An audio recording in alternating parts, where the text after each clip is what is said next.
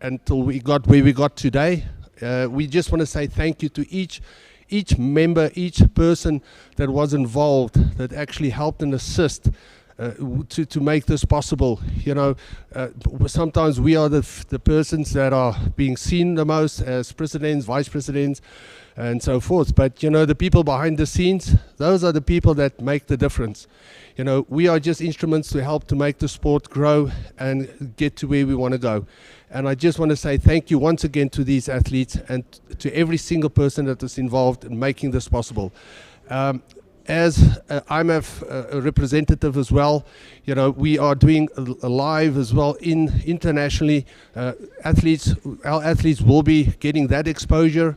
So we just thank IMF also for their support and assisting us in making all this happen. So thank you, and to all the fighters, good luck. May the best person win, and we'll see you at the Worlds. Perfect, thank you.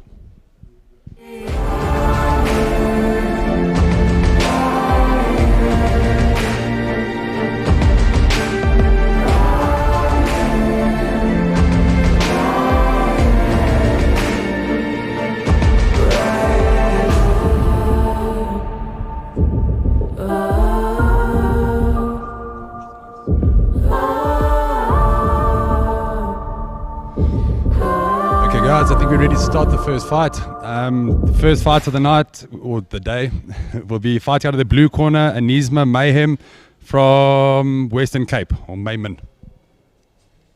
Don't butcher the surnames, Dwayne. Come on now. Sorry. Step up. I've seen some of these fighters. They will beat you down. It's already begun.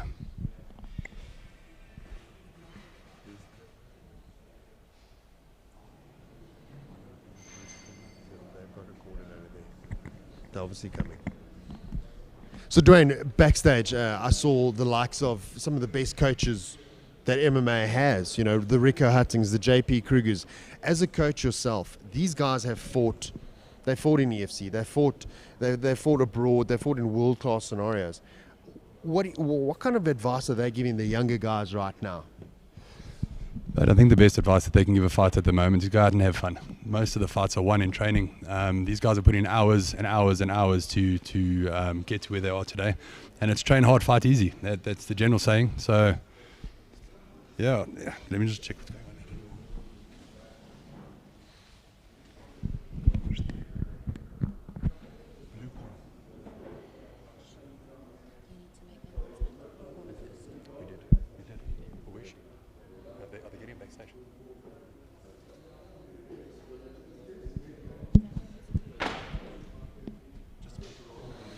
So while we wait for the guys to come out, guys, thank you so very much for everyone being here. Please respect the social distancing and COVID rules. We're going to be getting underway shortly. Okay, guys, sorry about that. Obviously, a bit of a mix-up on the marks. Guys, we're going to call out our first fight. Out of the blue corner, we have Anisma Mayman from Western Cape. Can you imagine the nerves? I think it must be the best feeling in the world. There's nothing better than us walking out to the ring. I think these guys are, I mean, like you said in the intro, you know, they've come up through the regional circuit. They've come up through, they've done the trials, they've started their gyms. I mean, the amount of hours that's gone into this, I think it's going to be crucial. It's going to be pivotal. Can you imagine the nerves stepping in there right now? And the big thing with SA is you're not looking at. And she'll be fighting Saskia Jade Jantjies from Johannesburg.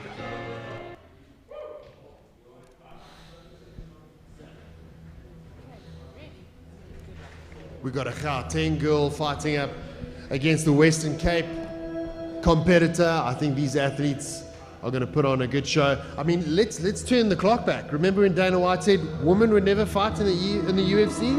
Look, I think that's what makes a tournament like this so exciting is you've got fighters from all over the country. So generally where you wouldn't be matching them up against each other because of costs or whatever it is, or travel or transport, everybody's been brought together. So you're going to get a lot of matchups here that you wouldn't normally see. This is exciting. 52 kilos to start it off. I cannot wait. Maybe we're in the presence of the next Ronda Rousey, Amanda Nunes. We don't know.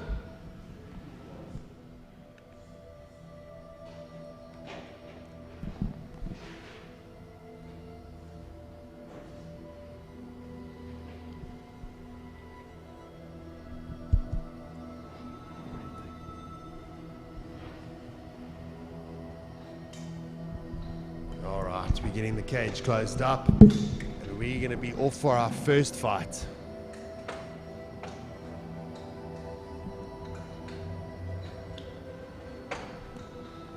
Ready? Fight! Here we go, Dwayne. First fight of the day. Throwing a bit of a naked kick there. PFA is very much a stand-up gym that Saskia needs to start working. Saskia needs to start working, because if she just stands there and keeps blocking, she's a target. She needs to move. she needs to get her head off to the side. She's standing on a tram line, and the problem with that is a stagnant target is easy to hit. So as soon as she can start getting a bit of movement going in, then she get hit a bit less. I think MMASA is, and apologies for butchering her name, but she's moving. She's throwing punches. She's active. You know, if you look at the rules, they Beautiful look at it and counter. they say, who is active? Who's dominating? There's a very nice little counter right there down the middle. And let's not forget these are the amateur girls. These girls, I mean, they're a bundle of nerves. There's so much on the line. They're working. Oh, massive right. Catches Zerska. Big deep breath for the lady from Western Cape. Anisma stalking her opponent. Neither of the fighters look to go into the ground at all. Looks like they're going to stand for quite a while. I think by the looks of things, it would be good for Saskia to start pulling it down to the ground. I don't know her ground game, but if it's available, then maybe start play it. Saskia's looking crazy good. Oh, Landing she on the fakes counters. the bottom, goes to the top, lands that right. She's landing some very nice counter punches. The counter right down the middle is landing every time. And she's Anisma's running numbers. coach, Anisma's corner's shouting at her to carry on pushing the action and putting out the work rate, huh? That's the thing with the first fight of the night. It's always very difficult because nerves are high, everything's up, so you kind of hold back a little bit where you could finish. And again, let's not forget. I mean, it's nerves. It's competition. You know, you're going up against someone. You've arranged to meet someone at their best on a certain day, and let's fight. You know, it's not exactly the most And they didn't most start. placid thing. We're and not then- sitting at the edge of the lake fishing. And keep in mind, you've had COVID. The guys have been pushing their fitness and training, so everybody's eking to go. Then you've had the provincial trials that they've had to prep for. Then this, so they've been in camp for quite a while. So these girls are 100%. ready to fight you. The person you're playing across the ring from you isn't just standing there to hug it out. Exactly. I mean, listen, these girls are punching each other in the face. They're not doing each other's nails. They're punching each other in the face. And as I say that, she lands a great combination Saskia's to the got some body and the beautiful head. little combinations. Low, high, mixing it up. Body Saskia head. needs to start working. She needs to put something in the eyes of the judges that show them that she's in this. Throwing 10 the, seconds out. throwing the leg kick without the hands first, without a bit of a setup, is always a little bit dangerous. You need Always to dangerous. Always dangerous. Yeah. You can't throw a naked kick. you need to be setting up your kicks, and look at the level that Saskia is at the moment. You don't want to be throwing in raw kicks. Yeah. Always set it up. Well, always set it up, and then also, you know, you got to put something behind it. You know, if you're just going to throw a kick, what are you going to do behind it? Are you going to throw punches? Are you going to attempt after you've thrown the kick? Are you going to throw a punch? Are you going to go for the takedown? None of these ladies have so far gone to the ground, so it's interesting to see. Are they trying to keep it a stand-up battle? Well, all of that being said, Saskia's actually landed a couple of solid flush punches. So, and Isma's got a bit of a jaw on her. Yeah, no doubt. Listen, these ladies, Saskia took a massive, or a couple actually. I've actually mixed. I've mixed the two names up. I've been calling the wrong way around the whole time. I'm sorry. I apologize. It's okay, Dwayne. We First understand you event punchy. back. I'm sorry. Punchy, Sorry, COVID. We've got a list of excuses we've written down. Great start. Let me just tick off COVID. We can't use COVID. He was born this way. Yeah, he's born this way. I apologize. A whole round I've been calling him by the wrong All name. round. And Saskia, it's the big guy with hair. And they Just- branded with their provincial clothes on as well. Yeah. I know where he lives and trains. Please don't come for me. All right, round number 2. Here we go. Hopefully the nerves are settled for Saskia. Referee calling time. The body. If it goes anywhere near the head and lands on her face, then that is an illegal. Referee just reminding us about the knees to the head. Remember, I want to remind everyone watching that this is an amateur fighting competition, so knees to the head are not legal.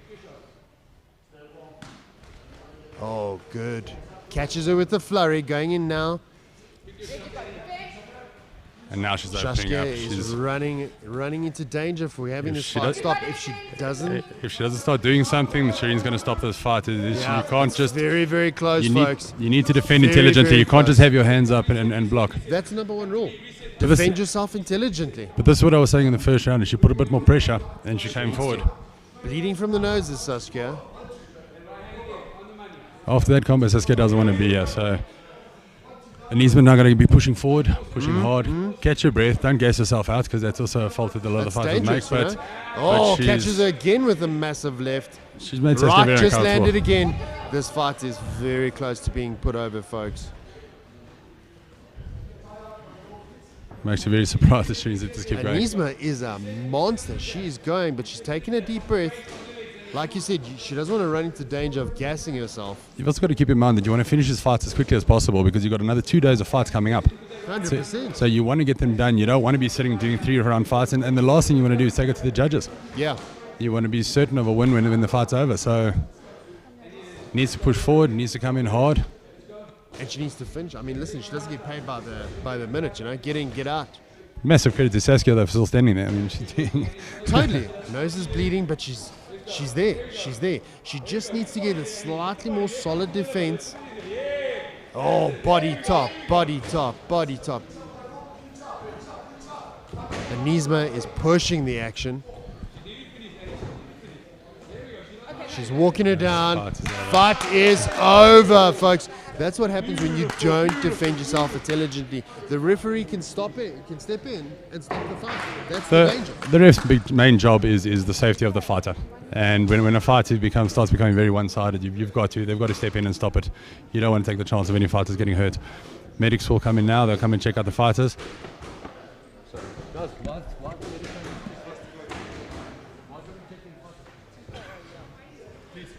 It's going to be interesting to see what the judge's decision will say. I think it would be a TKO, but it was a great fight. I think Anisma walked her down, start to finish, didn't give her an ounce of breathing room, just walked her down and just threw punches in bunches. I mean, I think her work rate was just, it'd be interesting to see the scorecard. I'd like to see the amount of punches thrown. Look, if this is versus each other. the caliber of fighter we're going to be sending to world champs, I'm very, very excited for this team that they're going to be selecting. Very, very impressive show there by Anisma. Got her name right. It only took me a round and a half. And we'll throw it up to through the cage for the winner's announcement. And the winner by ref stoppage is Anisma Maverman from Western Cape. Congratulations. Well done to both these ladies. Left it all out in fight. If this is what we have in store for us, it's going to be a great, great event, full of fights. Well done. Well, made enough mistakes in that one, so. Listen, COVID, you're big, you're blonde. I've got no hair, so you can't talk about what color hair mine is. You know? I think it was a great fight. What do you think, Dwayne? Very good start, very good start. Listen, and let's remember, I mean, these are the girls. These are the girls. This is what Dana White and I don't know how many other people, how many other naysayers said could not take part in the sport. And yeah, these two girls come out, leave everything on the line and absolutely blow everyone away. I mean, Anisma can give the guys, some of the guys. That was very, very impressive. Look, over the weekend we're going to have a couple of different fighters for her to fight. So I'd like to see what happens when the fight does go to the ground. Could be a different ball game. Maybe I'm completely wrong. Maybe a ground game's better than a stand-up. She just found the stand-up work for her. So let's see. That's what's exciting about a sport like this. Is you've got so many different fighters, so many different styles. It's going to be a bit of a mix. Great. I totally agree, and I also think if you look at it, she put her stand-up skills on Yeah, definitely, and the skills are there. I mean, she came out and she threw punches in bunches. She never really had any. She didn't attempt to take down. She didn't attempt any sort of groundwork, but she got the job done standing on her feet. Yeah, another very, very impressive, good start. very nice showing to start off the tournament. So I still think that there's a lot more to come as well, and yeah, beautiful way to start. It's going to be great. Who's next? Michelangelo. We're just waiting Andre. for the cleaners just to finish sanitizing the cage. They've sprayed, they're sanitized and mopped over, making sure everything's dry and clean. And then we can start off with the next fight. Dwayne, how's the world changed, the world of MMA with COVID? I mean, it's just this event alone. You know, you've got to add time to sanitize the cage between... It's gotten expensive, Brie, that's what it's done. I'm sure it has. There's a lot more regulations. Your warm-up match, you can't have one big warm-up match. You've got to have a lot of... So, was it ever sanitary having 25 guys warm up on one mat? I don't think so. So, in a way, it's actually a good thing, but it is a lot more prep work, it is a lot more effort. But there's a lot of promotions out there that are willing to do it, and yeah, there's some big ones coming up. You've got Versus next weekend, you've got EFC making a comeback next month. Yeah. I think it's going to be good. I think there's a lot of platform now for the fighters to go onto, and I'm very, very glad everybody made a comeback after COVID. I think it's going to be great. I'm happy to see MMA back on television because, I mean, let's be honest, you want to get it in front of the eyes of the fans. You want to get the guys commenting on social media platforms. You want to get the guys liking and subscribing on our social media, and you want to get that involvement. You need the armchair. Let's hold that thought. Refereeing the next fight, we have Petey Coxon. You know, you need those armchair experts. You need the guy that sits on the couch eating pizza and drinking beer, but he's commentating. But that's what's made sport like rugby and cricket so famous. 100%.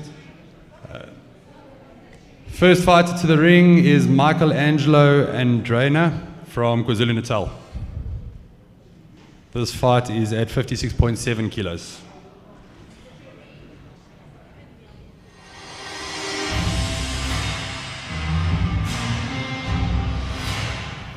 These guys are ripped. I mean, we're talking 0% body fat, full tongue muscle. Well, this tournament's the best, but everybody wears shirts, so I don't feel so guilty. He takes his shirt off at the beach, girls come flocking. I take my shirt off at the beach, my dad asks me to leave the country. And it's just been Easter. I've had bacon instead of scrambled eggs for breakfast for the last week. You know, my thing with skinny guys, a six-pack on a skinny guy, come on, that's cheating. That's cheating. Well, they had to get that Unfair genetic advancement.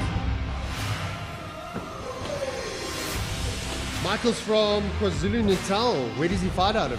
And he will be fighting Matthias Durant from Gauteng. Oh, interesting.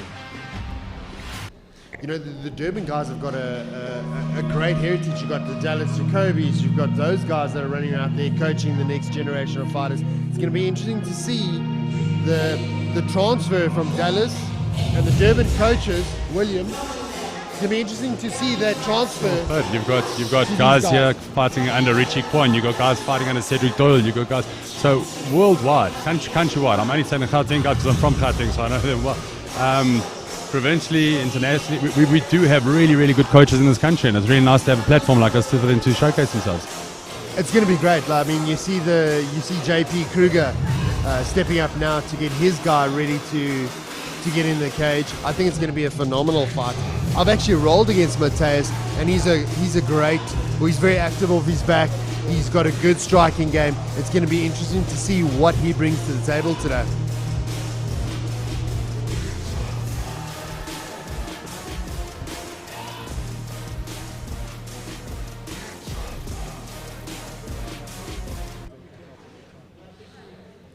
Referee PT just laying down the law. Laying down the law.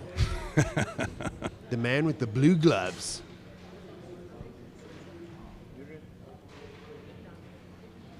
You ready? Here we go. Fight number 2. We're off. Michael takes the cage. His middle. Oh, some high exits. Oh, nice little takedown counter there from the side. Matthias he's almost bridged him over there, but nice pace. He's looking to reverse. Better be careful he doesn't grab the cage him on up the way against up. the cage.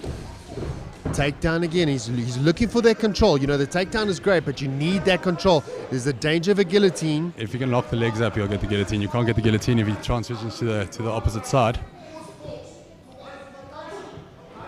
He's working well. He's working to try and get that cage control. He just goes back down to the ground. He wants to take this fight to the ground. Mateus is looking to sweep. He needs to plant his legs, and he needs to trap an arm and leg and then try reverse. Michelangelo's got quite a nice little base going on there. Mateus is trying to do the bridge sweep the whole time. The problem with bridging up is if Michael's does have a strong base, his legs are wide, it's always going to be difficult. So he needs to mix it up like that, come out the back door. Very, very nicely Scrambles around done. the side. He's looking to try and get his back. His coach is screaming at him to get his seatbelt in and get both hooks in. He's got one hook in, trying to push it through. He needs both hooks. If he tries to push over without both hooks, he could lose that position. He's sitting a little bit blind here. I can't see what's going on the other side. He should be trying to work his He's arm got in an for arm the... in. He's got an arm in. He set it up. Could be close. And he gets the tab. Mateus. He finishes it with one hook in. Very, very nicely done. Came around, took the back. Very well done. As soon as he changed his method of trying to escape, came out and took the back. And from there, it's very, very difficult when you pushed up against the cage. 100%. Very nicely done. I like the show of respect there at the end. That was fantastic. Well done, well done. Mateus came in, showed his grappling skills, took him to the ground, reversed him, and got the submission. Rear naked choke for the win. Wonderful. And taking nothing away from Michelangelo, he did great. Maybe Leonardo, Donatello, and the rest of the crew will make him feel better later. Just kidding, Mike. Don't kill me. Okay, and the official announcement for that fight. First round, minute 35 seconds in. Winner by rear naked choke, Mateus Durant. Well done, Mateus. Well done. That was a great fight. Great ground skills. And you know what I liked about that is that he took his time. He was a little bit frantic in the beginning, but he took his time and kind of finishes it at the end, which is great. Coming from JP and Tinkerbell's gym, you know they work their ground. Look, that escape set it up. As soon as he changed his escape and he came around and he took the back, it's very, very difficult for Michelangelo to come back from there. So nicely done. Well controlled and well put out. I think having JP and them in the corner like is very, very nice because JP's got a very, very strong ground game. Yeah. And I think the more time the guys get to train together, I think the more that relationship's going to develop. So hats off. Very well done, guys. You know, I'm partial to the grappling myself. I kind of fall more onto the grappling side of things. Where do you see the balance? Is it more striking these days? Are the wrestlers winning? Are the strikers winning? Look, I don't think anybody can dispute that a wrestling base is the way to go. If you want to build an MMA fighter, wrestling base, if you look at all the all the guys that have had belts at UFC, majority of them have all got a strong wrestling base. But it's mixed martial arts. It used to be a really good striker could come in and win fights, a really good grappler could come in and win fights. Now, if you don't have an all-round game, you're really going to struggle. Then you are going to meet your match. You're going to come up against somebody that can work on the other side. There's that old adage, you know, you take a wrestler and you give him a stand-up game and he's going to flourish. You know, now you're seeing the reversal of that. You're looking at Israel Adesanya. You know, he's almost a mixed bag and he's blowing up right now. I mean, he's the champion. He's only got a blue belt in jiu-jitsu. Yeah, you've got to. You don't have to be the best at everything. You've just got to be really good at everything. It's hard to put into words like that, but basically you need a mixed basket and you need to be able to work and work and work on your weaker points. Yeah.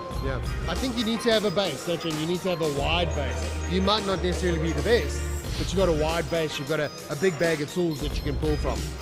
100%. It's like that first fight where Anisma was dominating in the stand-up. If Saskia had taken it to the ground, we might have seen a different fight. That's what I say. Tomorrow's fight or Sunday's fight, I'd like to see Anisma come fight somebody that's got a bit of a ground and see that competition and see how all round these fighters are. I mean, stand-up, she was amazing. Really good. But you've got to test all facets. So it's always interesting to see the ground aspect, because you can imagine from a viewer's point of view, but they might not know what's happening. So it's always great to see it from a live aspect. You see the grappling immediately. Guys, moving along to our next fight. Blue corner, we have Davin Ravenscroft from Western Cape at 56.7 kgs. How's that surname? Ravenscroft. You just imagine like a gold crest and a velvet background on that surname, huh? You can get his number after the fight, but You shut your mouth.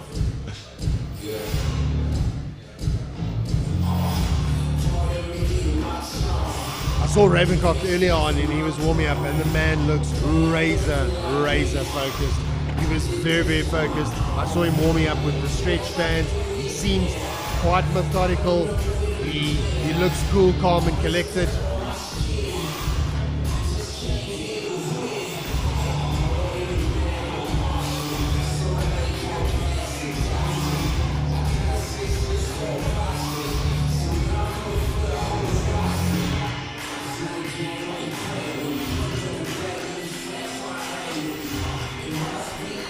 Taking a bow. It's always interesting to see how these fighters react when they step into the cage.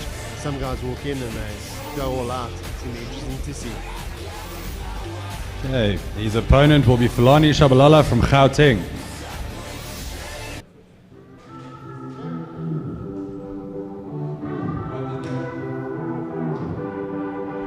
It's very different commentating like this. Normally I've done like so much research on every one of these fighters and I know every single one of them. So it's now you sit here and there's so many different guys. They're just sitting. I mean, a guy like Fulani, I can tell you his background. He's just come off. But it kind of adds to the excitement, doesn't it? You don't know this fight. You know nothing about it.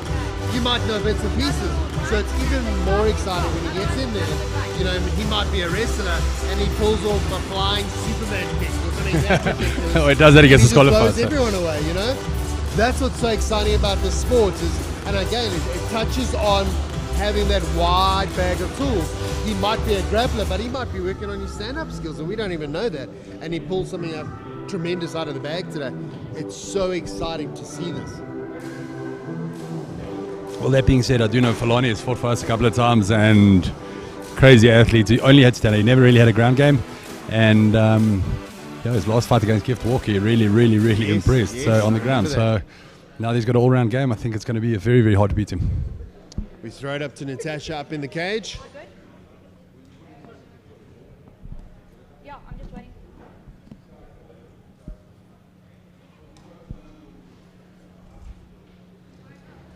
This is going to be great. JP School or Tinkerbell, you know that he's worked on everything. It's going to be great. Fighter, are you ready? Fighter, are you ready? Let's fight! Here we go. Third fight of the day, folks. Both athletes take the center of the cage.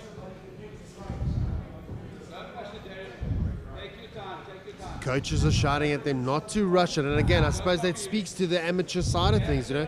They're nervous. They want to stamp their mark, don't they? Leg gets caught. You normally see that in the repetition. If you want to test if a guy's really nervous, throw a little bit of a lazy leg kick because they normally repeat the favor.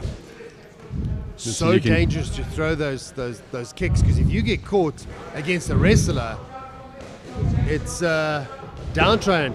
Gets pushed, almost knocked down. Fulani with some very, very good boxing skill. Darren's moving nicely. He hasn't taken any. Darren's corner shouting at him to get the level change. Fulani going for the takedown. It's very, very good to see Fulani going for the takedown, but I just don't know what Darren's ground game's like. So he's throwing up a triangle or some sort of a high guard. he's got the high guard. There's no triangle or anything on. He's basically just bracing him at the moment.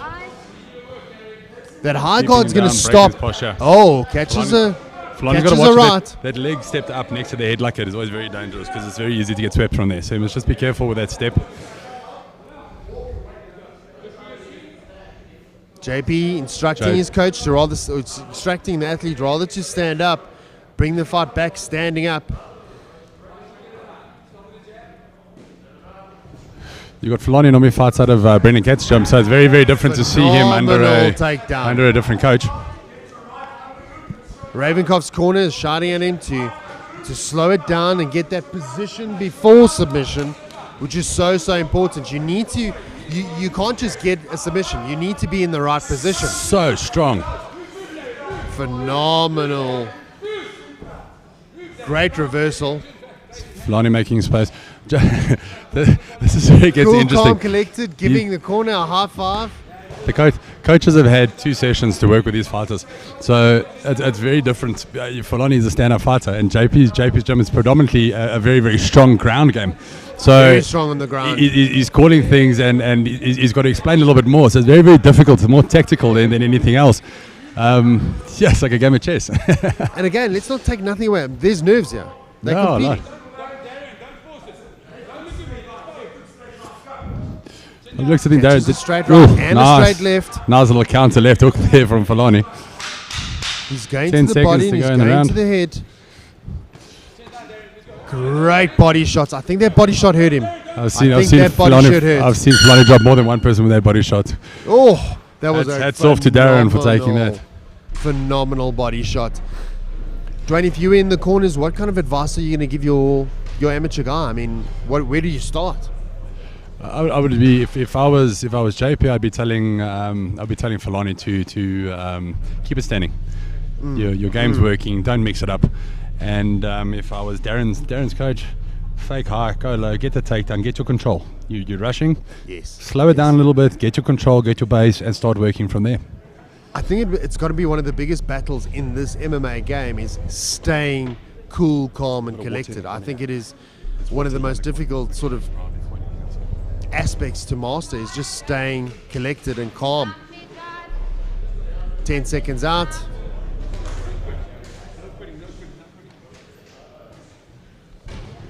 Just got the cornerman coming, or the cleaner coming just to clean up the little bit of ice splatters. We don't want anybody slipping or. Yeah, we don't want an ice rink out here. we've- This is we've- MMA, not ice skating. We've had an ice rink before. It's not Yeah, fun. that wasn't fun. Fighter, are you ready? Fighter, are you ready? Let's fight! There we go. It's gonna be a Let's very, see very what interesting second let's round. see what happens. They've had around to feel each other out now, so it's going to be very interesting to see where this Ravenkoff's goes. corner's shouting at him not to rush, to slow it down, which I think is great advice. He needs to level change. He needs to level change as soon as he reaches in Fighting up. with his head on a broomstick right If now. he reaches in high, Fulani is landing the counter. He needs to come in low, level change, and get it to the ground. I like how Fulani's moving. He's in and out. He darts in, he attacks, and he gets back out. Where Ravencroft seems a bit static. He's not moving his legs as well.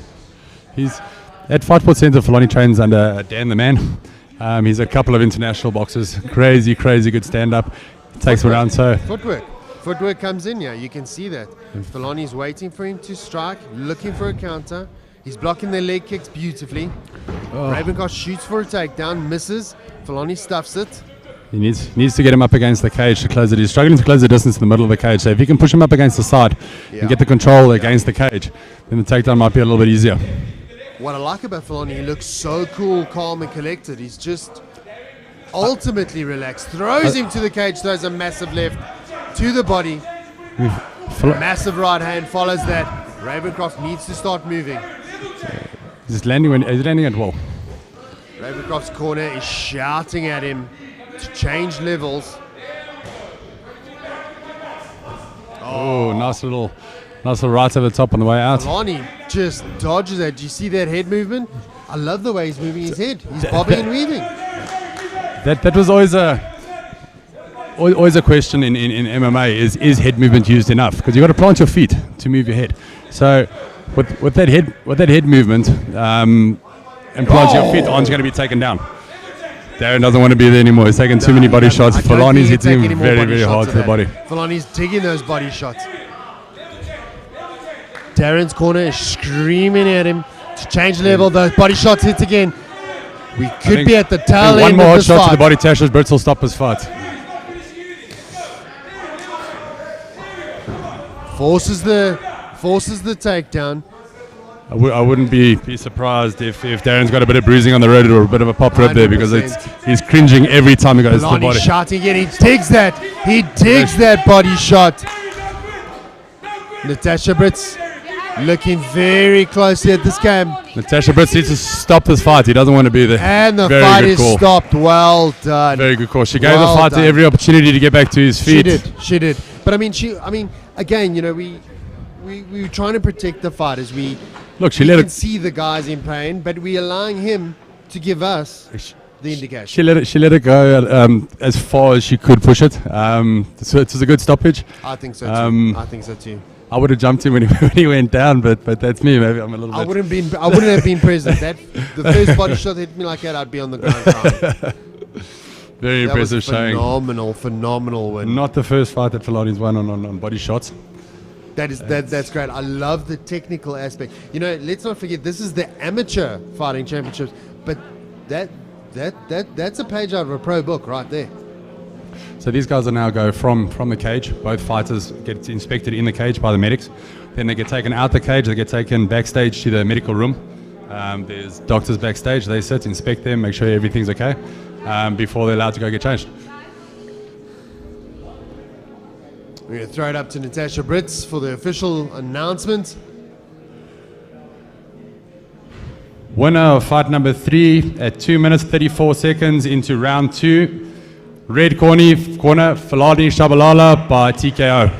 Well done to Filani. Well done. That was almost a technical display of boxing. I mean, the head movement, the body shots, the slipping out of the way of the shots, I thought was phenomenal. I thought it was a great fight.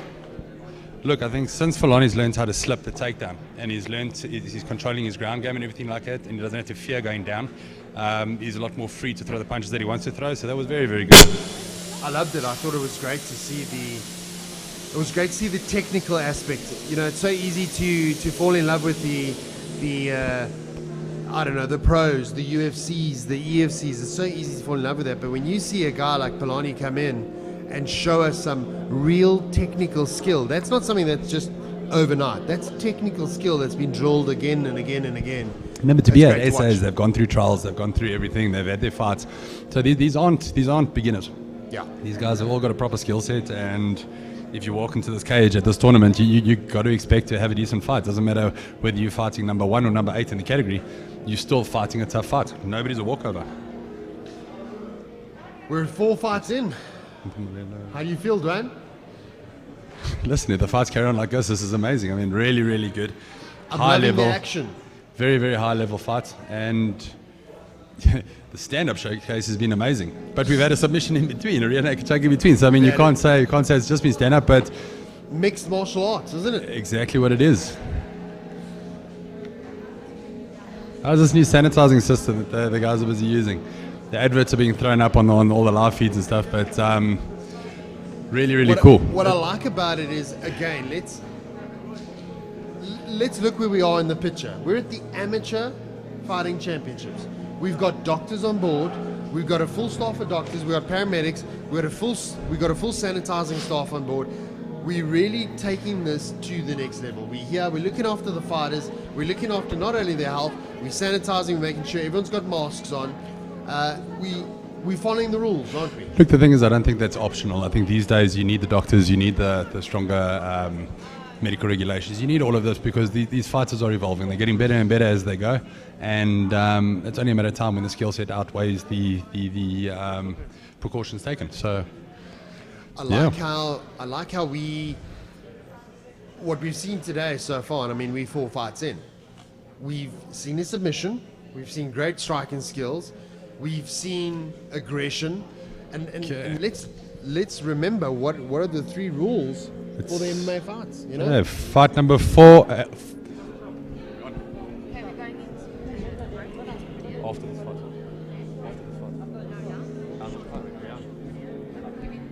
How long is it? I'm going to give you the thumbs up. Okay. Can't you have some of the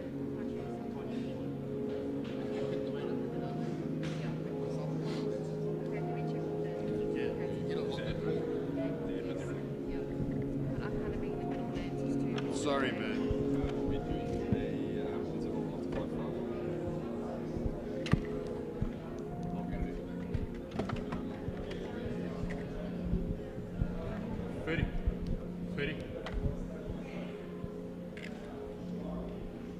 Do you guys want to do an interval after 5-5? Or do you fight 5? Or do you want to do an interval after 5-5 or just keep running through?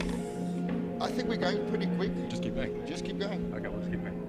That's fine. toilet. Unless you guys get tired and No, it's fine. need a toilet break or something like that. I'll just pee on his shoes. I'm ready. I think I've already done it 3 times. First time. That's why he hasn't stood up yet. That's why you're so comfortable. That's not so short. It's the weight. And now we know he belongs to me. Yeah, I made him mine. Yeah, it's almost like prison rules. He just doesn't hold the left side of my pocket anymore. He just pees it. He just flops it in and just leaves it there. Keyword flops. I'm so glad your mic's on. There's editing. Yeah. Post format. Dwayne, what do you think of our YouTubers, Mr. Jake Paul going up against Ben Askren? I believe if you give people that shouldn't have attention too much attention, they become somebody. So, Okay, guys, while we're busy with that, let's get the next fights on the road. Up next, we have 61.2 kilos, Sandile Luti from KwaZulu-Natal, fighting out of the blue corner.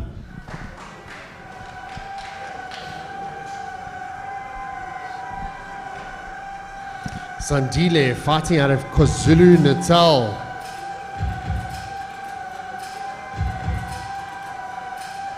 Dwayne, moving up in weights. This is one of the bigger boys. This is going to be interesting. It's going to be interesting to see the strength aspect.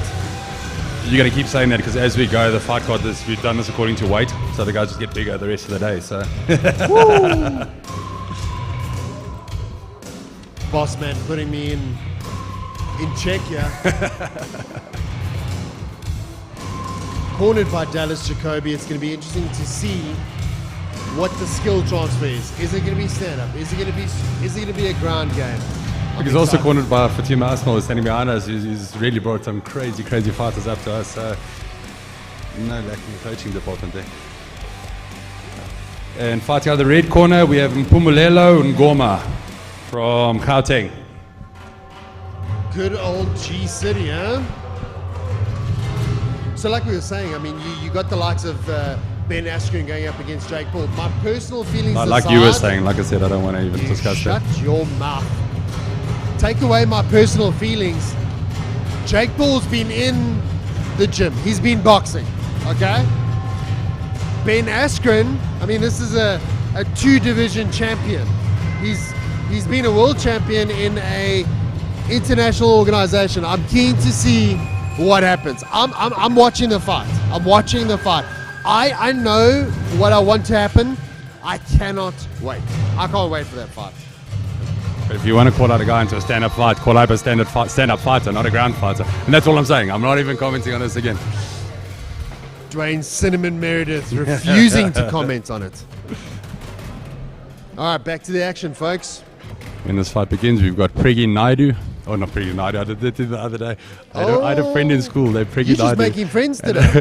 When we set out the list, he goes, "Listen, man, you gotta got my surname." I was like, "Oh, damn it, I'll do that Butchered again." my as well. surname. Wait, are you ready? Are you ready? Let's fight. Here we go.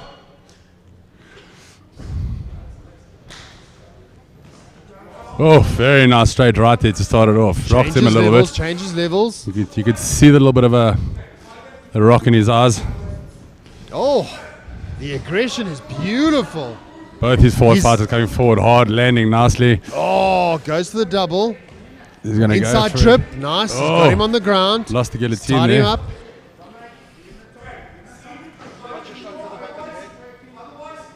They're pushing the action now, trying to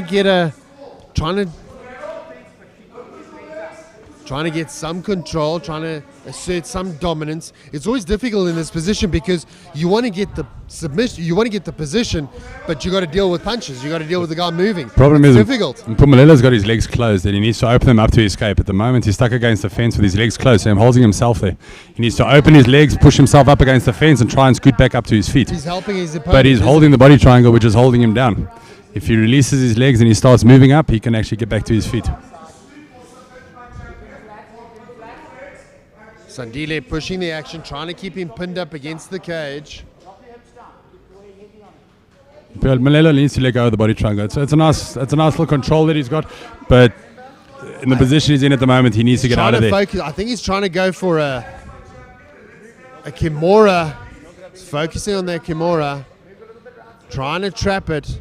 But at some point, what When do you abandon your attempt? When do you abandon your attempt? Because he's in blood, his energy, trying to go for that Kimura. There you go. The legs are out. So now what he needs to do is scoot his hips up, get his feet up. He needs to get the underhooks, and he needs to get up against the fence, and he needs to get his feet, get back up to his feet.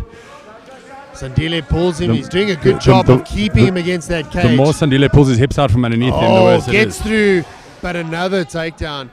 Sandile's working the ground. He's working the ground. He's trying to keep him on the ground. He ate that for that right straight right in the beginning of the fight. He didn't want to stand up after that. So the ground is a very clever option for him. And Sandile's got to watch out for that triangle. Watch that triangle. Sweep him. He's got to watch for that triangle. Underhook the other leg, break his posture. Him standing over him like a... It's not in, but he runs the danger of an armbar.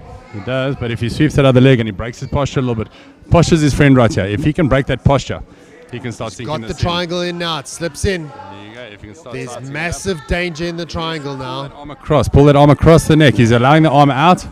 If he gets that arm off the floor and pulls it across his neck, that's going to be a lot tighter. That, isn't he? If he pulls that arm across, or armbar. This is on his right Go over, arm take the and pulls armbar. it Take the across. armbar. If he extends his hips now, he's got that armbar. It's right there. Oh, armbar comes up. He's thinking about it. 10 seconds to go. Oh, wow. Dangerous times here. Dangerous times here for Sandile. Oh, if he just saved tightened that by up. the bell. Wow. Very, very nice little transition there. That was a great technical little battle. I think Sandile pushed the action there, but let's take nothing away from our man from Gauteng. I mean, he threw up the triangles, he threw up the armbar. Pumalelo landed nicely out of the gate. On the stand-up, he was definitely He had was the upper the hand aggressor, there. wasn't he? He was pushing And the then action. as soon as he went to the ground, he was getting control of the ground. As soon as he released the legs, like we said, gave himself a little bit of space, got back to his feet, and then moved away. Got taken down again, but started working from there. When But he got he's taken working. down, he ended up in a different position. I'd hate to be the referee. I'd hate to be the judges in this, because I mean these guys are going to score their activity, and I mean it's difficult. It's difficult Well, to see who's winning. me personally, I would have given that round to Mpumalelo. He was going for the submission at the end. He was working to finish. He did have the upper hand on the Yeah. on And the he was stand up in the aggressive, beginning, wasn't he? and he came forward very aggressively. So it ticks all the D's. Let's see what the coach's advice helped. There we go. Round Are they number going to 2. calm down, or are they going to come out Takes the blazing center of the again? octagon quite quickly. Throws a naked kick. Both athletes. So that's an experience thing. When Sandile threw that leg kick, instead of countering with a straight right, Mpumalelo threw the leg kick back. It's kind of a you can do it, I can do it better. Yeah, it becomes a tit-for-tat battle, and you don't want to be in that. And that Especially over here that becomes an today. experience thing. You start learning as you go. That experience level, I think, is going to start being earned today. Yeah. Look, the only way to get the experience is spend time in the cage, and hats off to these guys for being in the cage, 100%. doing what they do. He needs to step away and get that single. The double leg takedown off the cage, I think you're expending so much energy. Sandile is pushing so hard for this takedown. He's giving up the Kimura, and he was giving up the guillotine. Kimura is in. Kimura is in.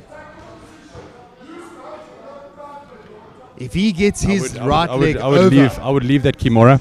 Leave the. I think the Kimura off your back, you There's don't have as much pressure. tapping. There's tapping. And as I say that, he wins it. And I said, let it go. So terrible call from my side. It's I'm 0 Well for done. I'm 0 for 2 in this one today, aren't Well I? done. That Kimura, and he hunted for that. And that was nice to see. He went in with the game plan. His flow was, I'm going to get the takedown, and I'm going to try to get work for the Kimura. And he got it. And obviously very, very strong. He must be physically strong to be able to control that in that rollover. So very nicely done, very nicely controlled. At this level, Dwayne, do you think the guys are going in with the game plan? Do you think they're going, okay, I'm going to go single, from single to body, from body to double, from double? Do you think these guys are mapping it out at this stage? I think today is more of a finding the bigger fighters. So I think today is a bit of a rougher game plan. I think tomorrow and definitely on Sunday we're going to have some proper strategic fights. So I think tomorrow and Sunday, they're great fights today. Take nothing away from them. Yeah, I think yeah. that there are going to be some amazing fights today, and there has been. I mean, they've all been great. But I think that the big strategies will start coming in later on. 100%. And that being said, winner 1 minute and 6 seconds into round 2. is Mpumelelo Ngoma from Gauteng, red corner. Well done, well done. That was a great fight. I love the technicalities. That was great. Great to see the guys come in and scrap. And again, it's the amateur fighting championships, and you're seeing some high-level skills here. It's phenomenal. It's great. The growth, the ground roots of this sport is being shown today from an amateur level, but it's a competition. It's difficult. These guys are under pressure. So, but it just shows you how the actual sport itself is busy evolving. I think the guys are growing. It's growing very, very nicely. Just been told it's the egg break, so I don't know if we're talking to ourselves or if we're talking to anybody right now. But, look, sports definitely I'm on my.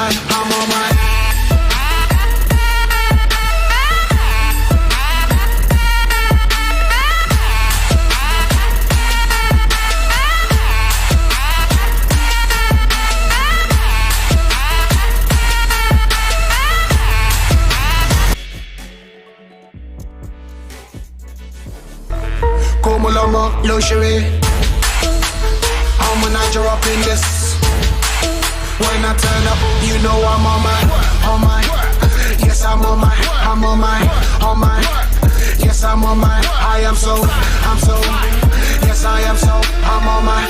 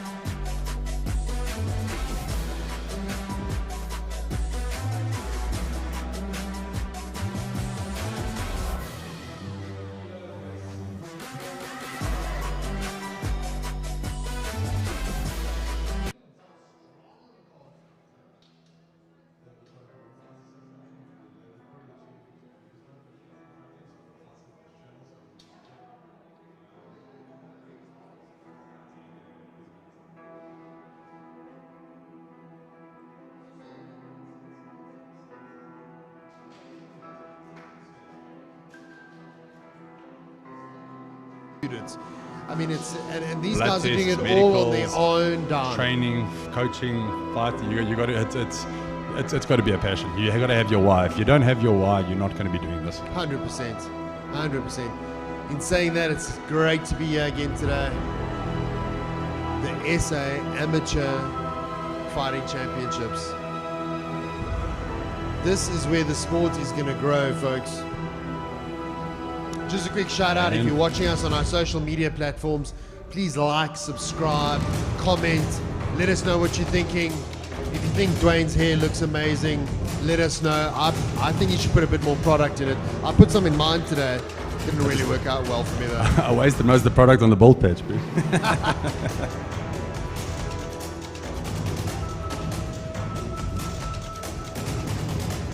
People coming out of KwaZulu-Natal fighting under William and Dallas, you know that there's work there. You know there's a lot of hard work there.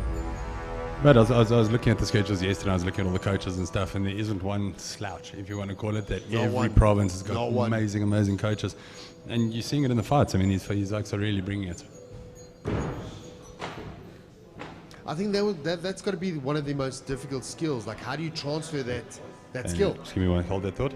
And he'll be fighting Heinrich Jacobs from the Western Cape. Okay. Cool.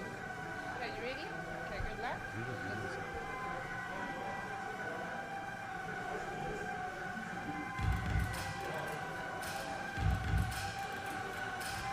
Heinrich is coming in from the Western Cape, out of the red corner. Primarily a stand-up fighter. We're going to see what happens if it does go down to the ground. And again, we fall into that category, the striker versus the grappler.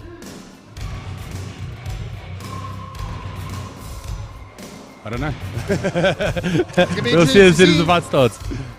This is the great thing about MMA, isn't it? I mean, I'm a boxer, you're a karate guy.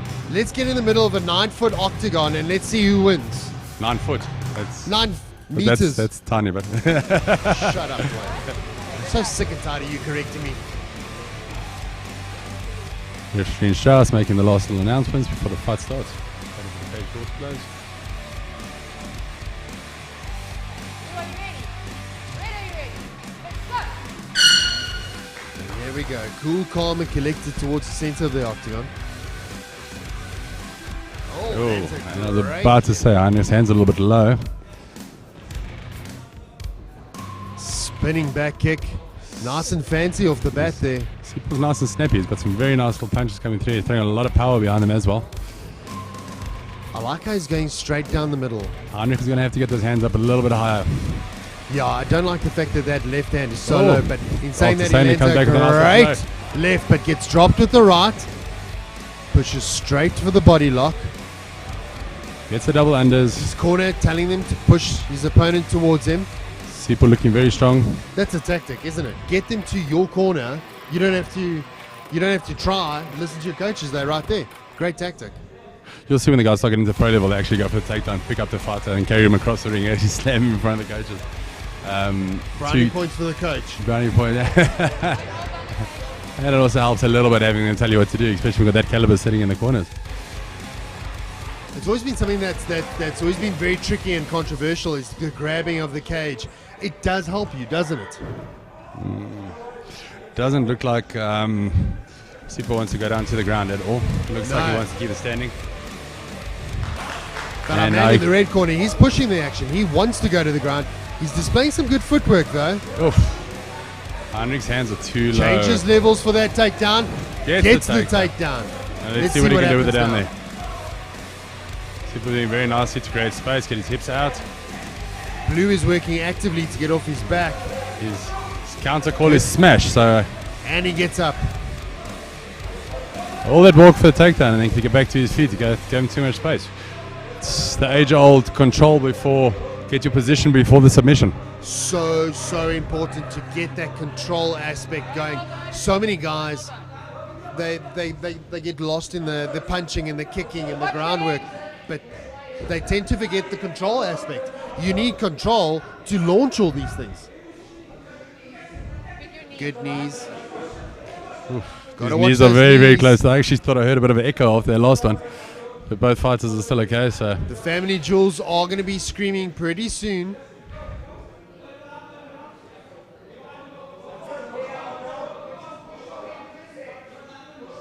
The guys got to work on their head control. If they don't push and get the correct head control up against the cage, they might as well not even be there.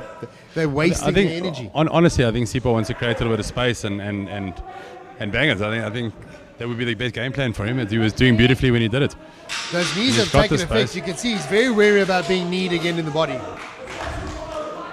Make the space and Break go. away from the cage, catches a massive left and a spinning kick. Round one. That was action. Nice little comeback there from Heinrich, because Sipo definitely had the better of the stand-up in the beginning. Very clever fighting for Heinrich to tie it up. I think when he went down, I think he made a bit of a mistake by letting it come back up. He should have got his control positions and worked with it from there. But if that's their fight strategy, then let's see how it works out in the second round. As a coach, do you tell your fighter he's up or he's down? What would you do? I have my own personal things. I would never tell the athlete he's doing great, because he almost takes his foot off the gas. Do you keep that pressure there? He's down, you're down, you need to move this, we need to do this. It all depends on the athlete themselves. You get certain athletes that thrive under compliments. They need to be complimented all the time. And those guys, you just keep positive for them the whole time. And certain fighters fight better under pressure, so they'll sit back and they'll wait for something to go wrong and then carry on from there. You almost want to be that underdog, because you want to come out. You want to be the guy that's pushing the action, that feels like he's losing. Hungry dog fights or hunts the best, I suppose. Round number 2. Great high kick thrown, moved nicely. I like what both these guys are doing. They moving in and out. Hopefully the sizing up aspect of this match is over. One just needs to assert his dominance now. Someone needs to take it. Oh, great switch kick there. Sipo's got some Shows very nice fanciness here. He's got some very nice stand-up, very, very good control. His head's moving. Oh, Heinrich is now coming back, spinning back fists, stuff like that, so he's also mixing it up.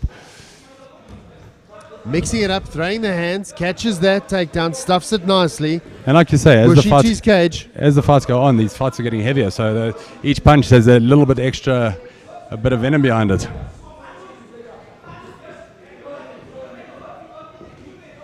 Oh, those knees are taking their toll. They've landed. They've landed once or twice. I think Heinrich has got to watch. If he takes any more of those knees, it could be a problem. Referee warning him about those knees. Big takedown. Bit of a They need to get the control. different takedown defense there. Very nice. He needs to get better control. He needs to push his opponent up against the cage, use his head control, and focus in on the hips.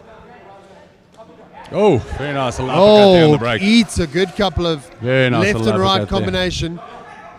Heinrich has got the body lock, but he needs to work it now. Drags him down to the ground. That would be a good confidence booster for him right now. Well, let's just see if he uses it. Last time he gave too much space, and then instead to come back up to their feet. He needs to get his control, get a solid base, and then start working from there. So important. I think these guys have got to focus on the control aspect. The corner's call is smash him. So let's see if he does it. Reminisce of Khabib. Smash. Hey Dana, bring your chicken. I smash.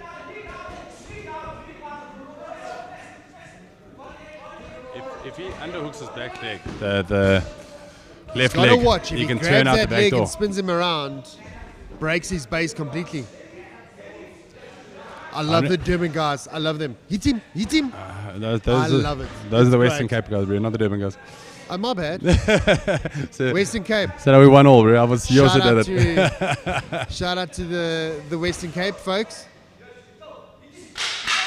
Oh, 10 seconds to go in round 2. Is this going to be the first fight that we see go the distance? I love Cape Town.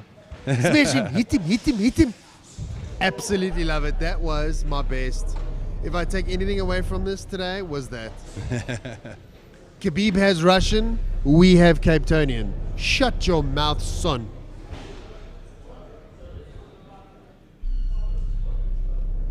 What's the This is advice the- in the corners right now? First fight going to the third round. I think Gauteng saying keep your distance. Keep your distance, land those punches. Control. I think that was the one thing that they were lacking. They were getting into the positions, but they weren't controlling. It's almost like having possession of the ball but not scoring. I think it's going to be more, like I say, from Natal's side it'll be keep the fight standing, work the distance, and I think from the Western Cape side it's going to be more get the control, get the underhooks, get up tight and fight clean or fight dirty boxing, And dirty he did. boxing or take it to the ground. But yeah, I don't think Western Cape wants to stand at distance with Sipo. I think that should be his game plan going in. I think Sipo should go in with the technical aspect to get that control, drag it to the ground, Like finish it Polani did. Western Cape, I think he needs to pull a rabbit out of that. He either needs a knockout, or he needs a TKO, or a submission. Here we go, third round. Oh, massive. One of these fighters has to do something big, otherwise it's going to be the first fight we're going to have going to the Catches judges. a massive high kick. Hendrik catches it though. Oh, catches it straight up the middle. What a jaw! Oh my gosh! But he took it. That was took it. insane. That was an Anderson Silva kick right up be a the little middle. bit rocked after that one. His eyes are going to be rolling back a little Phenomenal. bit. What a jaw! That was incredible. I heard that Jeepers. over everything going on. I felt heard that. that.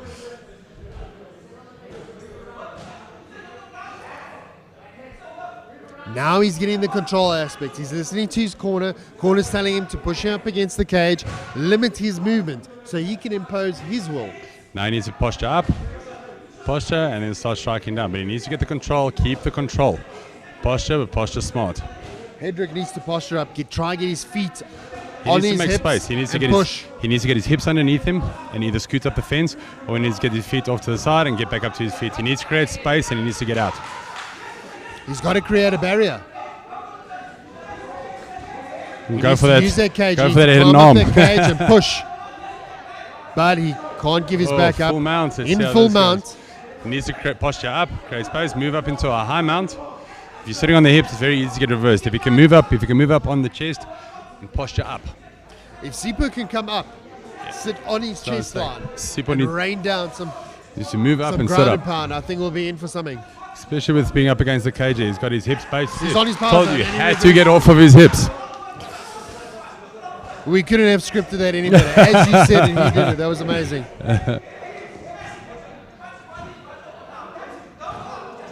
Both these guys trying to re-engage, using the control aspect now.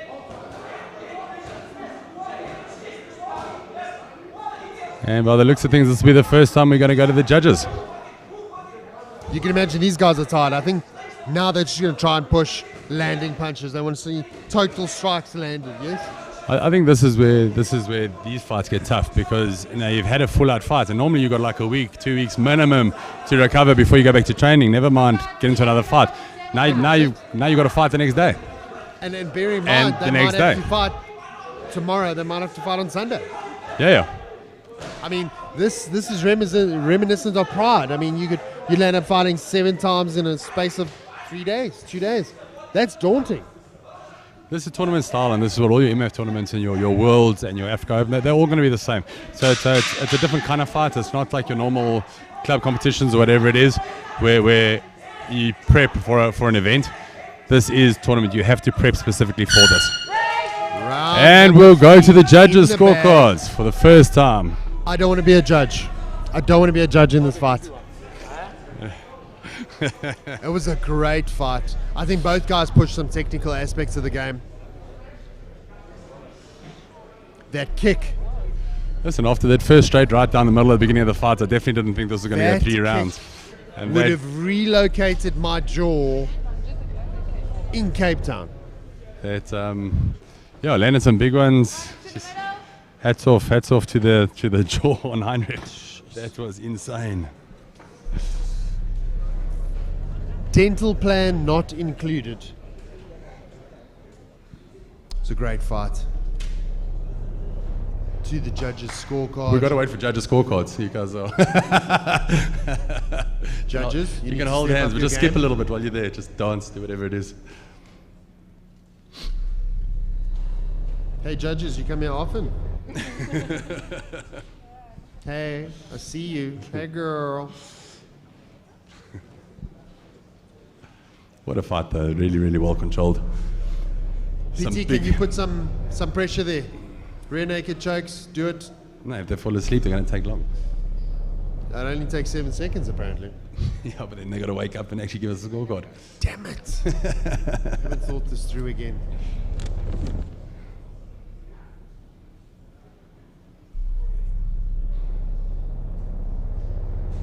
And guys, we have a split decision. Judge 1 has it 30-27.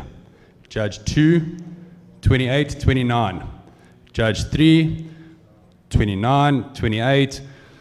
To your winner, Sipho Mlaba from Gauteng. I mean from Well KwaZulu-Natal, done. my bad. Well done. We claiming him. We claiming him.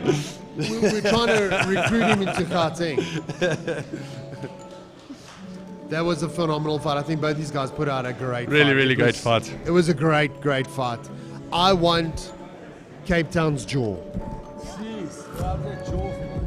I mean, I literally saw his neck snap back and he focused right.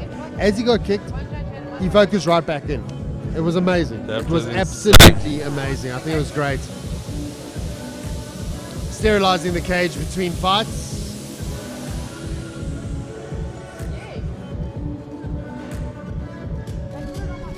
Is this the new norm, Dwayne? Is this the new norm? Sterilizing, trying to make sure everything gets done. Always going to be there. I think one thing COVID did was actually made us realize how, even without COVID being around, how much we were behind. I mean, like I said, I mean, it's the cage and everybody sees and stuff like that. What about backstage? We used to have one blue mat, one red mat. You go through 16 fights or 20 fights in a night. Everyone rolls Everybody on the same warms mat. up on that mat. During the interval, a little bit of a wipe down. You can't get in the way of the fighters that are warming up for the next fight, so just keep going. Now we've segmented all the warm-up mats, so the mats are cleaned before anybody else is allowed to climb back on. And just little aspects like that make a massive difference in the game. Otherwise, we're going to end up with... you seem to forget. I mean, everybody cleans up and everything like that for gyms, but you come to events. What about things like staph infection? What about all those little things that could be picked up anytime, any place? Speaking of COVID, how's that changed the training? How's that changed the preparation? Look, I mean, it's the certifications, everything like that. You can't be training. It's also, like you said, it's also split your guys that are prepping to fight can have sparring partners and they can work together. The newer guys coming in need to keep social distancing under the current You almost have to regulations. split up your entire You got to gym, split don't your you? classes. I don't think the issue is now. I think the issue is in the future because a lot of the newer guys that are coming in aren't able to train with the top class guys and everything like that because they're not allowed to make the physical contact. So it could affect it in the future. That being said, if you look at the youth, there's some massive talent coming through. I think that's Massive. that'll be on our Facebook page tomorrow, and I think the guys are going to be shocked. There's some really good fighters out there. Juniors, seniors, youths, across the board. I don't think there's any category that's actually been disappointing. Can you imagine you've got a fight on the card and one of his sparring partners gets COVID? It just throws a spanner in the works. So we definitely facing some challenging times, but here we are, putting on a great show. Look, for the amateurs, they want to build up their records and stuff like that. But I mean, look at the pros. I mean, look at rugby, cricket, all of them. You've had full sports teams stopped, events Massive stopped, delays, massive. international events stopped because of people getting sick. So it's the new norm. It's not the fact that these things happen. It's And we're still finding our way, aren't we? yeah. It's like look. trial by fire. Like I said, it's the new norm. It's not a okay, it's here and then it's going to be gone.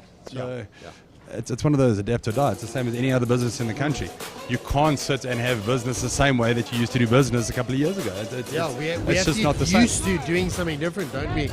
It's going to be an adjustment period, but I think if we can keep doing the shows that we're doing, keep pushing that sport, because what we're doing here is we're getting iron to sharpen iron. We at the end of this, come Sunday, we want the best amateurs in the country representing us.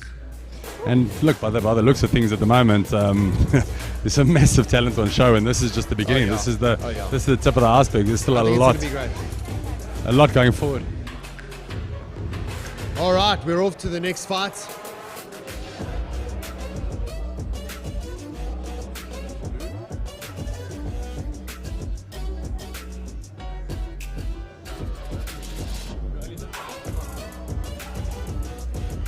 I see the referees want to fight with us. argue with us already, After yeah. Sunday, we're going to have a little hot dog stand outside, and we'll have the referees versus Dwayne.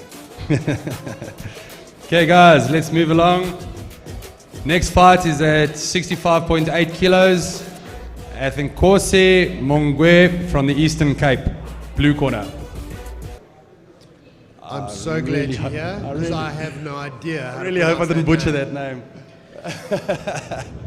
Ethan Corsi, I think that's what it says. Athenkosi Mongwe, I think. Ethan Corsi, please do not beat us up. I honestly think I'm going to call him Corsi though. Yeah, the fight. just shorten it. Corsi reminds me of Roy Jones Jr. Look at that look and feel, yeah? The regulations about long tights is quite specific. Unless it's for religious reasons, you're not allowed to wear long tights. So I don't know if they're going to allow it. If it is for religious reasons, he has to be allowed to wear it. If not, they're going to ask him to go backstage and get changed quickly. Interesting. You see, it's all these finicky little things that we don't know of, and it's they're there to protect the fighters, aren't they? They're there to help the fighters perform. So we're going to have a little wardrobe change. In the meantime, we'll call out his opponent and give him some time to change.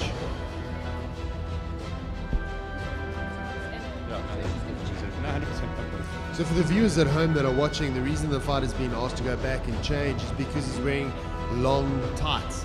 Now, unless for religious reasons, he can't compete with that. He needs to go backstage and change. He needs to change into shorts and proper MMA So, attire. guys, while Athenkosi is backstage, but seeing a bit of a wardrobe change, let's call out the red corner. Let's get Jesse Scarpa to the cage from Gauteng. We've seen Jesse before, haven't we? Oh my gosh. We've seen What him an before. athlete. He comes with a lot of experience. I mean, if I think about it, in the last 6 months, he's fought several times. Listen, He's been at home training. Jesse versus Carl Sham is probably my best fight. One of my favorite fights Ever. It was a phenomenal fight. I think Jesse Unbelievable fight. brings something to the table, doesn't he? He brings excitement. He brings even being an amateur fighter, he has so much experience, and he's going to put that on display here today. It's going to be interesting to see what sort of game plan he comes up with. The last few times that I've seen him, he's been very dynamic, fluid striking, up and down, ground game, strikes, feints, changing levels. It's going to be great to see what Jesse brings to the fight tonight.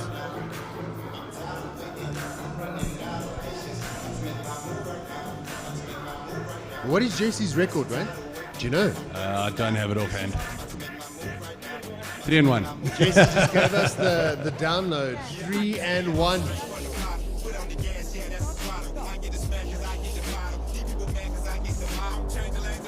It's going to be a Bondville. Okay, and as soon as Athenkosi is ready, we're ready for him. Guys, what we're really trying to do is, if MMA doesn't work out, we can always get a career in backstage changing, you know? If he wants to become a musician, he'd get those changes down pat.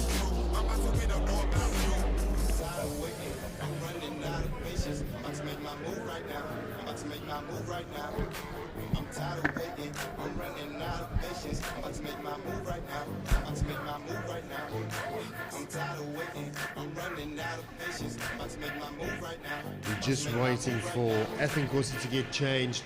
If you're just tuning in now, please like, subscribe on our social media platforms. Drop a comment, let us know what you're thinking. It's great to hear feedback from us, or from you.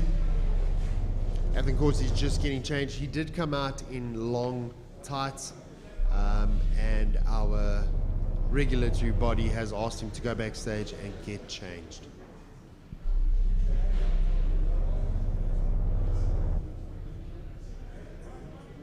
Dwayne, what's your take on the guys from the local guys going over to the UFC? You got the guys like Don Madge is there.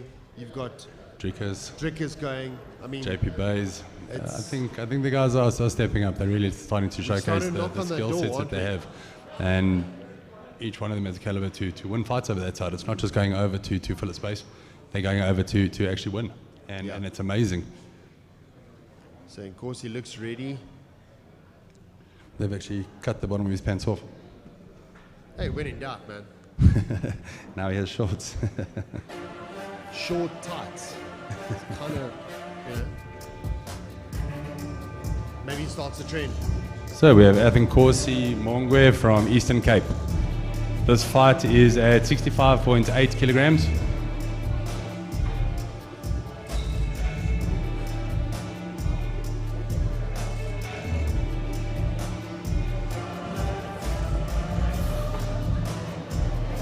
Great for the viewers at home that are watching. Why do they put a Vaseline on their faces? What's the technical aspect there? It's to stop the grating, it's to stop the cutting.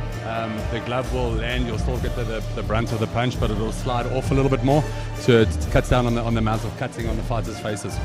Is that to stop it from happening right at the beginning? Because I imagine as they fighting, I mean, we're going 3 rounds in, that comes off. Yeah, so a lot of the times between rounds there'll be a bit more Vaseline applied. If a fighter develops a lipoma and stuff, like if it starts swelling up, gets like bumps and knocks and stuff, then they will apply a bit more Vaseline, especially to that area. To encourage the slipping off that. Look, the last thing you want is a fight to stop because the guy's eyes swollen closed or a severe cut. So they try to limit that as far as possible. You're trying to prolong the guy. Of course, he's just getting his top cut off.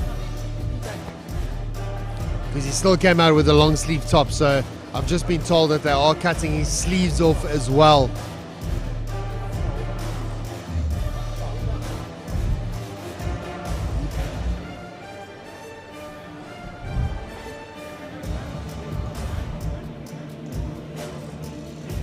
It's nice to see Jesse in there. You can see he has a plan. He's got something that's brewing in his head. He has some sort of a game plan that he's trying to follow. Amped up and he's ready to go. He's hoping it goes well. Look, I think it's going to be a cracker of a fight. These guys always put on a good show, and I don't think today's going to be any different.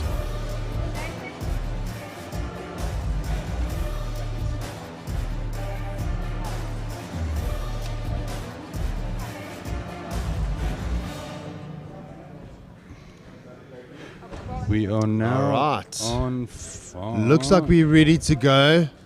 Wardrobe has been altered. We're ready to get after it.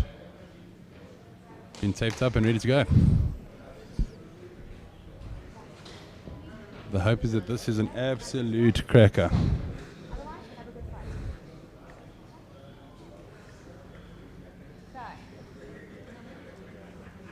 Fighter, are you ready? Fighter, are you ready? Let's fight! And here we go. Respect between the Jesse two comes out a fighters, not straight all- kick down the middle. Oh, phenomenal level change. Great takedown. He needs to get heavy. Gets caught. Jesse's frantic corner at the moment. shouting at him to slow it down.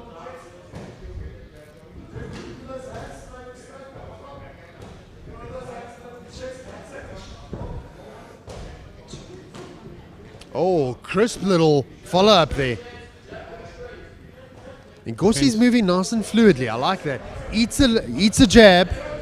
Jesse's How's coming the hand speed on straight these two right. fighters? These guys are landing very, very nice punches, throwing very, very clean.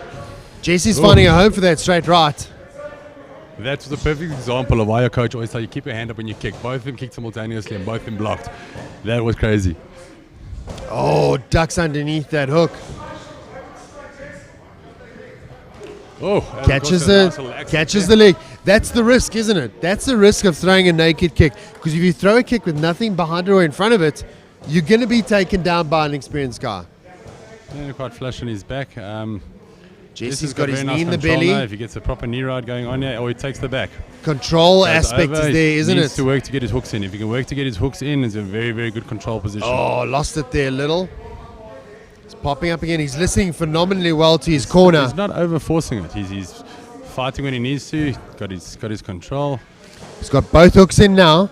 He's got both hooks in. He is a little bit high though. He's only got the right hook in. The other leg's been pulled off. Oh, and he gets it. Triangle And rear a naked tap. choke. Very nice little Clean, work. methodical, surgical. That was phenomenal. That was a clinic, wasn't Take it? nothing away from Athen Corsi. That was very, very. Hey, listen, those Athen hands Corsi were caught smooth. him. They were very, very nice punches. Very, Athen very Corsi clean. caught him. Athen Corsi reversed him. But he just, the skill aspect, I think, caught him there. I think at the end of the day, Jesse's game plan and his flow, he knew what he wanted to do. He wanted to go from this position to this one to catch him. I think that was the winner there at the end of the day. As soon as he got that second leg in on the control side, but I think that was the game changer. I think it worked out very, very nicely. It's what he needed to do. But like I say, hats off to Athen Corsi for that flurry in the stand-up because The flurry was insane. You know, his it was hand insane. speed, but his hand if speed, you, that'll axe kick you through. Very, very nice. 100%.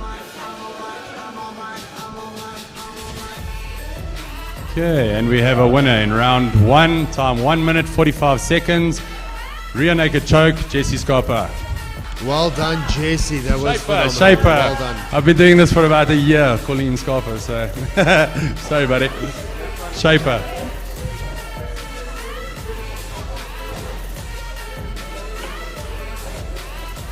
That was a great fight. You know, again, it comes down to the aspect of the sport, especially in grappling. You need to have the control. I think the guys, if you're watching at home, it's great to have striking. It's great to have jiu-jitsu and wrestling and all that. But if you don't have the control, if you don't break it down into the fundamentals, the control aspect, the position before submission, you're going to come up against some obstacles, aren't you? And that was a perfect example of it. I mean, that's just clinical. There's no other way to put it. It was clean. It was well worked, and he got the result. The flow, isn't it? That flow of wrestling, that flow of, you know what, I'm gonna get side control. I'm gonna get the single. I'm gonna work to a double. Or I'm gonna work to a body lock. After the body lock, I'm gonna drag him down, and then I'm gonna impose my will. But I need to get my positioning right first. It's always position before submission. You've got to have your controls in place. Very, very important. 6 fights in. I know they've called for a break. I don't know if it's after fight 7 or after fight 8. I think it's before fight 8 or after fight 8. I just want to confirm. Folks, if you're watching at home, please like, comment, so subscribe after- on our social media platforms. We are live on So we're gonna YouTube have right now. So check us out.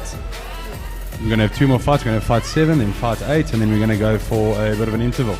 We're going through these fights pretty quickly and give the guys a bit of a breather.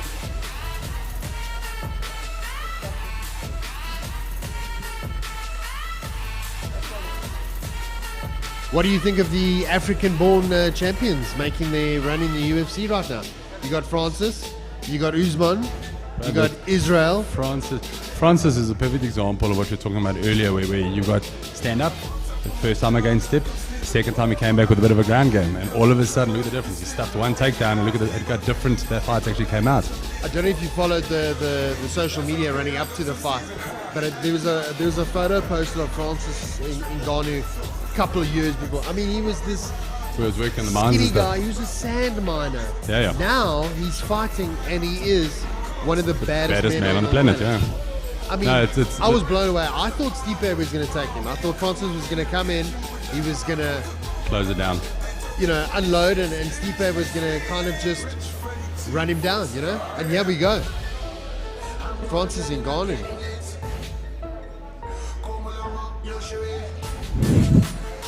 Okay, guys. We go on to fight number 7. Fighting out of the blue corner at 65.8 kilograms out of Natal, we have Tayyib Galdari. That sounds like a name out of Lord of the Rings. I just lost which line I was on, but I almost called out the wrong fighter. Tayyib Galdari. If he doesn't come out in a horse with like a white cape and a sword, I'm going to be upset.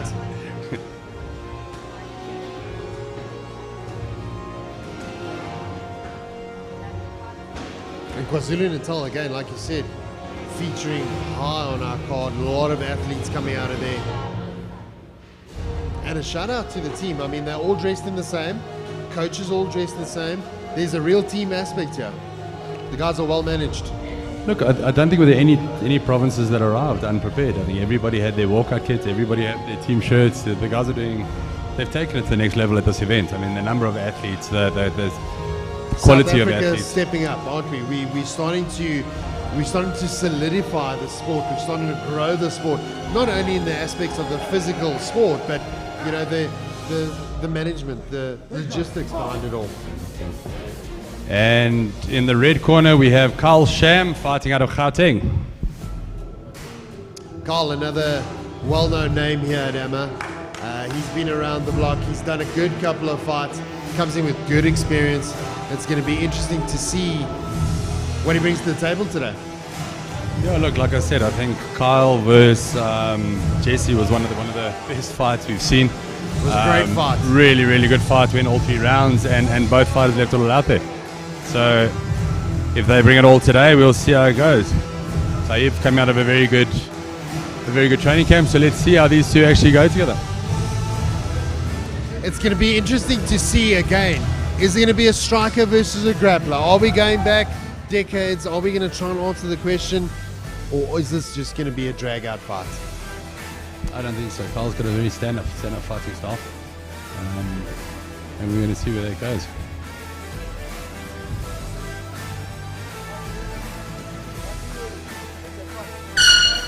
And here we go. Both fighters showing respect in the middle. Taking the center of the octagon. Over the nice little front kick to start it off. Kyle feeling it out to the jab. Kyle coming in, backing off, in and out. Lands a wonderful liver kick. Taib landing a very, very nice leg kick there. Taib Kyle lands returning a to the kick of body his kick. own, but it has been winded. Both his fighters' Kyle hands are underhook looking and very, changes very good. Beautiful direction, doesn't he? Oh, nice little straight right there by Kyle. No kick. These guys are nervous, and you can see it. You can see they're nervous. You can see they're Listen, throwing there's a in lot punches. of fluidity here for nervous fighters. Lands a nice push kick. Movement's very, very nice from both of these fighters. Neither of them are pulling back. Neither of them are backing down. PT almost getting involved in the action there. Backs off nicely. No, very nice head movement there. By Taib.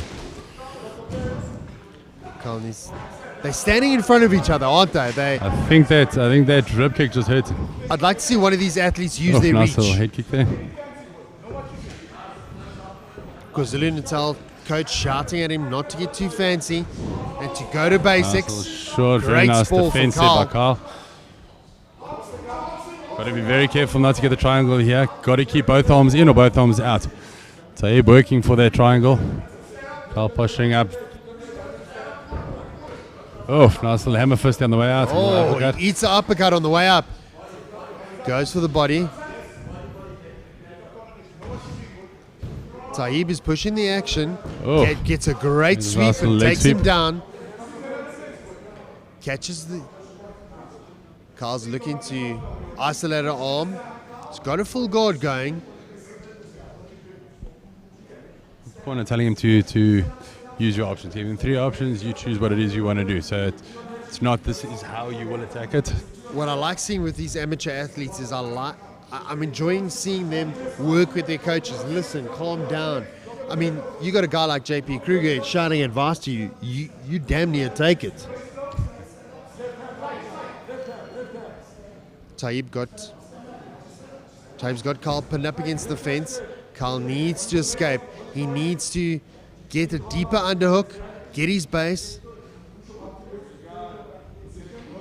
Taib controlling very, very well on top. Taib's doing a Nice good little job control. controlling. I'd like to see Taib come out of that half guard and try get into side control. This is so energy sapping being against a cage like this. Oh, it's terrible. It's terrible. You've done all this hard work to get him there. You're 10 seconds out and they're going to stand you up. Not even just the stand-up, just the amount of energy that it actually takes. So coming out to the second round is going to be very interesting to see who's got the gas tank. Round number 1 in the books. Who would you give it to, Dwayne? Well, Taib took it down, got longer control. Taib showed something towards the end, didn't he? If I was judging, I would put it towards Taib.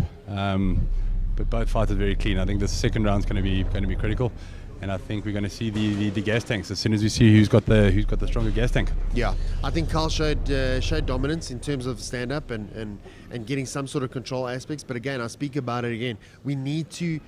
You need to plan it out. You need to get that flow going, and you need to get control right from the get-go. Whether it's stand up or on the ground, you need to get that control aspect. If you don't have the control, what are we doing? What are we doing? The guy's going to stand right back up.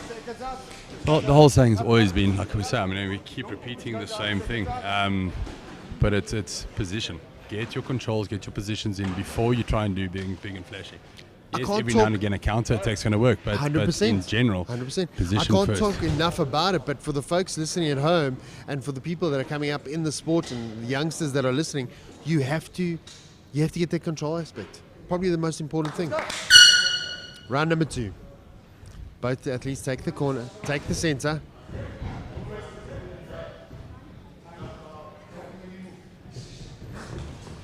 Rushes him down, gets him against the cage, tries to throw a knee. Carl got a nice little underhook there. Good head control. Got the double Head unders control's now. good on Carl. Carl's getting the head control, stretching him out, using his forehead. Taib staying active off the fence. Very, very nice. I'd like to see the guys throw less and control more. Sounds weird. Sounds almost counterproductive. But you want to see them get something effective. Carl lands up on his back. Taib has landed up on top. He's got a very good, strong control position here. Does have a great top position going. Carl needs to scoot his hips back and get up. But He he's is also in gotta be Carl's careful he doesn't half give up his guard. back. If he can get to the underhook and come up to his knees to prevent Taib from Carl's taking looking his to back. trap arm.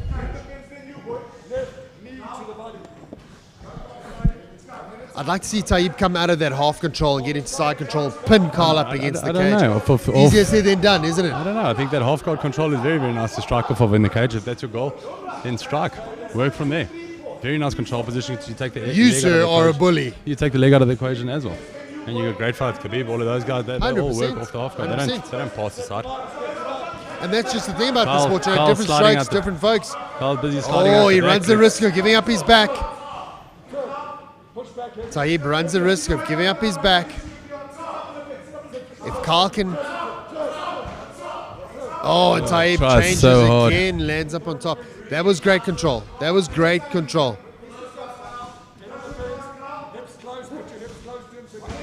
Taib Carl is looking needs to very, put his feet on the ground, get his Taib hips is looking in very someone's hip. strong. Looking very strong. His control is very good. Super impressed with Taib, huh? Super impressed.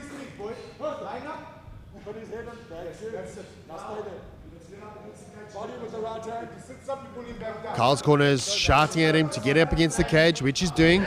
And he reverses it. Needs to stay on top. Needs to stay on top. Straight away, Taib involved, pushing across. Very impressed with Taib's endurance.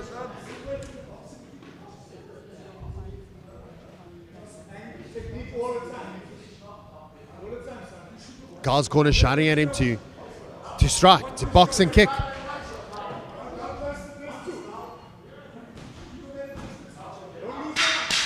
JP Kruger shouting at him to keep the distance, which might be a good thing, but he has been taken down a couple times. So it wasn't 10 just seconds easy. out. It wasn't easy takedowns. It wasn't just a takedown that was given to him. Taib has done very, very well. His control's been good. His Super takedowns impressed have been. with Taib. His Super setups has been impressed with good. him. It's really fought very, very well. It's always interesting to see in this sort of aspect if they look at each other to see, do they look over and look at one another and go, okay, I'm coming for the third, or I'm coming for the second, or I've got you. It's interesting to see it. It's going to be very interesting because Carl's going to have to come out blazing this third round. Yeah. And Someone's going to have to show us something, isn't it? Taib's going to be waiting for. I think Taib's slightly ahead in the he has been scorecard. showing the more control. It's You going can to. cut the tension with a knife. I think it's going to. You know when there's no crowd and it gets even quieter.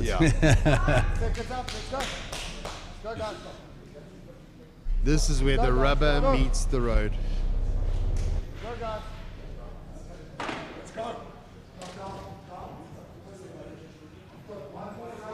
Round number 3. This has been a war.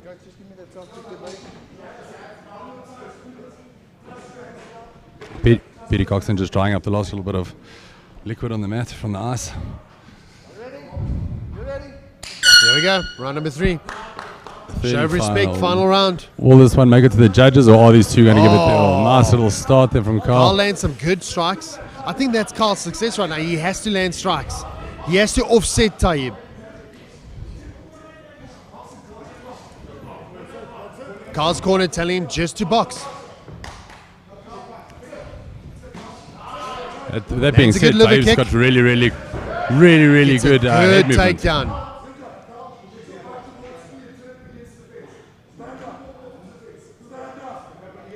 Control aspect is about to take place right now. He has to turn towards the cage and drag him out. He has to isolate his legs. If he doesn't isolate Taib's legs, got that he's leg. going to have a problem. Taib's going to stand right back up. He's got that leg nicely hooked. That's what we were saying just now. That half guard up against the fence is a very nice position to be in. If you can drop his hips a little bit and And trap he's got to that get leg, heavy on top of him, doesn't he? if you can trap that leg between his Yeah. hamstring and his calf. He's running the risk of having his arm trapped. But he is getting knees to the body, which counts. And It counts. also by lifting up like that, he's giving himself. They tell us this in grappling all the time. Keep your head lower than your backside, yes? Yeah. Now he's pushing, trying to pin Taib up against the cage, which is also great because it's uncomfortable for Taib, isn't it? He can't really breathe that well.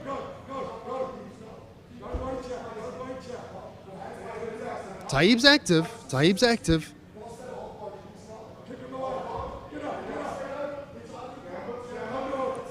If Carl changes his legs, there we go. Now he's got his knee in there guarding that hip. If he can keep that position.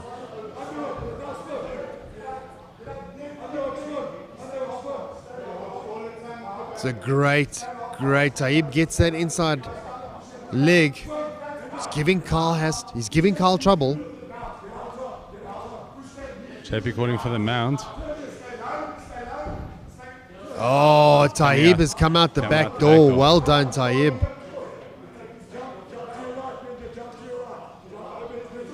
Taib almost needs to. He's got Carl's legs. So to take the back from here is very difficult. He's pulling. But he runs the risk of lying up into a triangle, but escapes it Very nice beautifully. reverse there Side by control. Taib. Landing some ground and pound.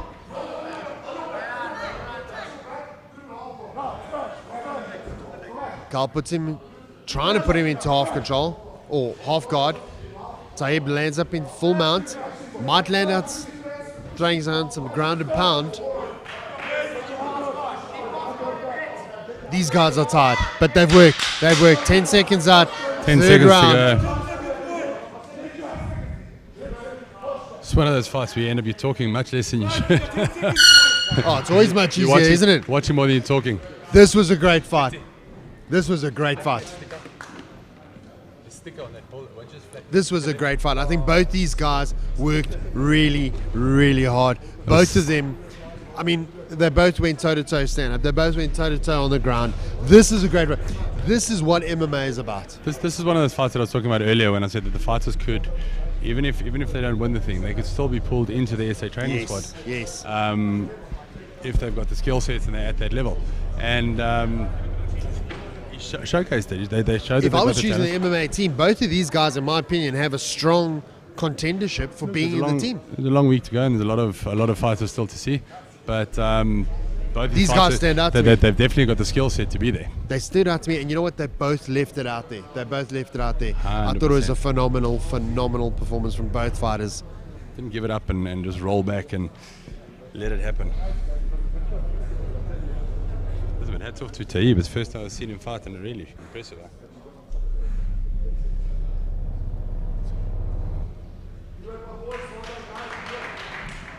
That's the difference without a crowd. As you're sitting there, everything just goes dead quiet. And you only hear Tinkerbell going, "Well done, boy." All the crickets in the background. Tinkerbell's got that voice that's in a horror movie.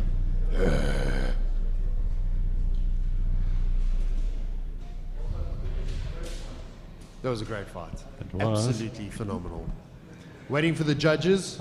Just got the judges' decisions. Pity, can we have you in the middle of the cage? Pity. JP, just shout at him. Thanks. Pity. Okay, guys, and for the second time today, we have a split decision. Judge 1 scores a 29-28. Judge 2, 28-29.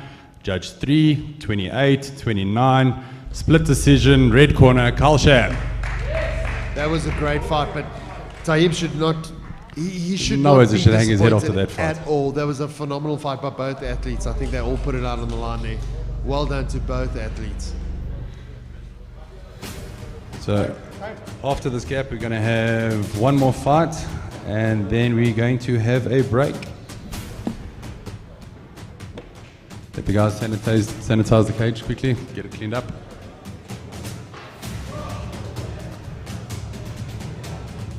Just for what a fight! That could have gone either way. It's one of those fights that I enjoyed that fight because that is what MMA is about.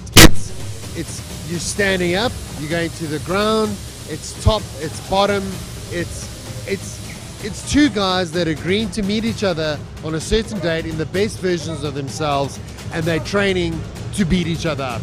And they're kind of trying to nullify each other's skills. That's the whole thing, and that's what I was wanting to say now is it's if you can see you're getting dominated in one aspect of the game, you have other aspects to go and work on, which is massive, because it's if you're in a boxing match and you're being outboxed, you can bowl. There's not much else you can do. Whereas MMA, you can sort of mix it up and go. Take nothing away from the boxing, but like I said, it's a diverse sport. It's got a bit of every aspect, which everyone loves to. Everyone tunes in for the UFC top 100 knockouts. Oh, yeah, everyone loves that. it, It's yeah. great. But for a fan of the sport, for someone that knows what's going on, and I mean there might be few or far between of those people. We don't know. Maybe the folks at home are watching are just the bloodlust fanboys that want to see someone get knocked out cold. But to see a fight like that gets dragged out, where the guys are showing skills, the guys are, it's not a cakewalk. It's not one guy walks in here and absolutely dominates someone else. Both these guys were fairly well skilled at every aspect of the game here. But I think you get certain fighters, and even when you structure a card, you want those certain fighters that are there. I mean, you take your Ronda Rouseys. Nobody got up at 3 o'clock in the morning to watch Ronda Rousey go three or five rounds. They wanted to see a strong, hard finish. Brock Lesnar, you didn't go there to watch him fight 3 to 5 rounds. You wanted to see that quick finish. But then you get a fight like this where the guys are diverse and it's all over the place, and it's that you want to see. So Yeah. to see guys go at it like that and enforce their will on another fighter is crazy good. Again, I think it's different aspects for different folks, but you take the Francis Ngannou. Interesting matchup that's being thrown around right now with him and John Jones.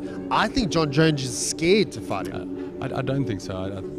He is John Jones. He's still. I think he's scared. He threw out that "show me the money" thing, which that's so vague. That's like, well, what does "show me the money" mean? If it was another guy that was like, hey man, I'm fighting my legacy, I'm fighting for this, sign the contract, phone the Hunter guy up and say, hey, I'm signing the contract. To be honest with you, I don't know what he's been paid. I don't know what he's been paid in the past. I think it's going to be great. So, But I'd love to see John Jones get smashed. I love don't. to. No ways. I'd love to. I'd love to see Francis Ngannou, this humble guy, just smash him. I'd love to see it. I don't know so much. All right, next Okay, fight of the guys. night. This will be the last fight before the break. At 70.3 kilos, fighting out of KwaZulu-Natal, we have Nasifi Valem.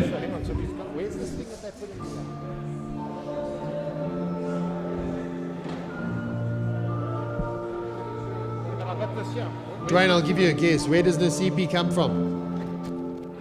KwaZulu-Natal, you chop. I was about to say, I just said that, but you're kind of confusing me.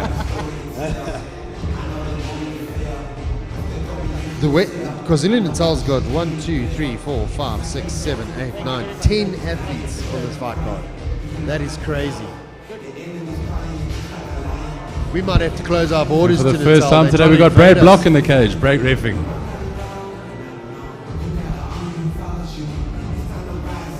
He's ready to ref, loosening up, shaking it about, giving a good old back scratch.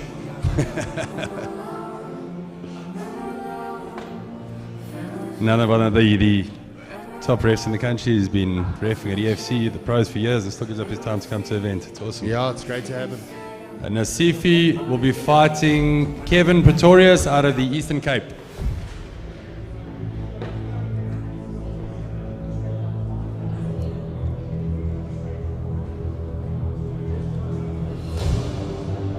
Do you think it plays a part, these guys that are traveling up from the Western Cape? I mean, he didn't drive up here yesterday. He drove up here 2-3 days ago. The drive up. Can you imagine that drive up? Like, what plays through his mind? I think the weight cut is a big difference. Your timing, your headspace, not being at home, staying in a hotel, not sleeping in your own bed at night. I think it must play a difference. And I think certain people travel well, certain people don't. But you've got it in every sport. I mean, rugby, athletics, a lot of the guys are much better at home than they are away. I mean, that's what you'll see, guys. A rugby team stats will be higher at win rate at home than will be away. So it must be the same, have the same effect. I mean, yeah, you've got altitude, you've got all the difference also coming into it. Yeah.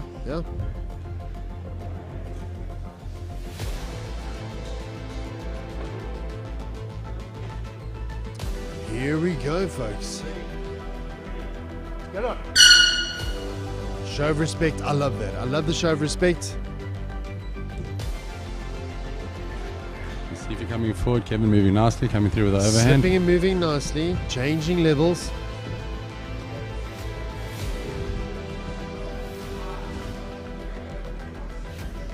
He's throwing very hard counters, but he's keeping his head still when he counters.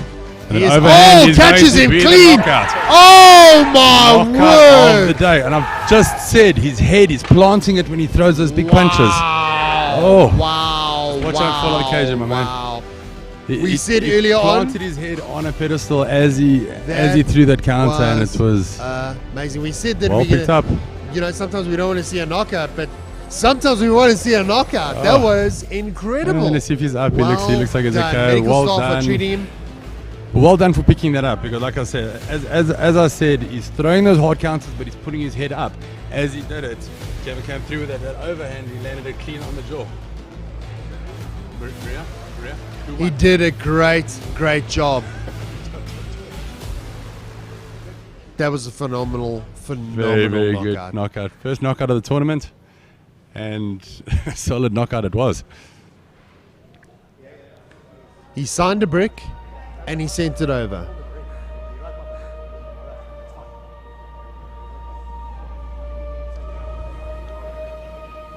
Referee's having a look at him. Medical staff are having a look at him.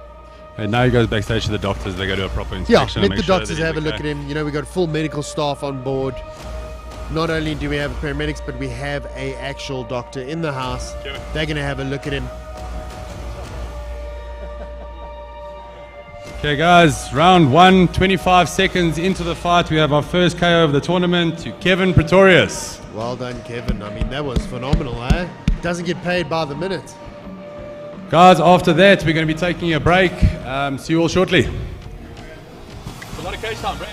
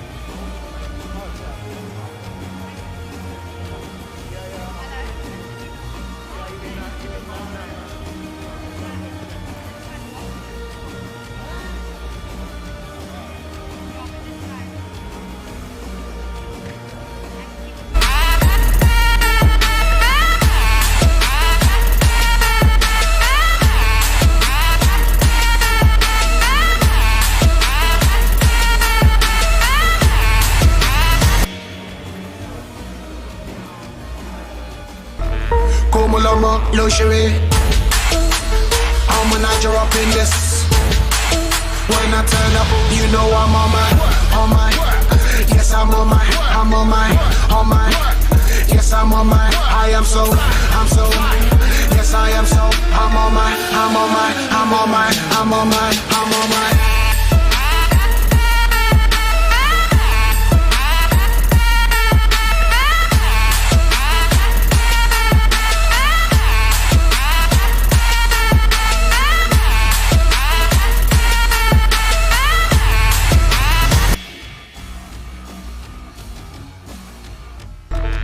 Como lomo, luxury. I'm a Niger up in this. When I turn up, you know I'm on my. Yes, I'm on my. Yes, I'm on my. I'm so. Yes, I am so. I'm on my.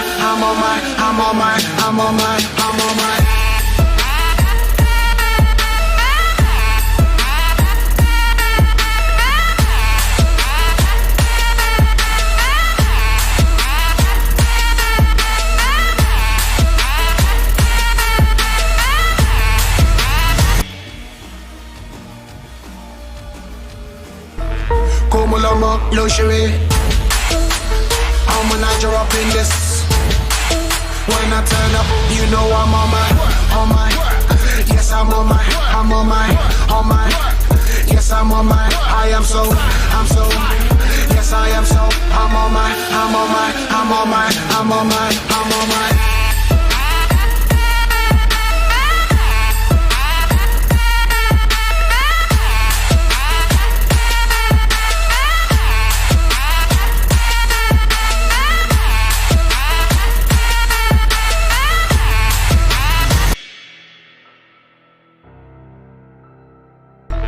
Como lomo, luxury.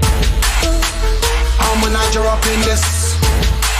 When I turn up, you know I'm on my. Yes, I'm on my. Yes, I'm on my. I am so. Yes, I am so. I'm on my.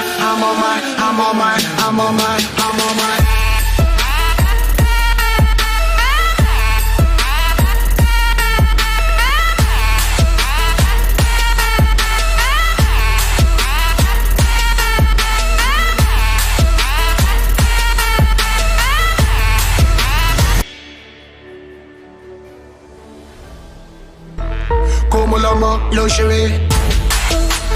I'm a Niger up in this. When I turn up, you know I'm on my. Yes, I'm on my. Yes, I'm on my. I am so. Yes, I am so. I'm on my.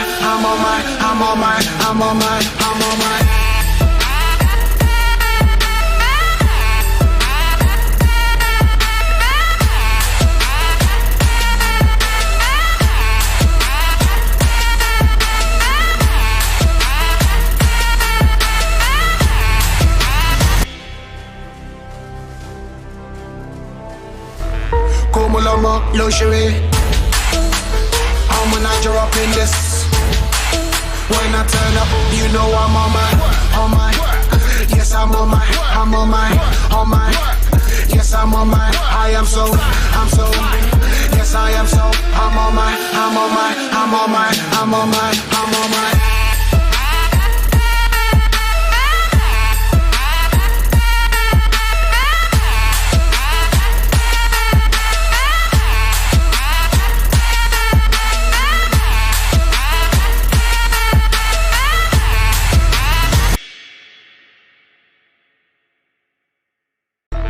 Como lomo, luxury.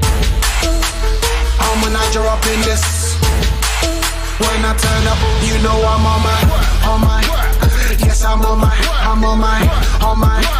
Yes, I'm on my. I am so. Yes, I am so. I'm on my.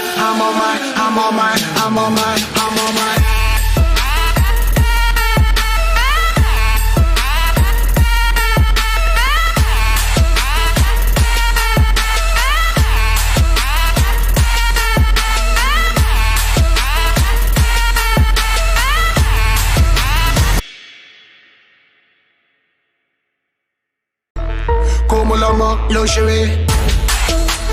I'm a Niger up in this. When I turn up, you know I'm on my. Yes, I'm on my. Yes, I'm on my. I am so. Yes, I am so. I'm on my.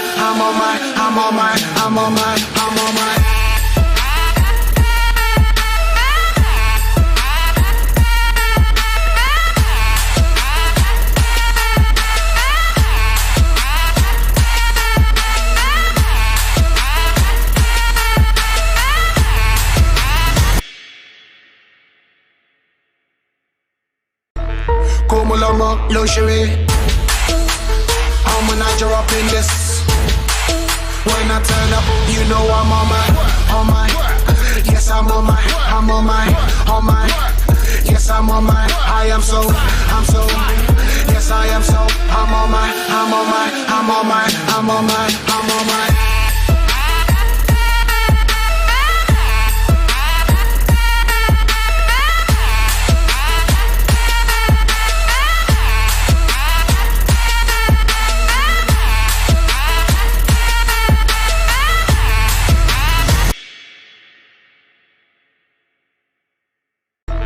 Como lomo, luxury. I'm a Niger up in this. When I turn up, you know I'm on my. Yes, I'm on my. Yes, I'm on my. I am so. Yes, I am so. I'm on my.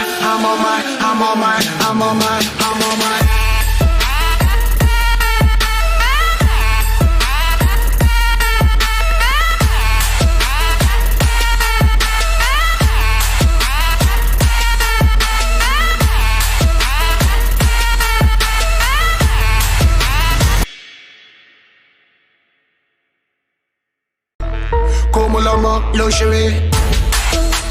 I'm a Niger up in this. When I turn up, you know I'm on my.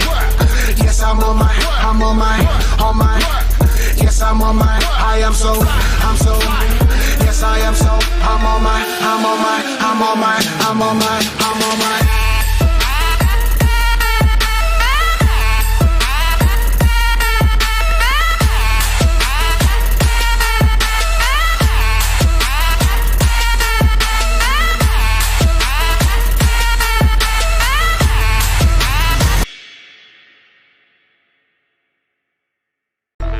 Como lomo, luxury. I'm a Niger up in this. When I turn up, you know I'm on my. Yes, I'm on my. Yes, I'm on my. I am so. Yes, I am so. I'm on my.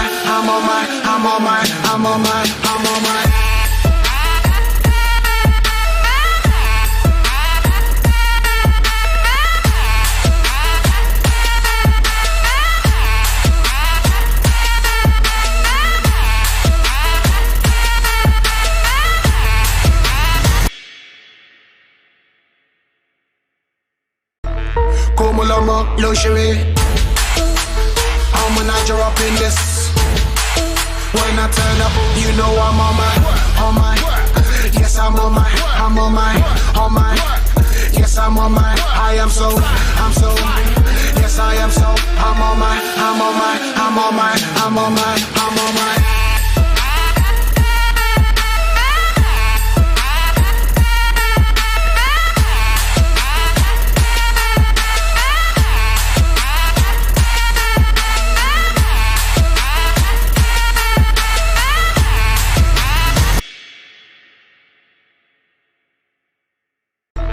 Como lomo, luxury. I'm a Niger up in this. When I turn up, you know I'm on my. Yes, I'm on my. Yes, I'm on my. I am so. Yes, I am so. I'm on my.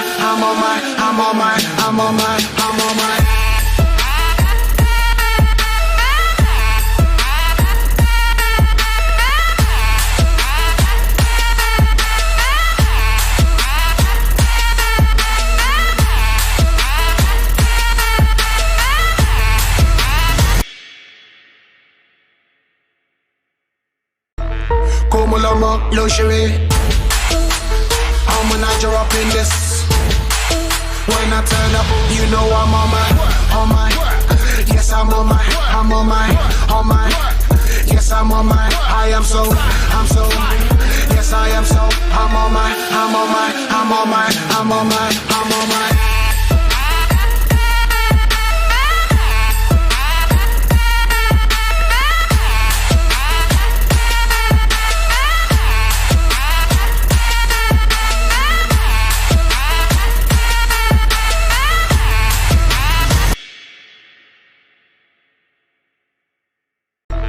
Como lomo, luxury.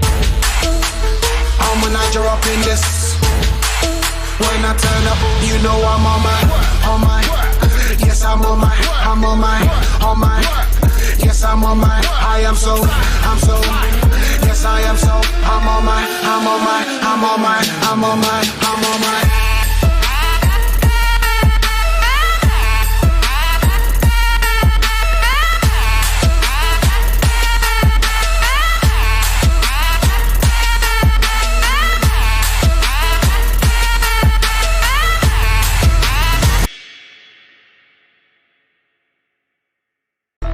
Como lomo, luxury.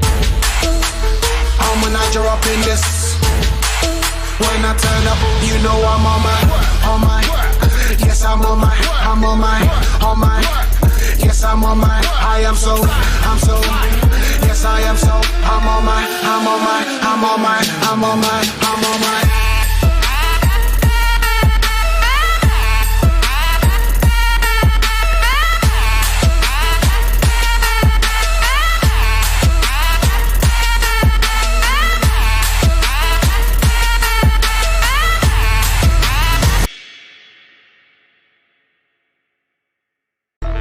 Como lomo, luxury. I'm a Niger up in this. When I turn up, you know I'm on my. Yes, I'm on my. Yes, I'm on my. I am so. Yes, I am so. I'm on my.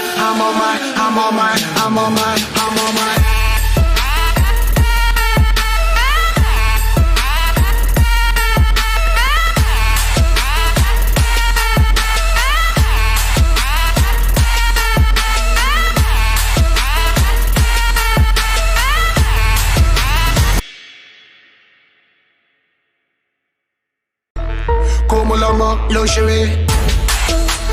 I'm a Niger up in this. When I turn up, you know I'm on my. Yes, I'm on my. Yes, I'm on my. I am so. Yes, I am so. I'm on my.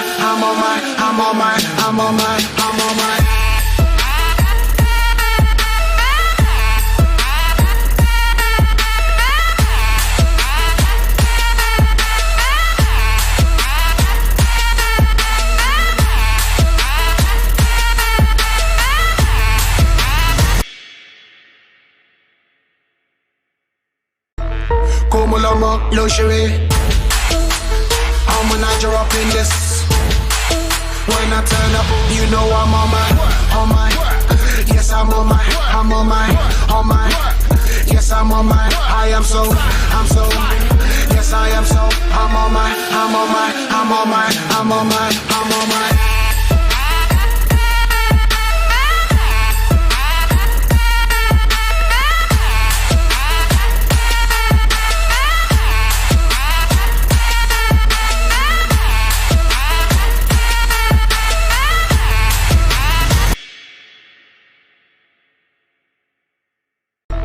Como lomo, luxury. I'm a Niger up in this. When I turn up, you know I'm on my. Yes, I'm on my. Yes, I'm on my. I am so. Yes, I am so. I'm on my.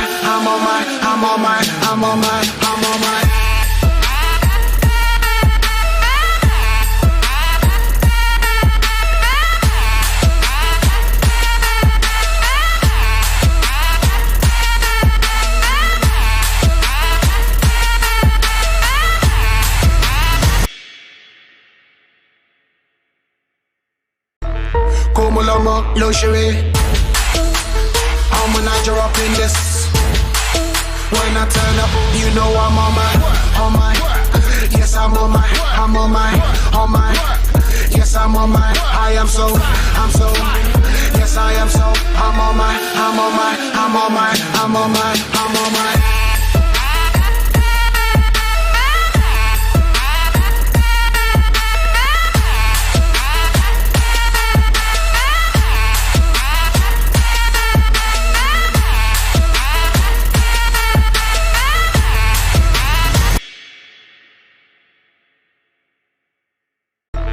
Como lomo, luxury. I'm when I drop in this. When I turn up, you know I'm on my. Yes, I'm on my. Yes, I'm on my. I'm so. Yes, I am so. I'm on my.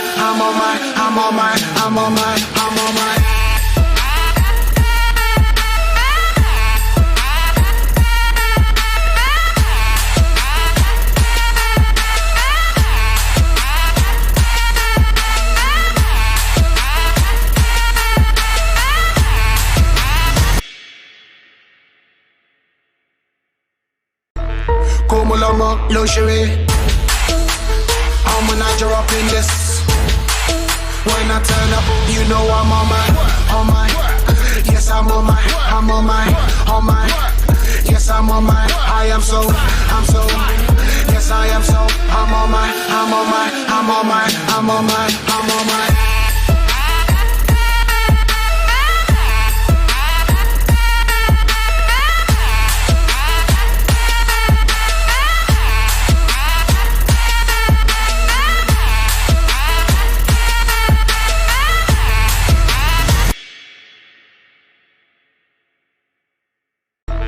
Como lomo, luxury. I'm when I drop in this. When I turn up, you know I'm on my. Yes, I'm on my. Yes, I'm on my. I am so. Yes, I am so. I'm on my.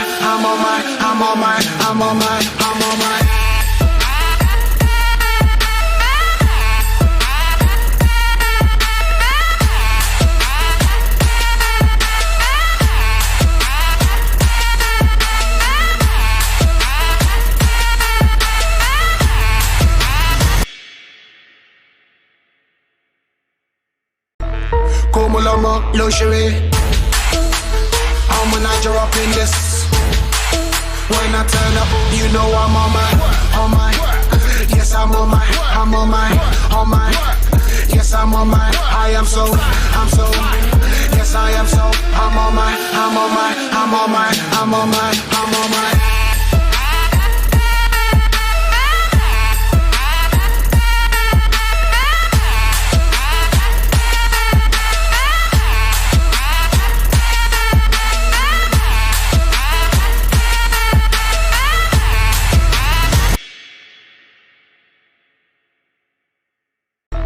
Como lomo, luxury.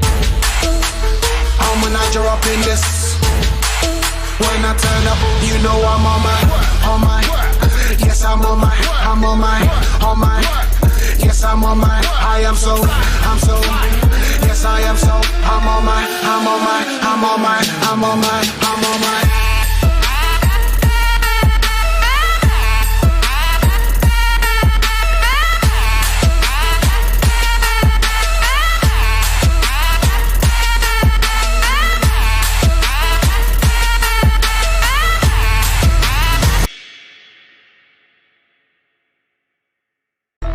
Como lomo, luxury.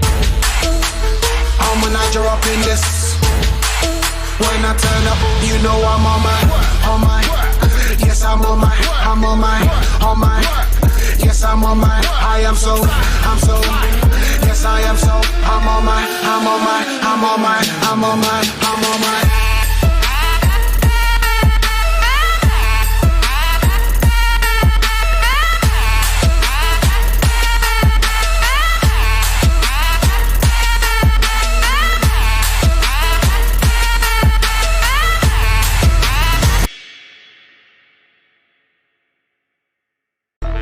Como lomo, luxury. I'm when I drop in this. When I turn up, you know I'm on my. Yes, I'm on my. Yes, I'm on my. I am so. Yes, I am so. I'm on my.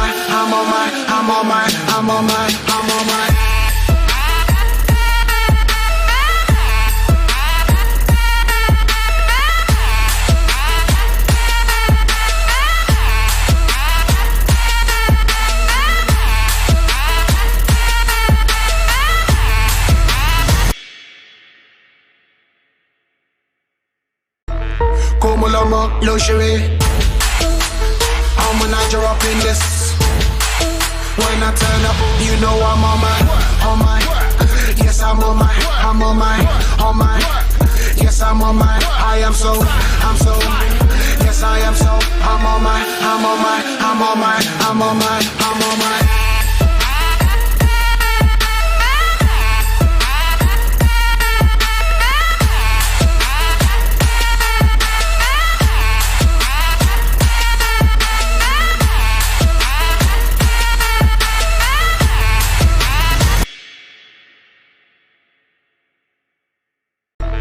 Como lomo, luxury.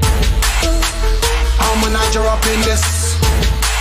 When I turn up, you know I'm on my. Yes, I'm on my. Yes, I'm on my. I am so. Yes, I am so. I'm on my.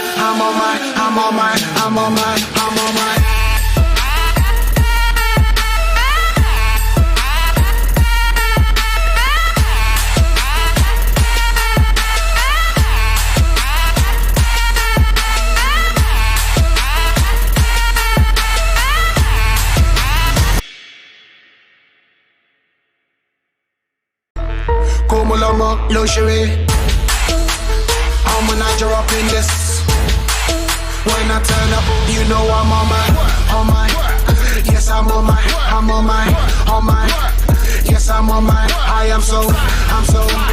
Yes, I am so. I'm on my.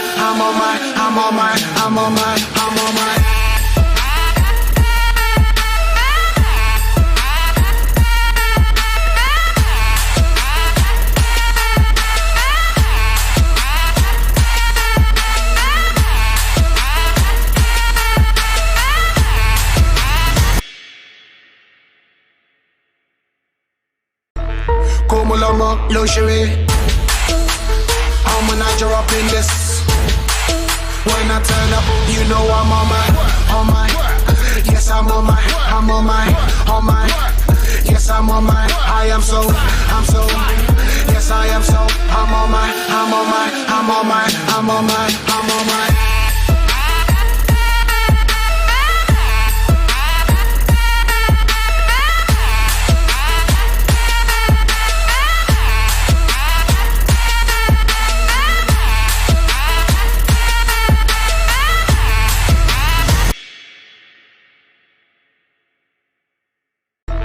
Como lomo, luxury.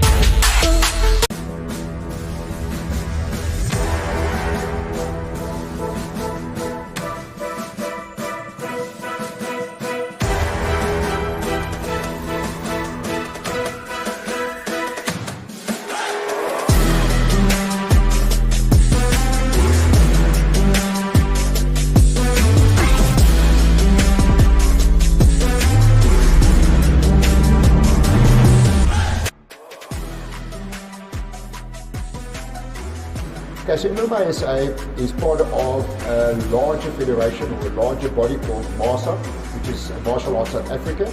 To be part of Martial Arts South Africa for any block or any martial art, you need to belong to a sanctioned international body. In that case, it is IMAF. So MMASA is the only body in South Africa that is sanctioned through MMASA to host MMA events. You know, the sport South Africa's got a proud history in boxing. We've done quite well in kickboxing as well. The thing about MMA is it brings all of these sports together. So you find that you've got ex-boxers coming through to MMA, you've got ex-kickboxers coming through, you've got wrestlers coming through. So it's an avenue for amateur athletes to make some money in their set of skills that they have developed in the amateur. So it's very important. You find a lot of wrestlers coming through, and if you have to name a few wrestlers in South Africa that is, you know, moved over, or boxers that moved over, it's more than a handful that have made a living out of the sport in the professional arena.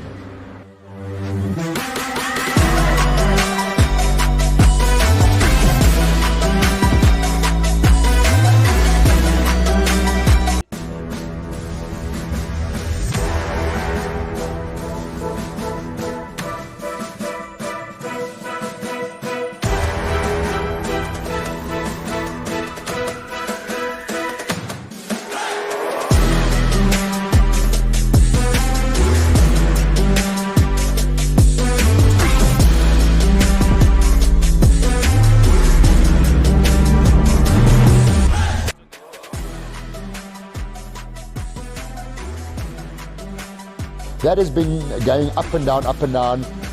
In 2017, there was a significant change in that. When it was a grounded fighter, was as soon as somebody's got 3 points touching. That was the old term that they used, which wasn't the correct term. It was basically when somebody had the soles of the feet touching and a hand. Once that is touched, that's a grounded fighter. Subsequently, it has changed again. It was if 2 feet is touching and both hands. And when we say hands, we're talking either knuckles or palm of the hand, not just fingers. If both hands and both feet were touching, that was a grounded opponent. It has now subsequently changed again back to anything that touches over and above the 2 soles of your feet. So if your 2 soles of your feet are touching and anything else is touching, except the fingertips, when it's a hand, it has to be palm or knuckles. If that touches, then you're a grounded fighter.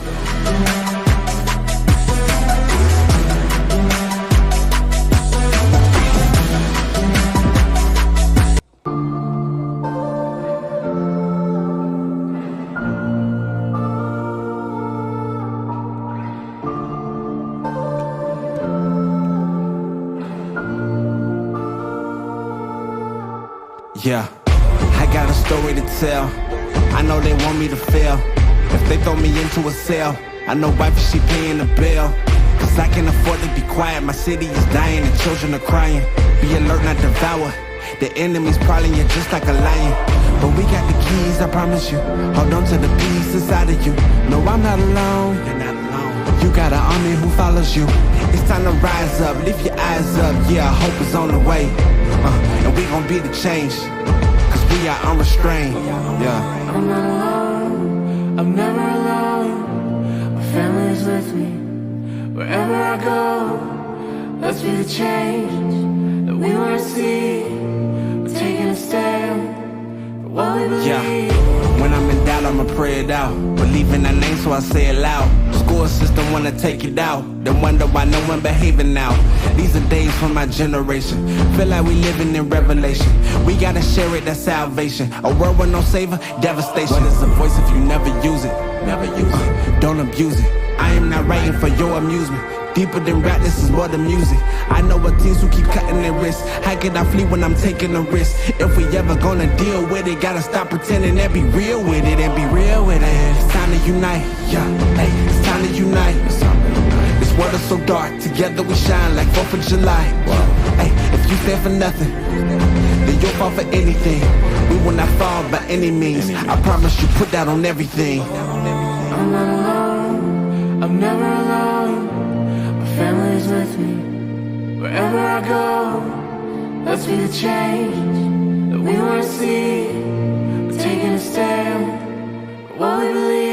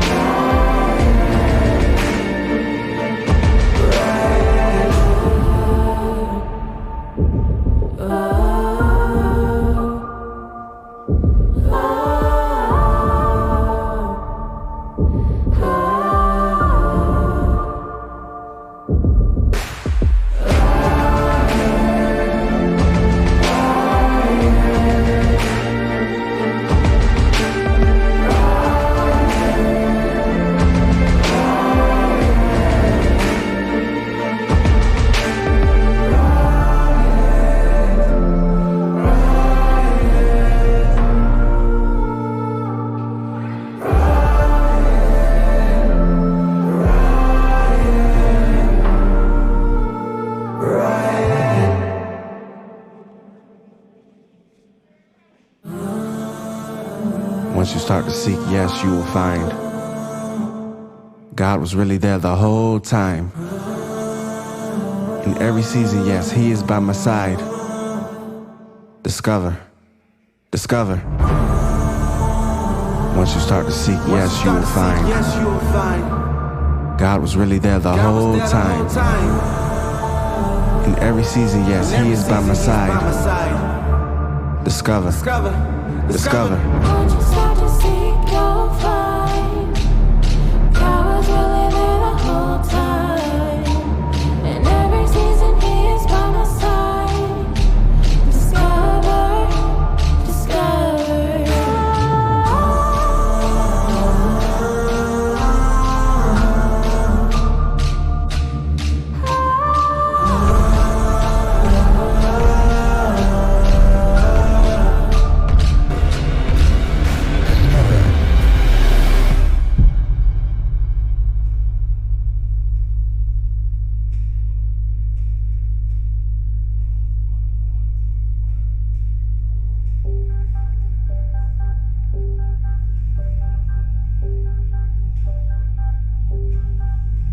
This is the new world.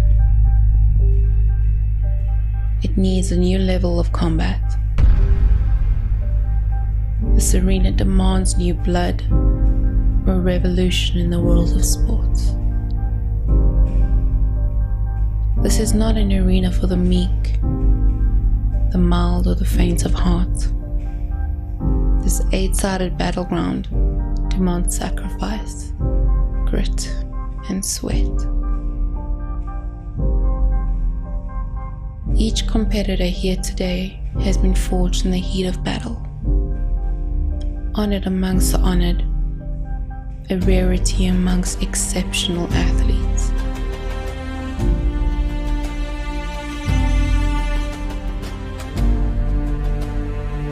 Over the next 3 days, they will fight for the coveted prize of national pride and honor. For an elite few, this will be the birth of a long-sordid career filled with riches and fame. And for others, the deep-reaching lessons of loss. You're witnessing the new beginning, the first chapter of hope, new life, a new sport strengthened in the steely heart of a chosen few.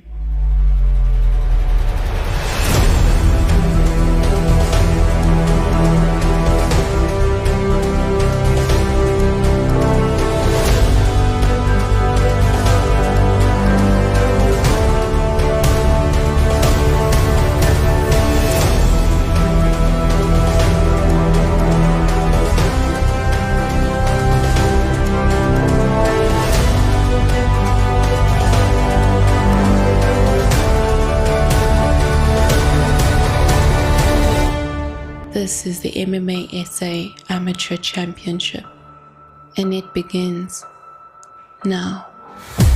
Major look, huh? Yeah, this one is for the books. All these chances I took still, I move straight on these rooks now. Hold me up or hold me down, have my back or hold my crown. Either you with me or not, but you better give all you got, cause I break the chains. Can't control me. I got the power, I got the keys, cause I break the chains. They try to hold me, I'ma push back. Just wait and you'll see.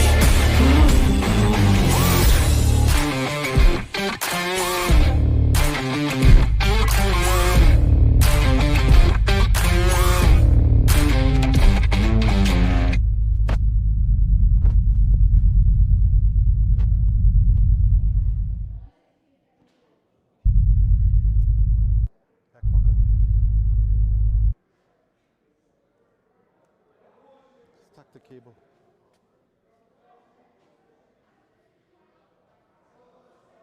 Yeah.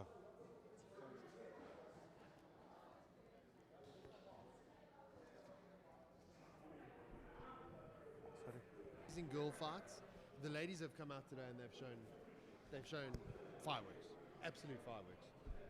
Yeah, and I think, you've had a solid KO, you've had really technical submissions, you've had two split decisions. Yeah. Really, really good fight so far, and that's the first 8. We've still got another 8 to go today. Andrew, you're working now. And again, let's You're look working. at where we are. We're at the amateur. Pat down for me, right? These are Pat the fighters down for me. Feed into the pros. So it is. I'm excited for South Africa's The future of this country, I think you're going to be even more excited tomorrow when you go across to the other cage and you go take a look at the youths that are coming through that are going to step up to this level, and then from here up to the seniors. I think it's just growing at such a rate at the moment. It's really going to get interesting. What I'm excited about is seeing the kids. You know, the moms and the dads. They kind of get a little. I don't know, how can I say? They get kind of. They get excited. Hello, about, Brad Block. Welcome. They get excited about.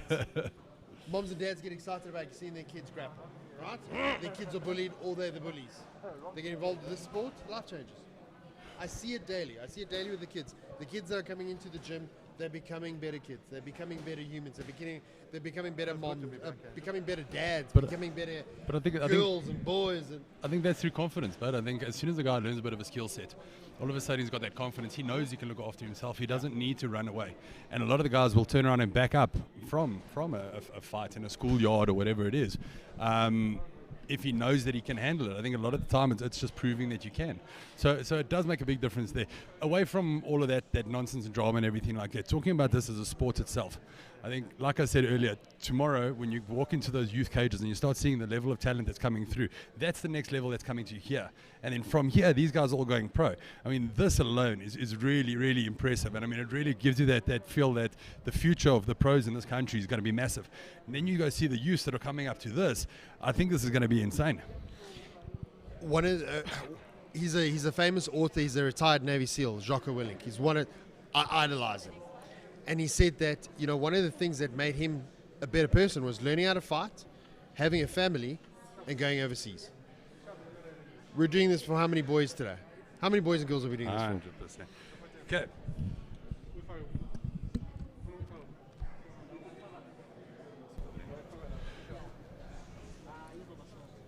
Guys, thank you for your patience during the break. Hope everybody got to go get something to eat or something to drink. Let's get this party back on the road. Out the blocks, fight number 9. We're going to have a 70.3 kg fight. First fighter out, Cheyenne Parbu from Eastern Cape.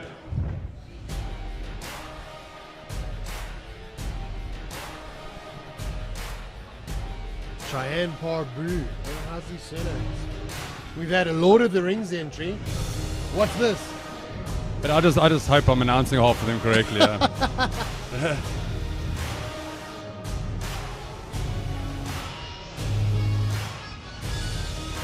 We've seen Sean fight before at Emma. Good athlete, well-rounded. Talking about absolute legend in the corner, and yeah, Chris Bright comes walking out next. Wow. I mean, Chris is MMA royalty in South Africa. Absolutely no limits to this.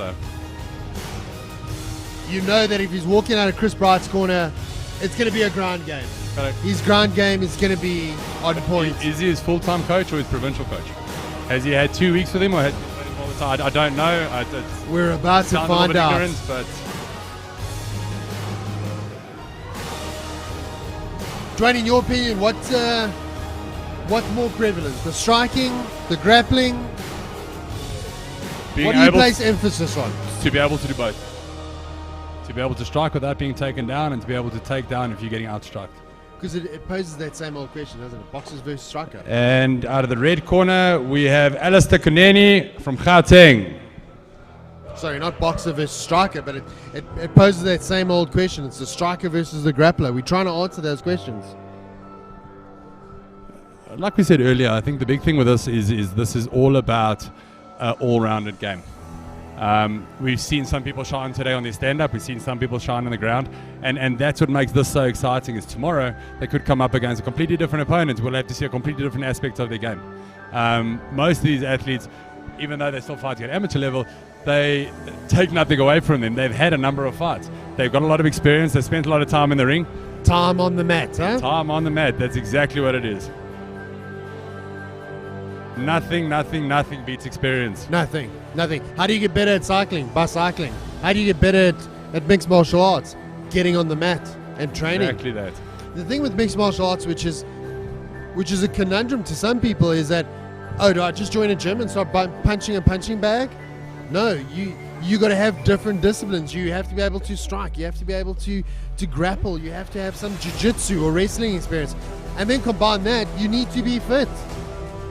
It's 3 different disciplines that you're needing to sort of melt into one.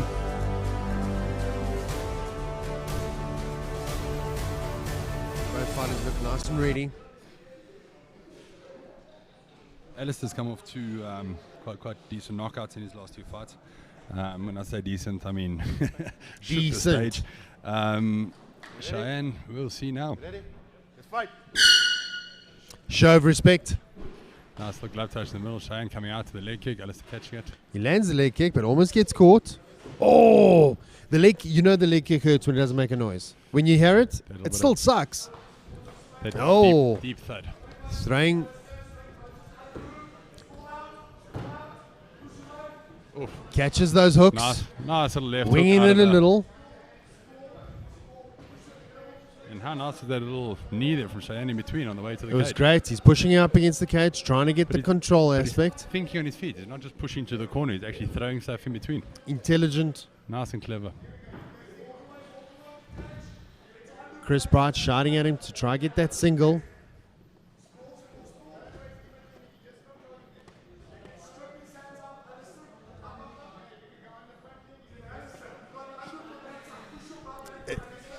I could sit here and just listen to the coaches chat. The underhook on the left hand is what's keeping Alistair on his feet.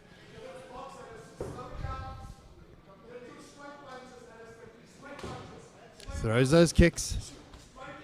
Catches it. Alistair landing one or two nice little punches there. In the Got some heavy hooks, huh? Strong jaw there on Cheyenne. Oh. Cheyenne tries to get the spinning left. That would have definitely been on the highlight reel if that landed. Oh. Alistair's getting caught when he's throwing that wild left. But he's walking him down, isn't he? Yeah, but that's when he's getting caught and he's getting clinched. Just got to be careful that they're not holding onto the gloves there. Working nicely. Still kind of feeling each other out. No clear winner at this stage. Trying to get the We're getting clinch. to the heavier weights now where one solid punch can be a knockout punch. Yeah. It's not like the 1 in a million flyweight that's got that heavy knockout punch. You know what I'm saying? Yes. It's weight behind the punch makes it very difficult because you've got to be more calculated. You have to be smart. You have to be thinking about it. You can't just go in there on autopilot and expect to win. That being said, those flyweights move around like maniacs so fast. So can't really say easier, but it's a different fight. Yeah. Alistair, watch your Alistair shot. getting- Hitting the back of the head. Landing some of the strike. He's corner shotting him to throw some of the straight punches now. Landing Taking nice some ones body to the hooks. Chris Bright shouting at his protege to get the double leg. That's a wide base there from Alistair. He's defending it much, much better. He's got that leg. If he just switch up to a single, he could get some sort of... But you know the old saying, if the body goes where the head goes, and Alistair's got controlling his head quite nicely. He needs to almost spin around and face him. And we're going to see the second round. Round number 1 in the bag.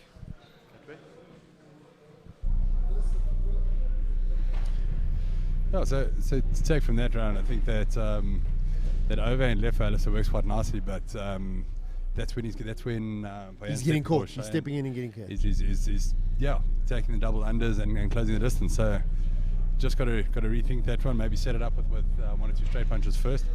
And Alistair's got meaty hooks. He's got some meaty hooks that are landing. Straight down the middle. He's landing quite neat as well. So that's good. That being said, Cheyenne on the other side is clinching it up beautifully, taking it to the trying cage, to tie him up. He's trying to getting the control, and like you said, it's the age old. One wants to grapple and one wants to box. It'll be interesting to see with these two coaches Thank you, coach. Thank you. who's advocating the stand-up and who's advocating the grappling as we head into the second round.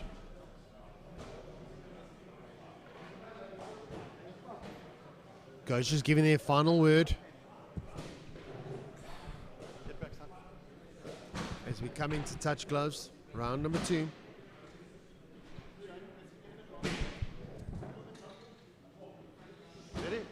Ready? Put a bunch of new padding on the cage yesterday, so making sure that everything's 100% stiff and fighter safety. Chris Bright just telling his fighter to get a little bit long.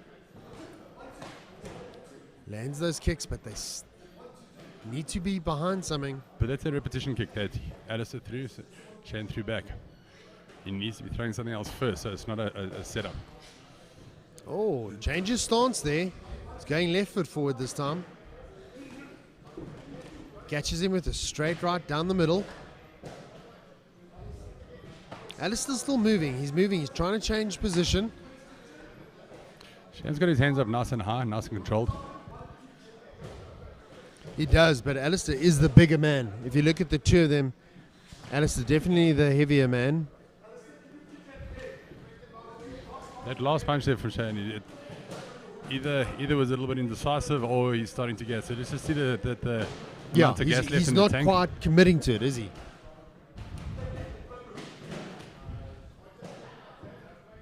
The fighters talking to each other a bit. Cheyenne's He's waiting for the corner is takedown. telling him, listen, not to throw that kick. Cheyenne's waiting for Alistair to overcommit so that he can shoot for the legs. It's a nice way to set it up. Just stick out one or two, make him angry. It's that little nod where he looks him in the eyes, he gives him a bit of a nod. Then you know you're with him. Enticing him to come forward. Didn't like that last punch. Alistair's walking him down, waiting for that kick. Comes in and brawls. Alistair likes the brawl style, doesn't he? Unorganized chaos.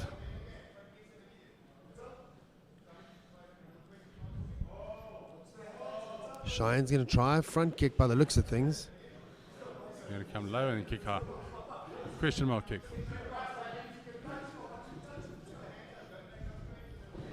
Oh, shoots for the takedown. He does kind of telegram it a bit, but he's going to get it. Might get stuffed. Lands on the bottom. Needs to get good control, get down based. The thing is, if Cheyenne does train out of Chris's gym, he's going to have a lot of a strong submission game from the bottom as well. So He could be very dangerous off his back, couldn't he? That's it.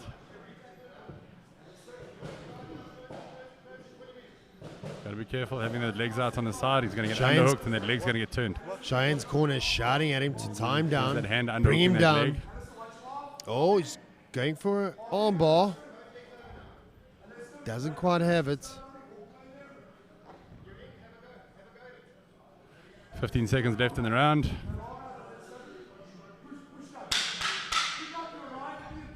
Probably won't finish the armbar on this one. Starting to pull faces. So let go and strike in that Alistair situation. staying heavy. Oh, round number 2. Here we go. Or round number 3.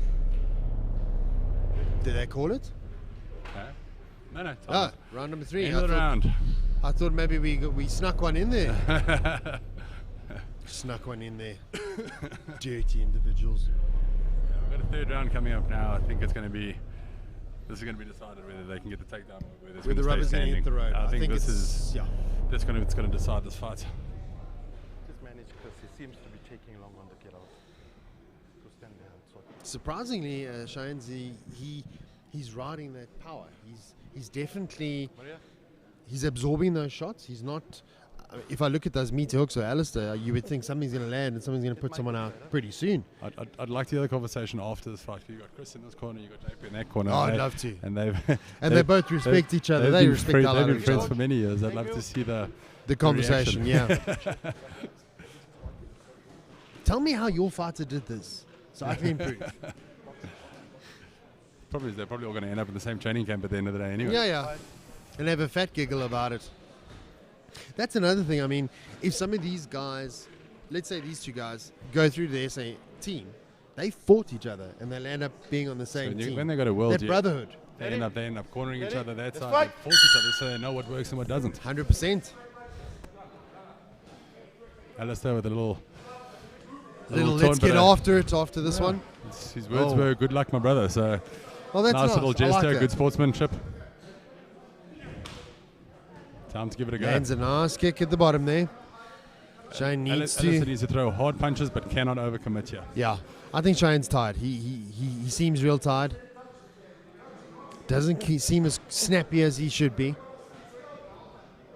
Alistair seems to be very nervous about, or very careful not to overcommit. Alistair's moving his head, changing levels. Left. Counted nicely. He's chasing him a bit though. Cheyenne has to watch not to chase him and fall into a trap. Shoots for the double.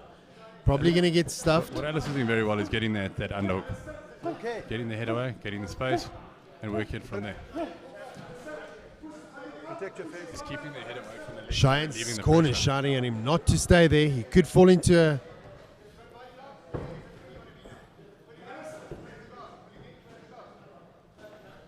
Alistair's thing flattening him out. Side control, flattening out quite nicely. Alistair's corner is telling him to get the knee on the belly and mount. That could be a great option for some ground and pound. take all the strength out of Cheyenne's hips, which will stop, or not stop, but Let's work. Will gentlemen. mitigate some of the risk, wouldn't it? yeah. Let's progress. Trying to be so Needs to diplomatic. unhook. Yeah. Needs to unhook. He's going to change his legs, get that knee in the belly. Oh, here we go. Full mount. He's just got to make sure he's not on Needs Cheyenne's to move up. Needs to move up onto the chest. Move up. Get off his hips. Get up onto. trapping an arm. That's good. That's good. But he doesn't quite have it in solid, doesn't he? Cheyenne's still got a bit of power to fight off. It's got 1 minute to go in the round. And Alice is a very strong position. He's trying to. Alistair flatten. Alistair needs to flatten. He doesn't need to. I think both these guys are tired now. Up in the air. He's trying to move. Alistair's looking to take his back. He's got one hook in now, getting a body triangle. The body triangle.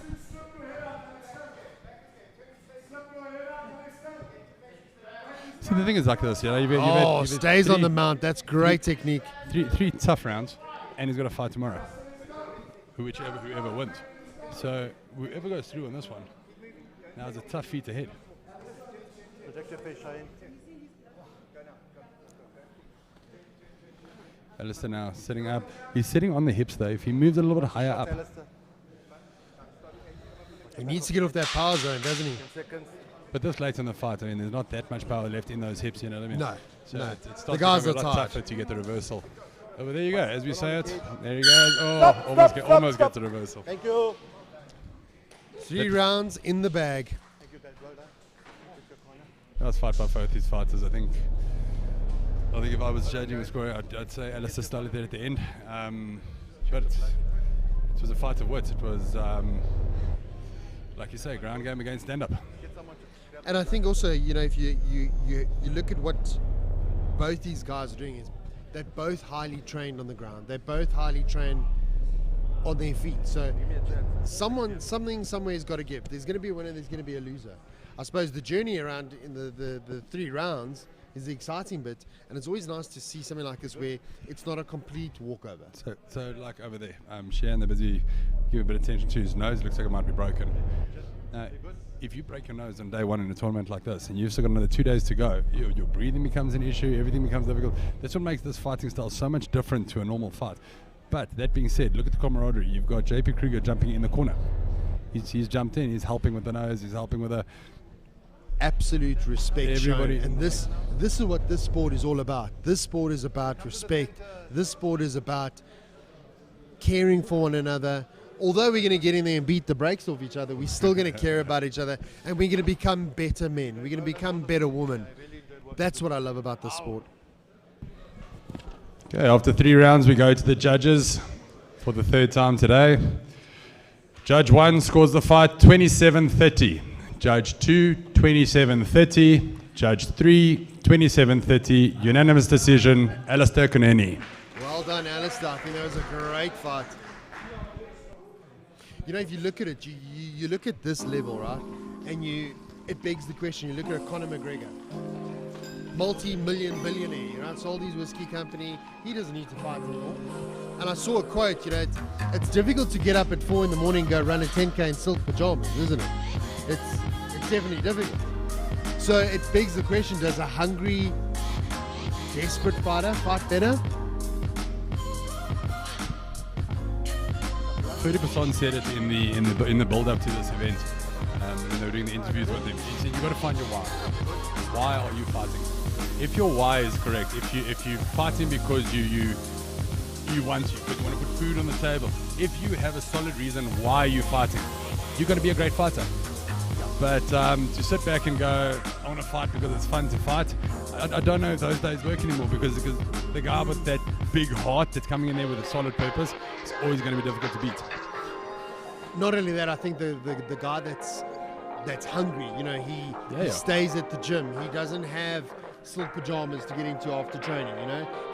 He's fighting to survive. Look, that's a different motivation. I don't know, because when you take a look at Khabib, and I mean, that net value is insane. And But look what he came from. Yeah, but he came He from trained on a basketball court. The Yeah. wood is peeling up. They throw some mats down and throwing each other around. Has that not had something to do with the journey? Like I say, I don't think it's a financial thing. I think at the end of the day, it's your why. If your why is putting food on the table for your family, you've got a strong will to do it. If your why is to impress your friends or to grow your reputation, the guy putting food on the table is going to be more inspired to leave it all out there. You know what I mean? If it's an option for you and not a must, I think you're always going to struggle. I think so too. I think, if you look at, I mean, we see it in the gyms all the time. You see the guys that come in and they have some sort of sights or errors about themselves, and generally they never last. But the guy that's in there to learn something, maybe he doesn't want to be a fighter, but he just wants to be healthy, lose some weight, learn a new skill. Those guys tend to go further.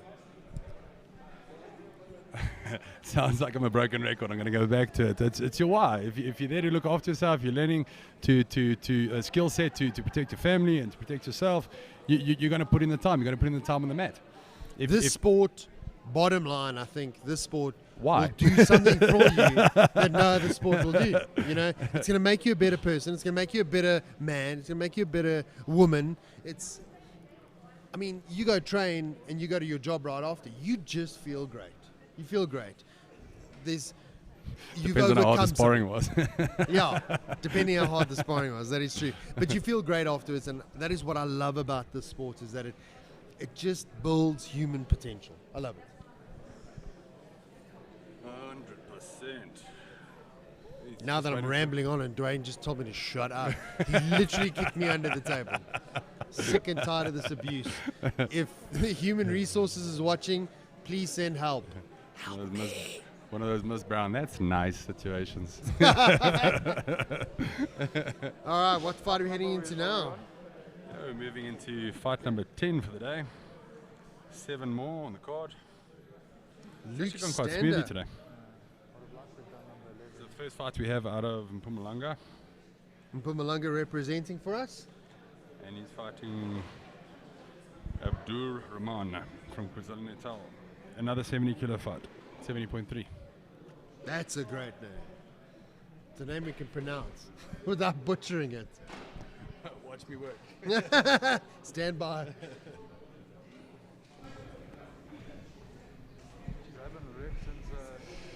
Okay, guys, moving on to fight number 10. This fight is at 70.3 kilos. Out of KwaZulu-Natal, we have Abdur Rahman.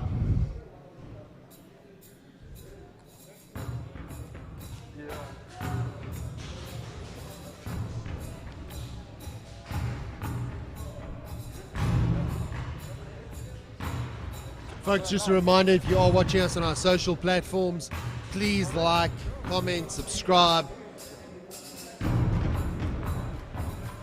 Coming to you from the MMASA Amateur Fighting Championship here in beautiful Johannesburg today. Johannesburg is showing off. Beautiful day. And we got some great fights lined up.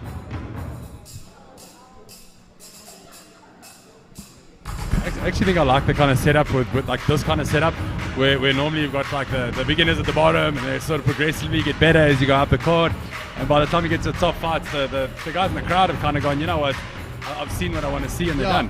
This way it's like you don't know what you're going to get next. It You're going to get a jackpot in every fight. Yeah.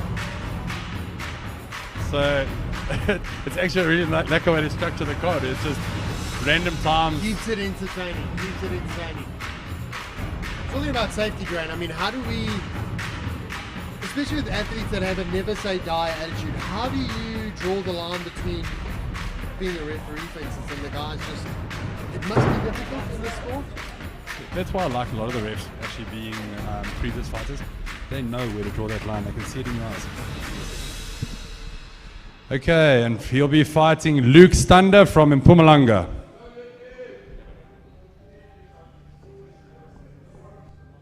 Yeah, I think it's difficult when you're dealing with MMA athletes who their sole purpose is to beat someone, whether that's stand up, whether that's in a submission. Luckily with the submissions we don't see a lot of that, but from a stand-up point of view, I mean, you know, we've had 1 or 2 instances today already where, you know, the referee has to stand in and stop the fight because they're not intelligently defending themselves.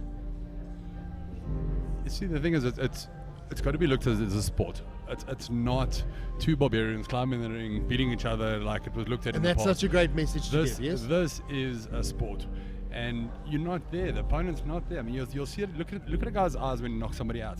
He gets super excited, lands the punch, gets super excited, jumps up and down, and if the other fighter's not up within 5 seconds, he's on his knees next to him, seeing if he's okay. You can see the guys. Yes, you're there to knock the guy out. Yes, you're there to win the fight, but you're not there to. They're not malicious, huh? They're not malicious. I like it.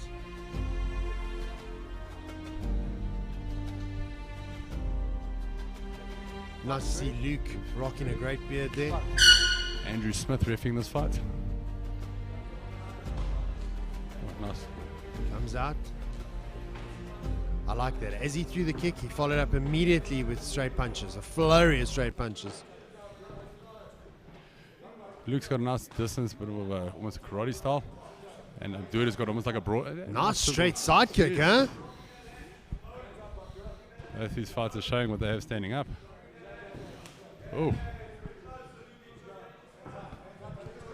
I'd like to see Abdur hands up and moving a little bit more. He's a bit stiff right now. Luke's a little bit more fluid, seems to be moving. Head's not in the same position all the time. He's not countering though. I think if I watch those fights, Abdur wants to be fighting close. He wants to be closing it up. He wants to keep the distance close. And he wants those loose scrambles. Yes. Where you've got Abdur who wants to. Sorry, Keep the distance. Abdur wants to be in, and Luke wants to stay away, and he wants to Yes. land the loose punch or the loose kick or that outside hard attack. He needs to keep those hands up, because if he drops those hands and Abdur decides to throw a high kick, could be a short night. Could Like be that a one. long kick, short night. Did you see what I did there? And as you say, it comes with that front kick. Yeah. He's almost baiting him to come in so he can catch him with that hook. Luke wants to fight from the outside, and Abdur wants this Wants that contact close, fight. dirty boxing type fight. Two very different styles, and it's Let's see, stylistically, see it's a which good one matchup. works. Goes, shoots for that single, loses his legs. There we go. Ooh. Great double leg. I was about to say that underhook on the side is keeping him safe, but Needs to watch out for that guillotine. Guillotine's on. Guillotine's on. got to be careful this doesn't turn into a crank, because if this He's got to watch out. He's trying to If climb he up. What he's trying to do. if he lifts his feet off the ground on that guillotine, it becomes a neck crank. Neck cranks aren't allowed in amateur MMA, so it was well controlled. It was well done, but He's squeezing that. He's fighting that guillotine. Oh, wow. What a warrior. But now he's turning around. He's not intelligently defending himself. It's not giving what it you back. want. It's not what you want. You want to move. You want to actively move. Luke should seatbelt and flatten him out.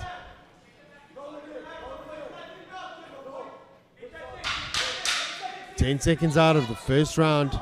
Been a phenomenal round and a reverse. Break his posture. Wow, great fight, great fight. What does that do to the confidence of Luke? He squeezed him. He squeezed the living daylights out of him. What does that do to his confidence? The problem is the gas in his arms. If he squeezed everything he has there out of his arms, it's going to be a very, very difficult next 2 rounds. And it's difficult because you get so excited and you think, this is it. I've got him. Well, that's one of those do or die moments. If you're going to pull there, you got to pull with everything. Yeah. You've got to put it off. You got to because make sure it's going to count. If it doesn't finish there, it's very difficult to come back and carry on with the rest of the fight if your arms are burnt out. Going to be interesting to see what the approach is in the second round. I think Abdar's got to recover, and Luke's going to come out and absolutely either try the exact same approach, get him to the ground, drag him out, or try win.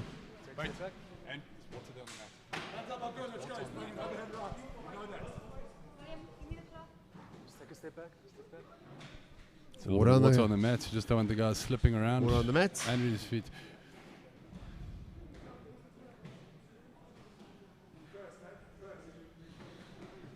Abdar's corner is telling him to be first.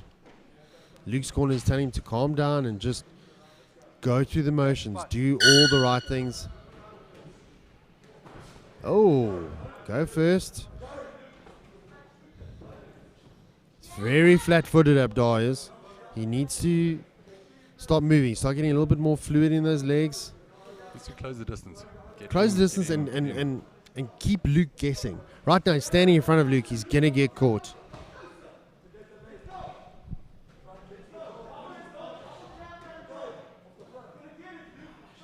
Oh, that almost landed. Needs to close that distance now.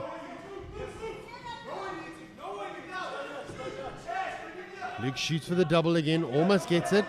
Abdar shooting in for a double. He might get the guillotine. If he lifts He's his going to feet push off him the up. ground here, it becomes a neck ring. That's you got to be very careful with the standing He guillotine. needs to lean back. He needs to lean back. He needs to almost put his chest in Luke's chest and crank back.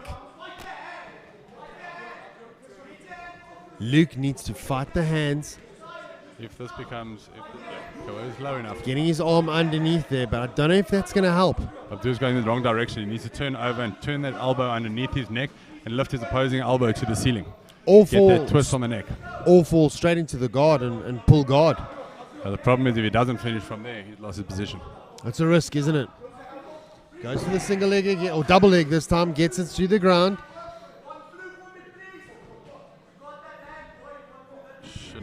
Shouldn't have allowed the guard. He's got his head caught in a guillotine, He but needs it's to, not he in. needs to twist to his left-hand side and force Yes. his head towards He his almost hip. needs to crush on his left, doesn't he? That's it, but he's lost his position now. Now he's in half, so it's still doable, but highly improbable. But he needs to scramble to his feet. He needs to do something to get to the top. Because if he doesn't, he's just going to land up flat on his back. You're not going to finish guillotine from side. No. If he pulls He's the going to stand up now, try something, knees to the ribs. He's going to push his shoulder down into his neck. Oh, greatest work there. Great work, guys. Now he's going to watch out for the ground and pound.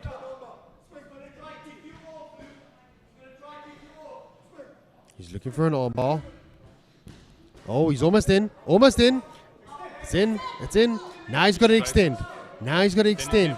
He needs to control that wrist. Got to He needs to extend. hold that wrist and extend his hips. Oh, and he gets it. That was tight. phenomenal. Phenomenal. That was a great, great turnaround. I actually thought his hands went a little bit low down on the wrist. I actually thought he might slip out of that one, but well done. Good finish there at the end. Great finish at the end. And this is, again, what's the exciting part about MMA. You never know what can happen. A guy could be down and out, like what we saw here. He could be down on the scorecard. Doesn't look like he's win, and he slaps on a submission. Oh, a quick KO. What a these things happen. It was a great fight. Well done to both these athletes.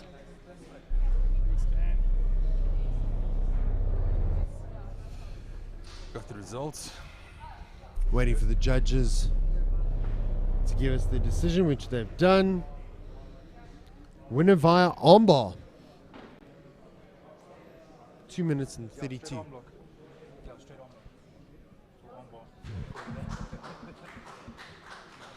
Nicely done. I think these athletes really deserve a round of applause.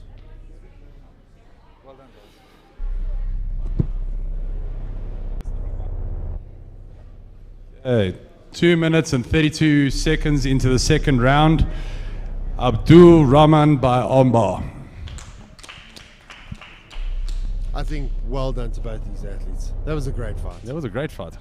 That if Luke managed to stay on the outside and land those flurry kicks and stuff, that If he got heavy, on top of him, it would have been a lot more different. movement than Abdul. So could have ended up being a very interesting fight. And again, It like was- you said it did end earlier, up being a very interesting fight. What am I saying? and like you said earlier, this is not the end of the road for Luke. Yeah, definitely. Look, the thing is, the guys that are showing potential still have a chance of coming through to the team. Obviously, there's limited numbers and everything like that, but if you come forward and you put on a show, and there's a little things you lose on a technicality, you lose on something, the other fighter was a great fighter, or the reason. If could you show still- your worth. you could still make the team. I mean, Yeah. if a lot of these fights are won or lost on a minor mistake. So you can still make it through. I think if you also show the selectors that are here today, if you show them something, if you show them that you are able to take a loss and still work, you're able to be down on the scorecard and still work, I think that speaks volumes. And also how you perform ultimately will help you. I think it's like I say. I think it's going to be very interesting tomorrow to see the guys that actually fought today. Does it take off that ring rust and give them that little bit of an advantage because they did this yesterday? You don't have all those pre-nerves or anything like that, or does it affect the gas tank to a point where they burn out a little bit faster than the other fighters? And I think that's going to be a very interesting aspect to look at tomorrow. Is how do certain fighters handle the 2-3 days on the trot? I mean that, coming back. When back in the day you fought once every 6 months, now these guys are having to step in and fight over 3 days. That could be, that's daunting to anyone. But also the fighters are building up their names and everything like that, and a lot of these guys are fighting 2 to 3 weeks. If they're not getting medically suspended or anything like that, they're fighting 2-3 weeks later. Yeah. So these guys are building records. They're trying to make careers out of this. They're hungry. They're hungry to prove a point. They are, yeah. And like you said, with the guys shining and going over to UFC and being such an inspiration to the younger fighters that are coming through, it's the guys are very inspired to get as many fights as you can in as quickly as possible that you can actually start growing it. So, it's very, very it's impressive. The sport's definitely going places. And, it's a fun place to be right now. Look, I think MMA in general is a sport that's exploding all over the world. I think it's overtaken soccer in some countries, and football I think was the most popular sport at once. Well, it's definitely the most watched sport in the world. I don't know. I haven't seen the stats on that, so I'm not going to comment much. I could put your name down, man. Come on, commit, damn it. Did that? I got married. Yeah. I got married too. Huh? Yeah, look, I think it's gonna be a while for these guys. These guys are gonna push in from an amateur level, hopefully progress to professional. Hopefully we see them UFC, who knows?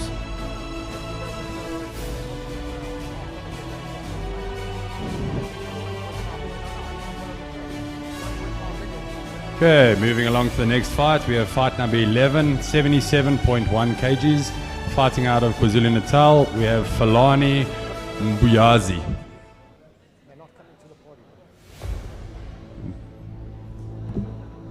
We have Brad Block back in the cage. Hopefully it's more than 30 seconds this time.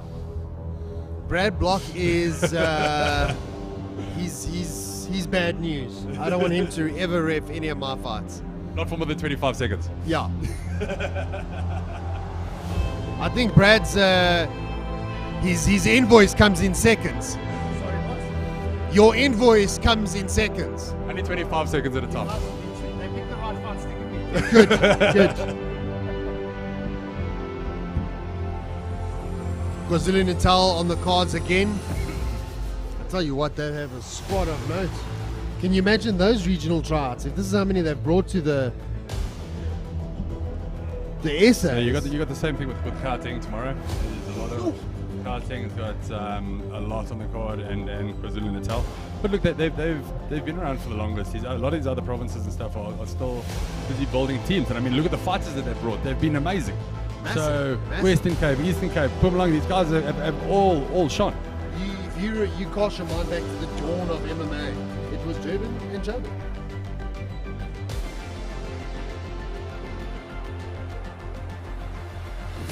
Fighting out of the red corner will be Peace Ngupani from Gauteng.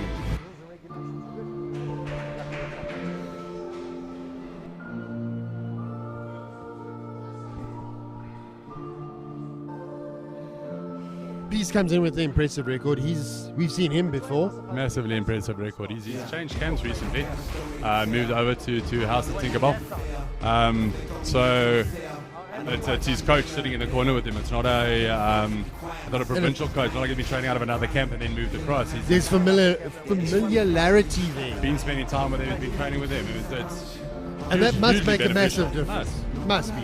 I mean, if you're going into an amateur setting where you're trying to prove a record, you're trying to fight for your country, to have your coach that you see every day, that must be massively beneficial. Well, this, as far as I know, this will be Peace's first big fight under House Tinkerbell.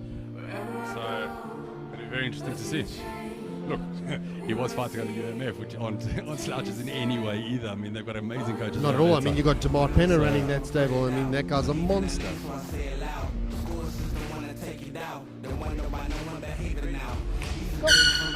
Here we go. Takes the center of the octagon. I like the way Peace fights. I like the way he takes the center. He's feinting in and out. Very nice. Goes in with a quick. Oh, slips the uppercut. Throws a heavy left kick. Nice and springy.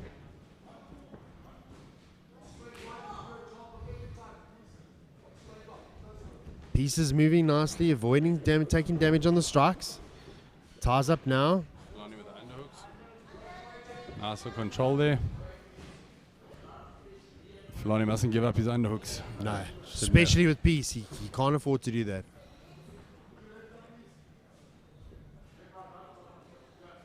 Peace stalking him, changing stance now, going southpaw.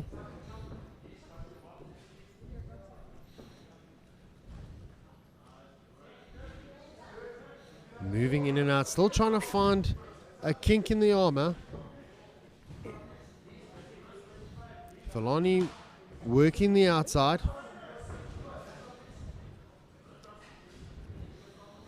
Filani just needs to slow it a bit down. Filani's corner's telling him to slow down, and as he does that, catches Peace with a nice overhand right. The fight just seems a lot more calculated. It's not. Catches him beautifully there.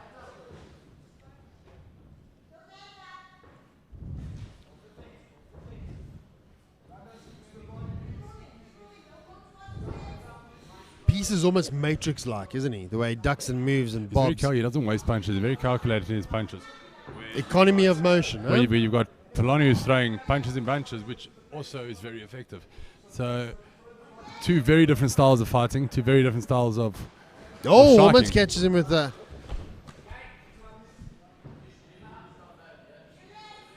high kick.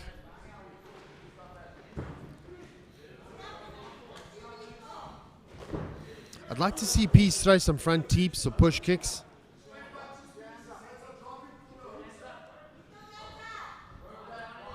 Peace's corner telling him that his opponent is dropping for the hooks. Oh, catches him in the liver.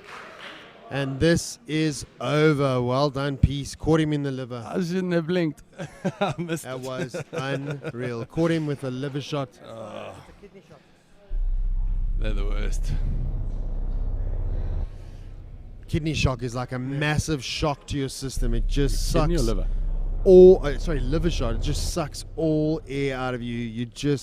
It feels like your entire body just shuts down. The thing is, you don't feel it. Actually, for like 3 seconds, you don't feel a thing, and then your whole body just collapses. It's like an off button. You saw. You just really can't stand up anymore. Everything is just. It's like this whinging, whining. that wheezy breath that comes out afterwards, and you know that it's done. It's terrible. Beautiful, beautiful fight. It's a kidney shot there. Caught him nicely. The kick caught him in the lower. Yeah. Didn't matter what he did after, his ear was gone. So these shots didn't hurt him. Well done. So Peace will be obviously moving on to the second round. We'll make the announcement shortly. Very, very strong fight there. Nice to see the economy of motion working for him. It's very, very good. There we go. But like that liver shot's so unfair. It is. It's the worst.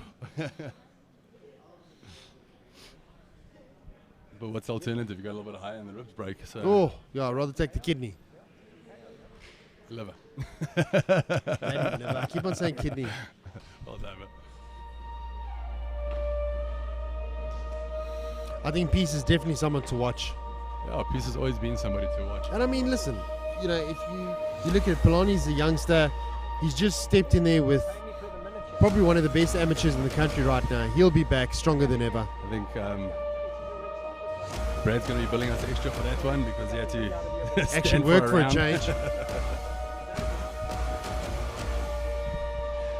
Okay, winner in round 1, 2 minutes and 34 seconds into the first round. TKO, referee stoppage, Peace and Gupani. Well done, Peace. That was a great fight.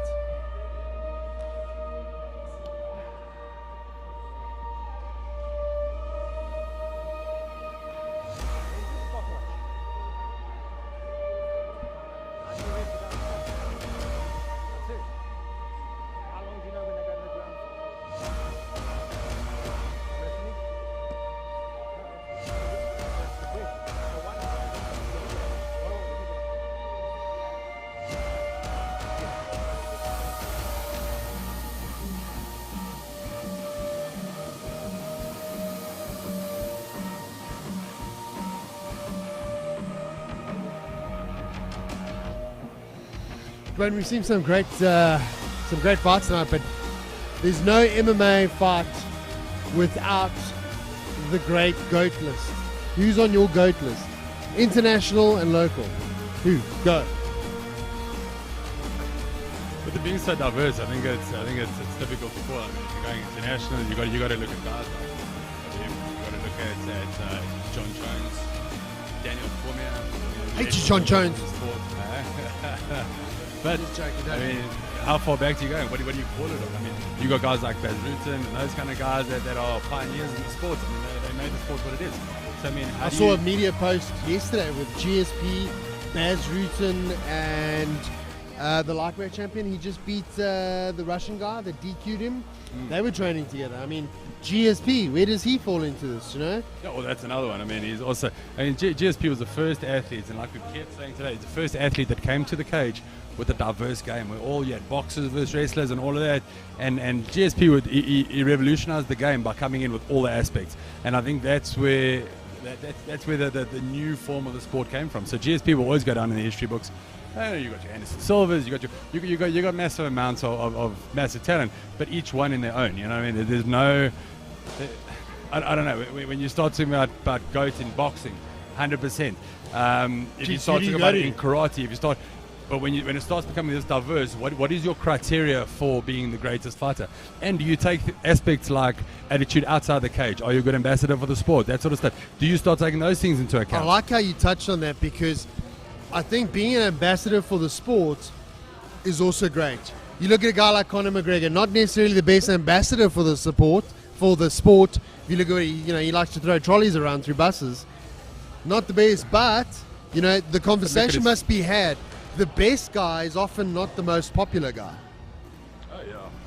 And the thing is, how much of the fighter is made by media presence, and how much is made by actual fighting style and fighting technique. So I think there's so many different ways or so many different aspects to look at. So if there was like a formulation, then great, I could give you an answer, but I can't. Like I say, I don't know. It's a very diverse question. I'm sitting here and I'm thinking, you look at the guys from EFC we mentioned just before this fight. So let me stop you there. Did you see Chad Honeycomb in his last fight? Oh my gosh, bro! Wow. How good is he looking? Jeez. And it's Chad's like one of those guys, you know about him, but you don't quite know about him. And he goes out there, put himself on the map now. Blows people out of the water. That was insane. UFC are going to be ringing on his door really, really quickly. And I think what we need to, sitting here today with the pieces of the world, with the Kevin Petruses, the Carl Shams, this is when their names get made.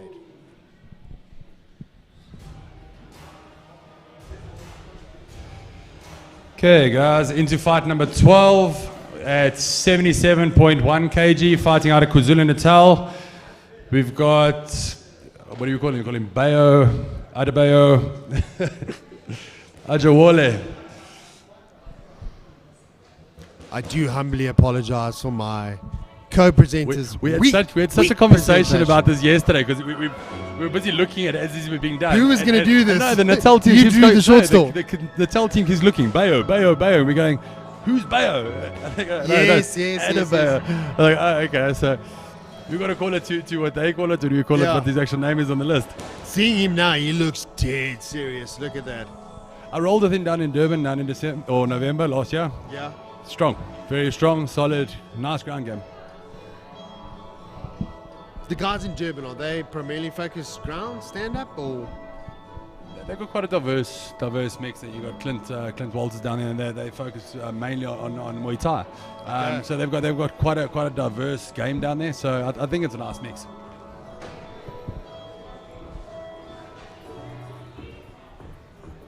Fighting out of the red corner, we have Cyril Duplessis from the Northern Cape. Sorrel, there's a name you can't get wrong. Good man. Sorrel comes from the Northern Cape.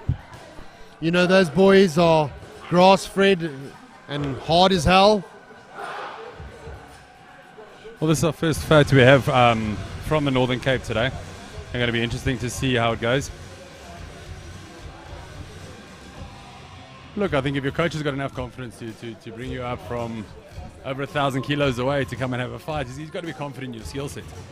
So I don't think anybody arriving in a tournament like this is a slouch in any way. 100%. You know, you take the time out to get you the regional trials. It's work, and I don't think I think the wallflowers they'll melt away when it comes to this kind of pressure. The guys that are here want to be here. I think every athlete here is here to shine.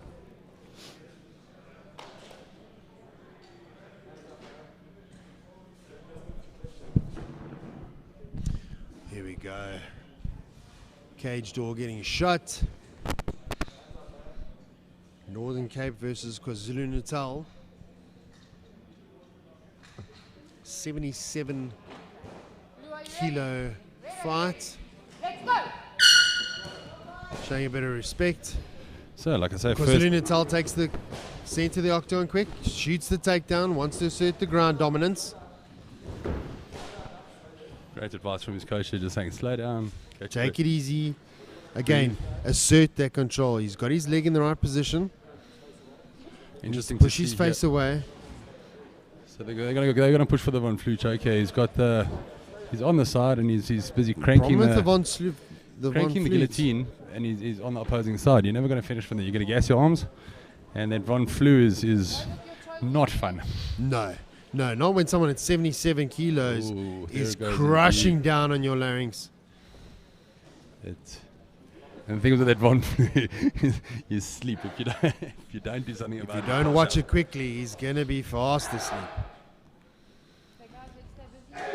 Leaning to the side like that's not really going to get in what we need to do. He needs to change his position. The problem is he needs...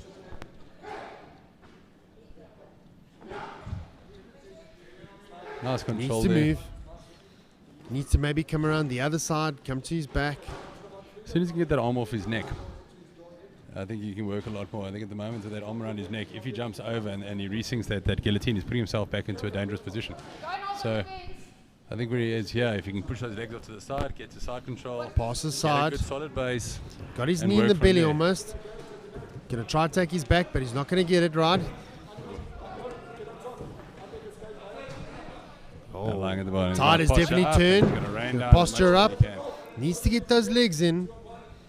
Needs to get those legs in. Both hooks are in. He's got the 2-on-1 in terms of his arms.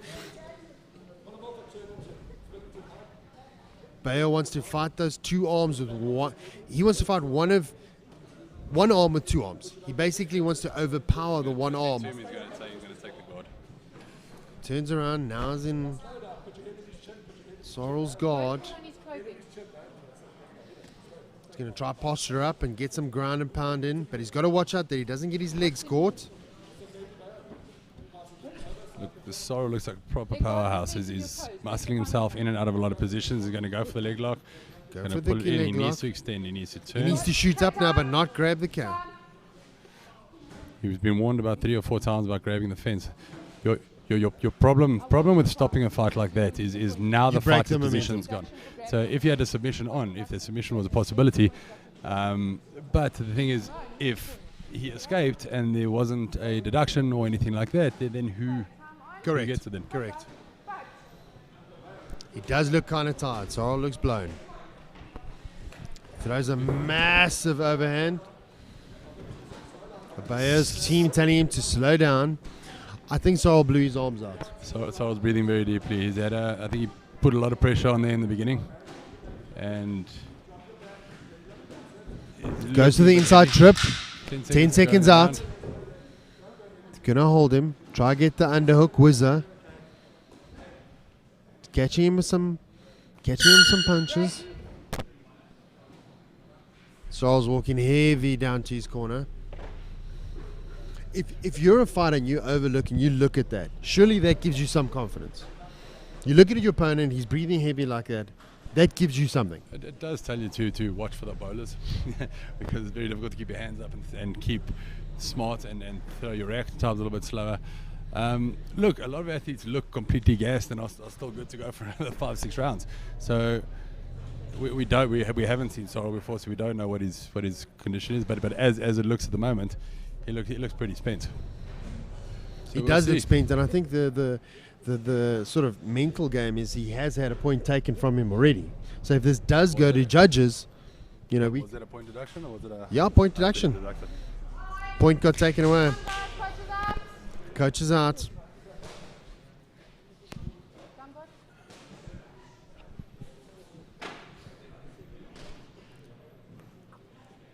Pretty look calmer.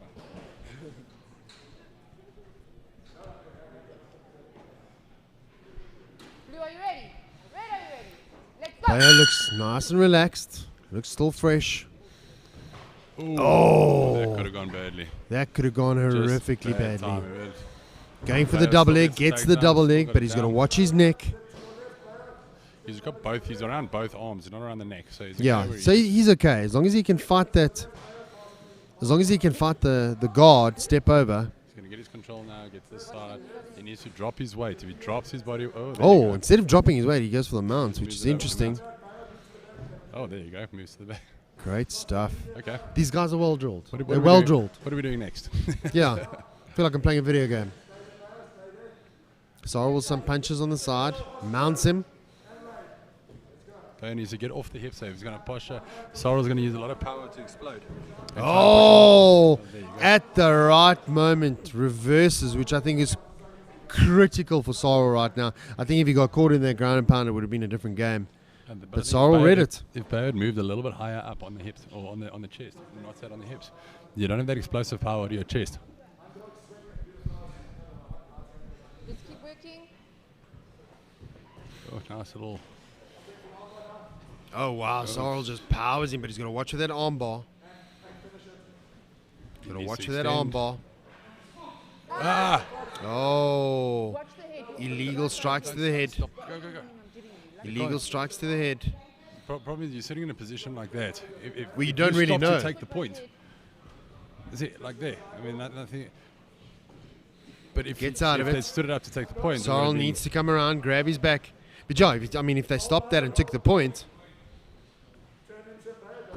Sorrel needs to get his hooks in. He can't get sloppy. Pushes to side control. Sorrel's in side control now. Now he's got an opportunity. He should try and rain down some punishment or get into position for some submission. It's 1 minute to go in this round. He's got his frames in. It's nice. Sorrel's going to use the time just to recoup, get a little bit of energy back. Having a long discussion with his corner. Proper discussion. He's got his frames in. If they don't do much now, then Shireen's going to stand them up. 37 seconds left. Still got some time to do something. And remember, if we go to a third round, we're in the hands of the judges. Sorrel wants to show them something.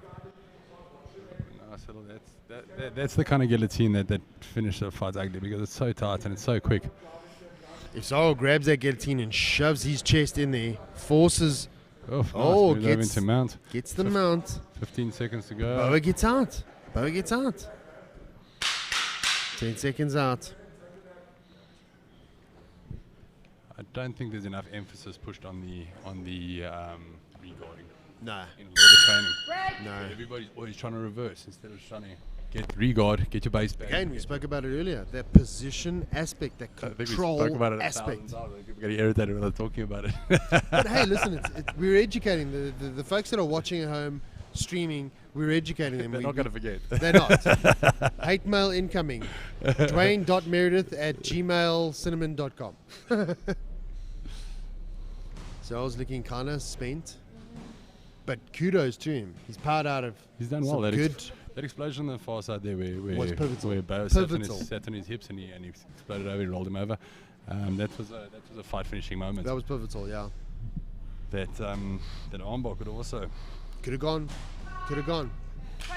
Seconds out, third and final round. Sorrel's going to want to come in and show something here.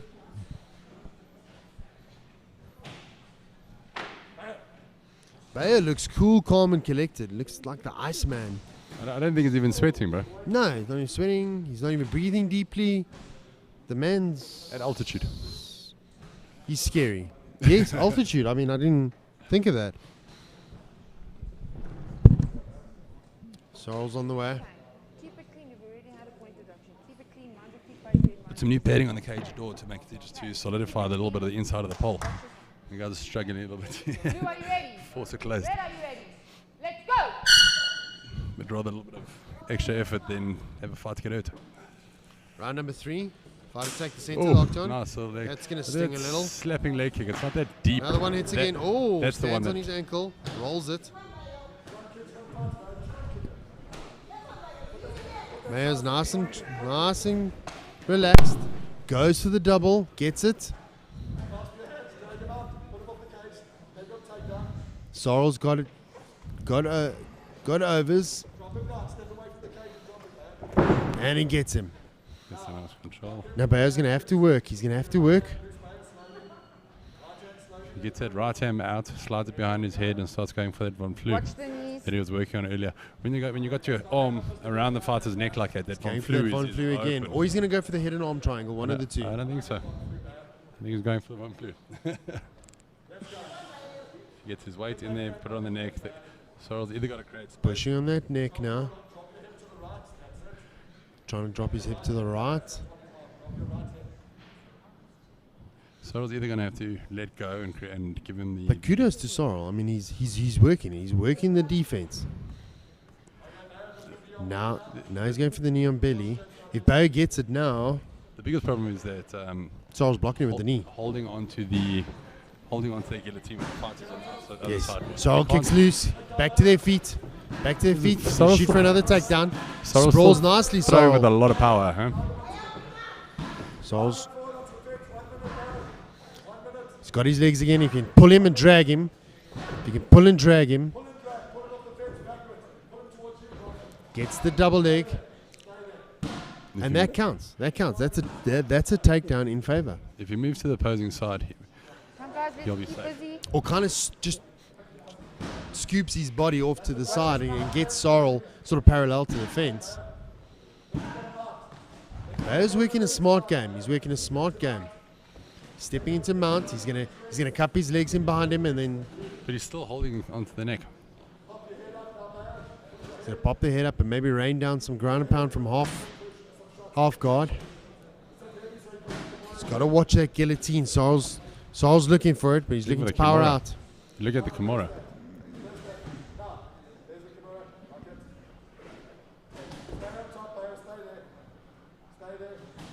It's the problem with the Kimura. It's such a nice. It's a That's very a good beautiful arm, move, and you can but- catch it from all angles. But your And Bayo's counting. But your reversals are.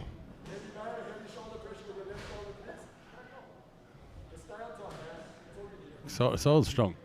Sorrel is very strong. athlete. 10 seconds right. Well done for going through. You looked like he had run out of gas in Don't the first grab on round. the cage.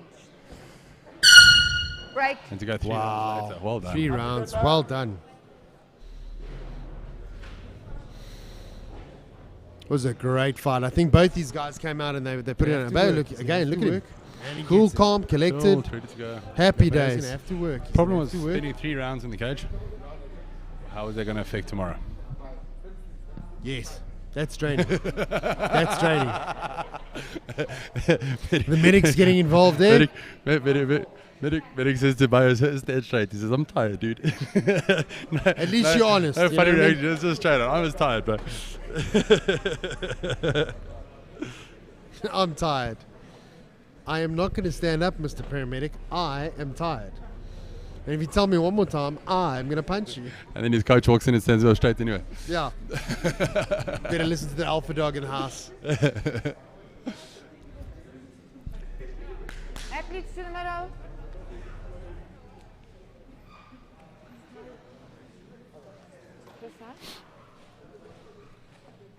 It was almost a brains versus brawn fight.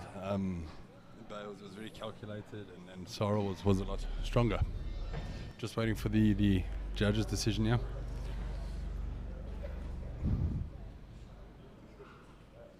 As we start winding down to the last few sort of fights on the card, you start seeing the pedigree. You start seeing how these guys are starting to stand out in the crowd. Look, like I said from the beginning, what's so interesting about this fight card is that it's not your debutantes, middle top fighters. It's your everybody's. It's basically according to weight. As an MMA connoisseur, this was a great fight to watch. So you could end up later on having a 20-second fight, or you could end up having the fight of the night. You know what I mean? So very difficult to call, but it's awesome because you never know what you're going to get. 100%, yeah. Sorrel standing over there hating life right now, wants to go back to the Northern Cape. He's tired. He's going to go back, relax. Sit down. When you feel like that, you just want to sit down and take it easy. You don't want to stand Fall around. into a big, poofy, lazy boy and be left alone.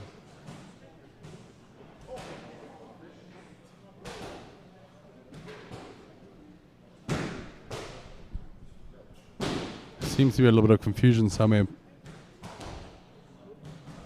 Seems to be a bit of talking with the coaches. 1 point taken in.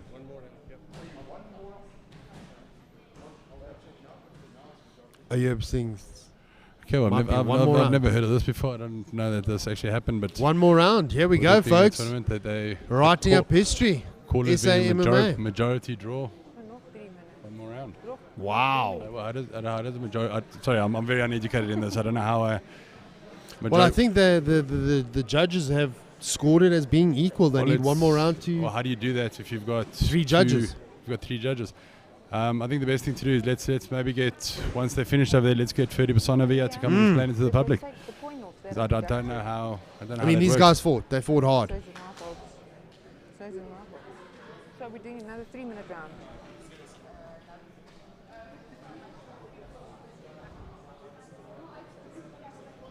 Paddy? Sorry, so it's 3 minutes. 3 minutes. 3 minutes like normal. Okay, coach that. Here we go. Let's do this again. One more round. Let's play it out, boys. Okay, so the decision has been, it's come to a majority draw, so we have to have a fourth round.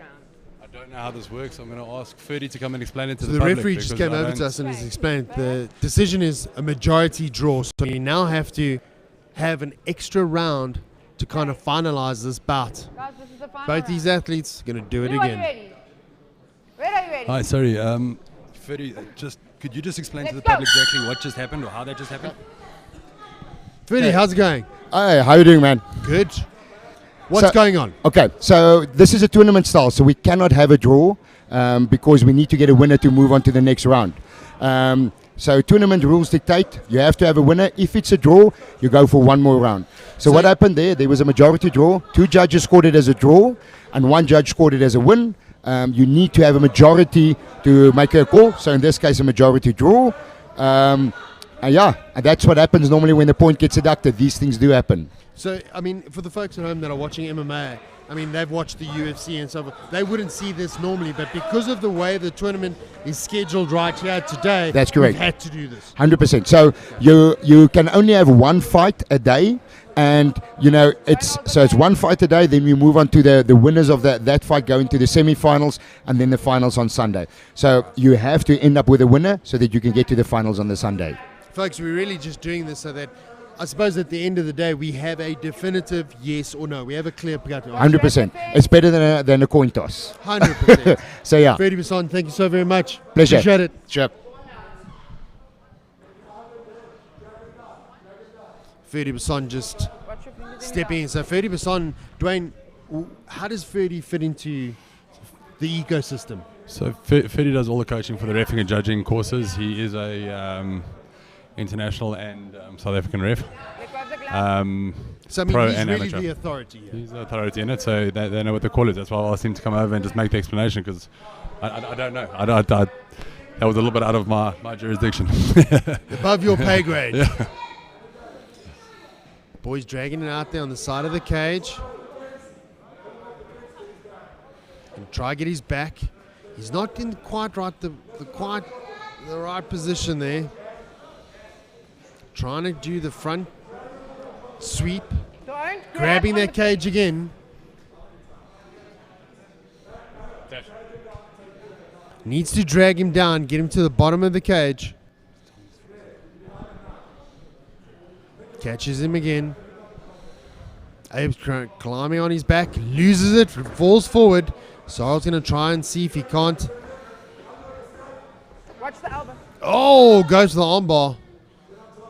Doesn't quite have it. Doesn't quite have it. And this speaks to you again. Position before submission. You need to make sure of your position before you do something like this. If you've been sitting, if it was a majority draw, Sorrel came out and he was throwing hard in the beginning of the round, and he did a bit of damage. Bayo needs to ground and pound out your perp properly to. I think Bayo's the draw is working on him, isn't it? That the decision where he's now had to come in and fight a fourth is working on him. He's now dragged his leg. Sorrel's now going to try to get up. He better not blow his arms out there. Sorrel's working him. 10 seconds. Watch the shots back of him. Sorrel needs to work. He's attempting to get his hooks in. Break! 4th round. Here we go.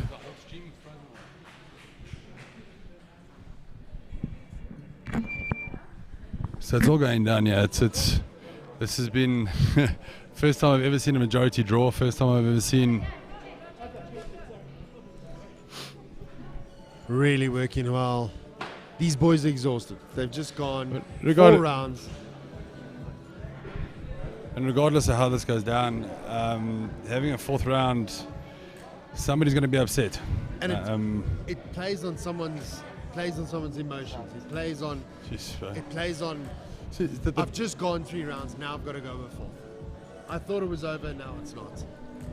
I'd like to see the judges' scorecard and see how did you end up with a majority draw. There was a point deduction, which could have been that.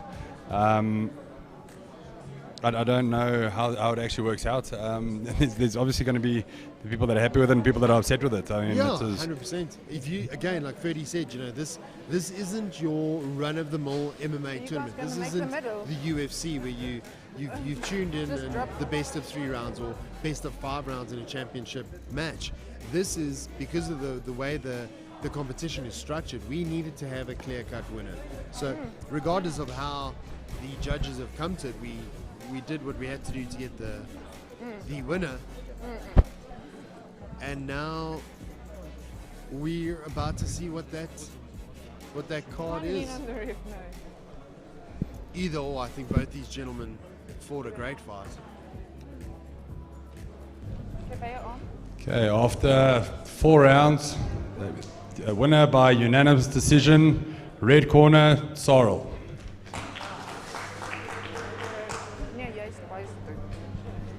So your winner is Sorrel. He wins. Bit of a controversial decision then, right? Sorrel Duplessis winning that fight. Look, like I said, then this is probably one of those fights where your buyer will definitely be looked at for the SA squad. I mean, he didn't lose a fight. He technically lost a fight, but I mean, it wasn't under normal circumstances, stuff like that. It was. You've always got to have one of these in a night just to confuse the situation, don't you? You've got to keep it lively. I think the guys are, they're coming here, they're competing at an amateur level, they're trying to compete for their country. So you can imagine there's nerves, he's a bundle of energy, and the guy grabs the cage, he gets a point deducted, they then land up with a majority to draw, they've then got to go an extra round. These things happen, and kudos to both these gentlemen for stepping in there and making it happen. Yeah, I think the saving grace, I mean, obviously people are going to be upset and others are going to be happy, but I think the saving grace is now you've got judges from different provinces. You've got so the call wasn't made by a province, if you call it that. I'm not justifying it because I don't know what it's about. I don't know how it works. Province bias. I'll ask Ferdy to explain it to me afterwards. Explain it to the public. I hope that helped. But live to fight another day. Live to fight another day. Bearing in mind, folks, this is a live competition. We need an answer. he didn't answer. But you guys got an answer. What was got an what was answer. Ferdy's explanation? So Ferdy's explanation was because of the way the tournament is shaped. It is, you need to have a clear-cut winner. You can't turn around and say, well, okay, we'll go with the majority this or it was a majority draw. They needed an extra round. But was that how did you end up with the majority draw? Was that because of the point deduction? I think it was because of the point deduction. I think it was. Ferdy he explained it So quite it's well. obviously 2 rounds to Sorrel, 1 round to Bayo, and then the point deduction put them on a draw, which would obviously then be I fourth round. assume that's what happened. Jeez, bud. It's it's interesting. First time I've ever seen it, but I mean, if it's in the rule sets, in the rule sets, I mean, that's how it's got to be. Exactly, and we need the decision. We need Yeah, 100%. We need to carry on with the day. Yeah, it's Fight number. It's tough, but it is what it is. Just waiting for the guys to finish with the cage, and then we can get the next fourth last fight of the night. Making good time today.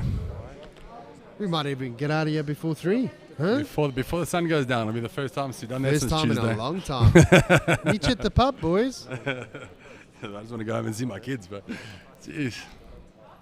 It's Friday. It's It's Friday. I want to get home. I want to watch Mrs. Magoo, Mrs. Brown's Boys. I want to have a TV series, okay? I need my warm slippers warm, and I need some milk for me at the door, please. Christmas bed in the middle of my lounge. I got my kids and watching cartoons the rest of the day, dude. That's all I'm doing when I get home today. Carla, if you're listening, my beautiful wife, have all of that ready for me. Watch, run the bath, get the coffee going. Where's my slippers, love?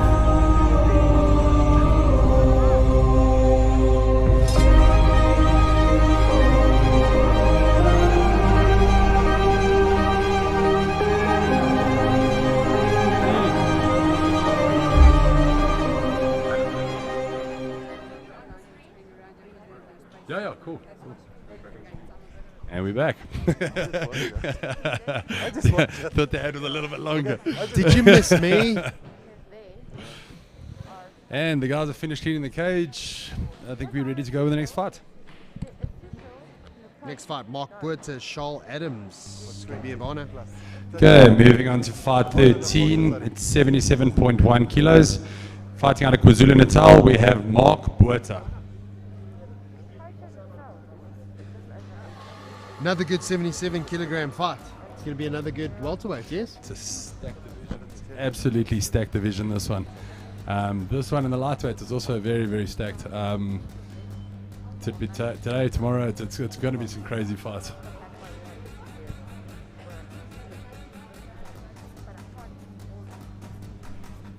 I saw Mark and them when they arrived here yesterday. He looked very, very focused, very confident. Good to see the fighters out there just wanting to throw down. Dwayne, what is the biggest division this year? 77 kilogram. What's the main thing we'll finish on? And the talent in this division is insane.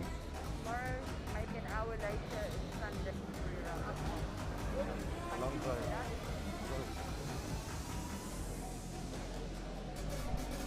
That's me.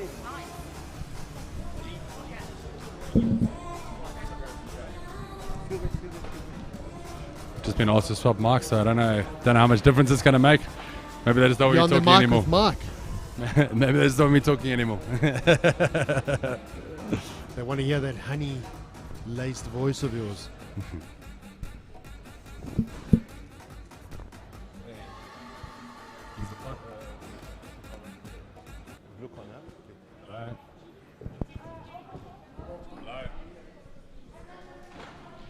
Hello.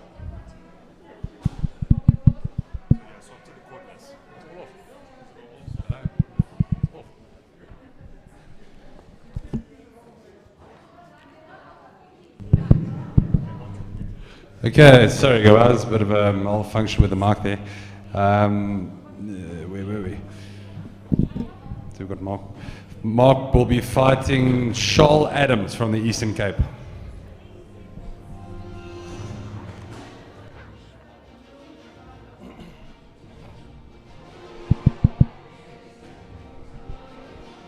Sorry guys, a little bit of confusion on the mics there. Trying to figure out where to go. I got 2 mics. I feel like a rapper.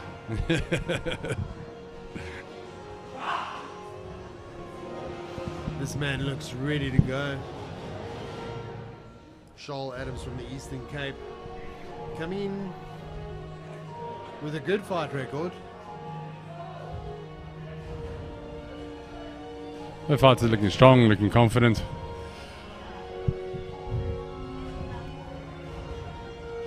Like I said, they're in the biggest, or the biggest division, as in the most fighters in the division. Most participants, yeah.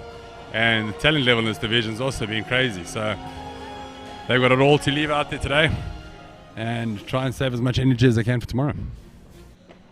And how many people or how many participants per weight division are we choosing? With regards to? So in the 77 kilogram weight class, how many participants will we be taking? The first and second, or? Yeah. So first and second. So obviously today fights out. Tomorrow will be the top 4 fights, and then the Sunday will be the finals. Cage is locked, and we are ready. The fighters are ready to go. You ready? Let's fight. Take the center of the octagon. Shoal takes the. Shoal's working first. Shoal's nice and active, throwing nice feints, setting up his Mark's strikes. nice and calm, nice and collected, saying his hands are wide. Mark's got a serious reach advantage, so if he stays on the outside, he could get it. He loses his footing.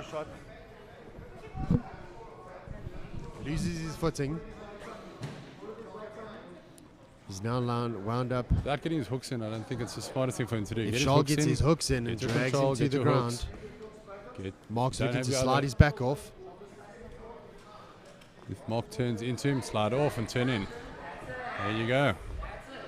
Slides off, moves nicely. And Shoal back up to his feet. Back onto their feet, drags him to the cage. Almost lost the cameraman there. Don't grab the cage. Don't grab the cage. Well done for hanging on to the camera.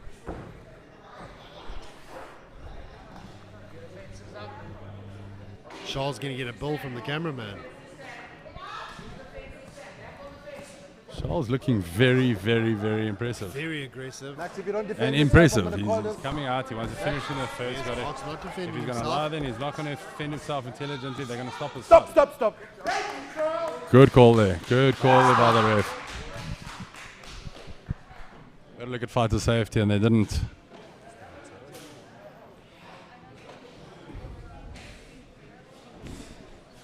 Good fight, buddy. Good fight. I think Mark was just overwhelmed a little bit there. Shoal came through. Aggressive, hard. Great fight.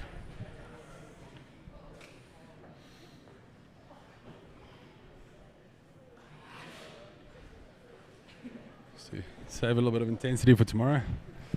And tomorrow's going to be another big one. It's always nice to see after the fight, there's a show of respect. They come to the middle, they give each other a hug, and it's, hey man, thanks so much, I think it's also, you're so hyped up in the fight. Sometimes it takes some guy a little bit more time to cool down than others. Yeah.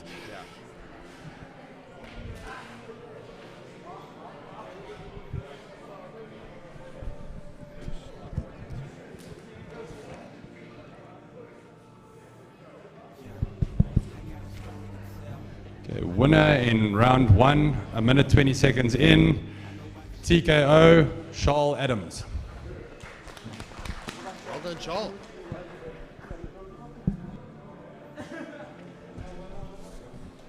Yeah, there was a great showing there for the Eastern Cape. Next up, Leslie and Alex. It's another fight I've been looking forward to watching. I think it's going to be. Thank you, sir. I don't know much about Alex. Is he one of the up-and-comers? Very, very talented fighter, very calculated, a lot like Peace, and I see the two of them in the same division. It's a lot like Peace with that calculated shot.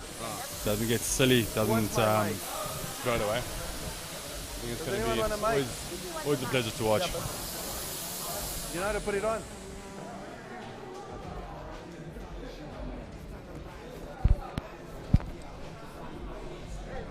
It's like I said before, as the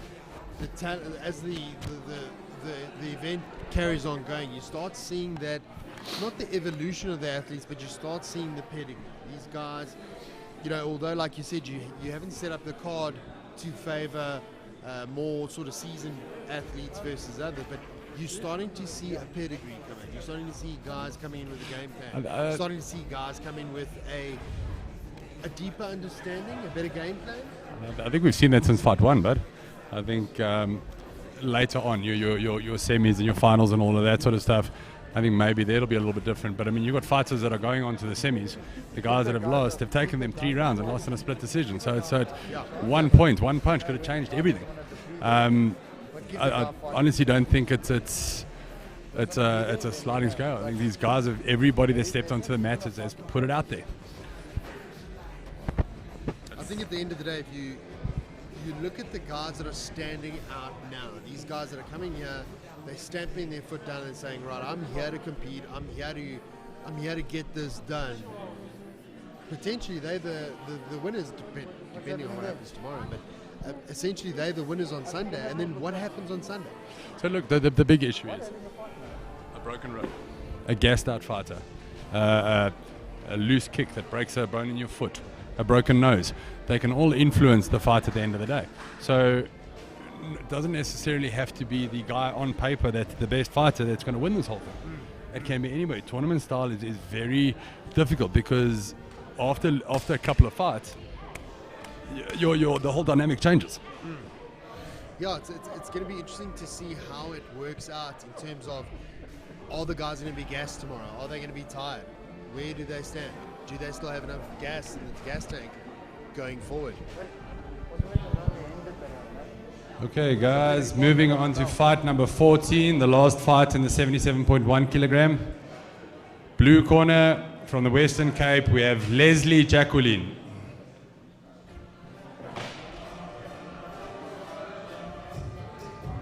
Coming from the Western Cape, Leslie Jacqueline. Tall human being. I would pick that up, I'm sure. The thing is, when you look at these guys, they don't look 77 kilograms. I mean, they're all weighed in this morning. We know they're all on weight. They're going to weigh in tomorrow again. But I mean, these are athletes. These are big boys. I mean, he is a shredded 77 kilos. And the thing is, these fighters are going to stay on weight for 3 days. So it's not like the guys can do a 10K weight cuts and come out and fight and tomorrow it's over. These guys have got to be on weight. So this is almost their natural, I wouldn't say their natural walk around weight, but close enough to it. Well, it's their performing weight, isn't it? It's where they want to be. Close enough to their natural weight that they can compete for 3 days. And his opponent fighting out the red corner is Alex Awoja from Gauteng.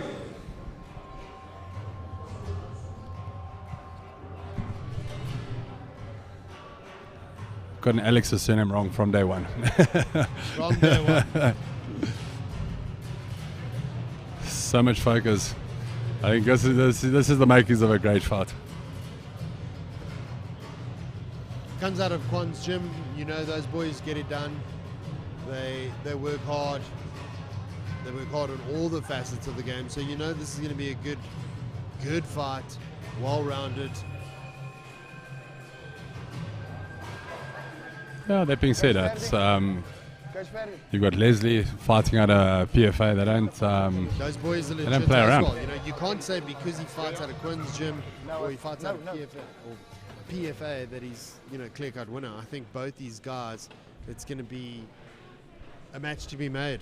And I think all the fights today have proven that there is no, like I said, there's no slouches in the tournament. Everybody that's here deserves to be here. 100%. With that being said, we'll throw it up to the octagon. Fighting ready? Fighting ready? Let's go. Alex coming out very fast out the blocks, coming straight to the side. Fast out of the blocks, misses the overhand. Now battling to try, gain control for the takedown. Working his legs up. He's going to work the dump down straight to his corner. That's where you see the experience. Alex carrying him over to his corner, getting the control right in front. He's got Raymond and JP sitting right there. Going for the Kimura, working for the Kimura. Arms in danger, the Doesn't have Kimura. much distance. There doesn't much distance to work with there, as long as Alex controlling his body there. Nice slip, keeping on with that pressure on the Kimura. Leslie's got it now.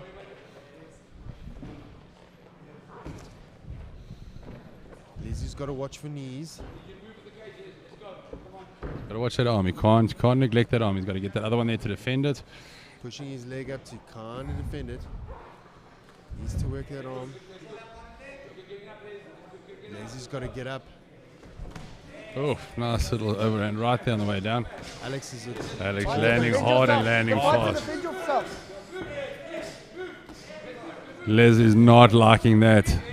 And I don't blame him. Going back for that Kimura. Get back to Kimura. Alex defends it well, intelligently. Steps over the hand so that Leslie can't pull it out. But as I say that, Leslie pulls it out.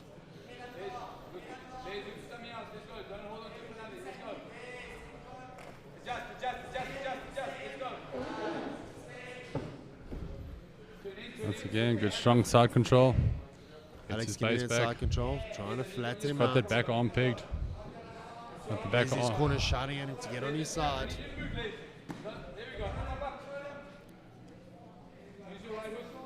The control aspect's going into it now. Come guys, work. Watch your shots going Got there. to be careful to the shots to the back of the head there. Very nice control. Second warning, watch your shots going there, eh? Alex is just slapping him, trying to Let's get go, a guys, reaction let's go. out of him, trying to see how to work around this. Come on, Trapping dude, his you need arm, get trying up to there. go for like a modified If you show me, I'm gonna crucifix. stop it, eh? I'm gonna Great game plan. 'cause he's Scoring essentially- solid points You here. want to be a I don't know if Great game plan. He's essentially I don't know if it's going to be in a position to. Let's work, guys. Let's work. 20 seconds left. This is a terrible position to be in for Leslie.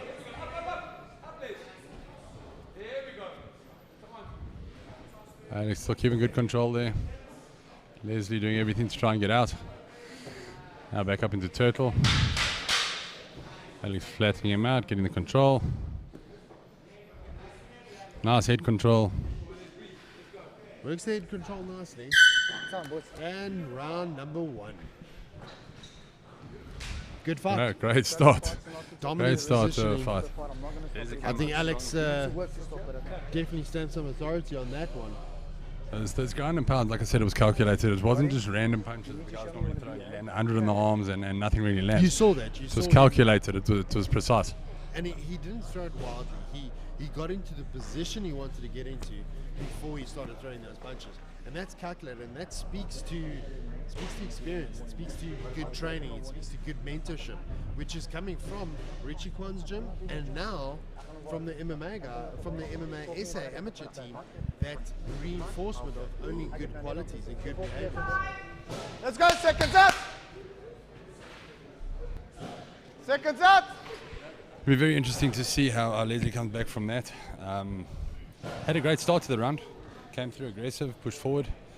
I think Leslie needs to assert dominance on this one. And will Alex come out as aggressive? Let's see. Let's see. You ready? You ready? Let's go. Alex again towards the center of the Steps cage. straight into the middle, Oh, nice straight hold. kick, straight down. Shoots for that takedown. Alex has got his hip nicely stuffing it. Very nice little sprawl there. Leslie turns that corner. Now he's got Alex on his back. Alex has got the arm around the neck for that guillotine, but he's in a better position. He's now up in mount. Oh, good position here for Leslie. Alex giving away the back. Coming up. Leslie now has Leslie's his got his back. hooks in. Alex needs to shake one of those hooks.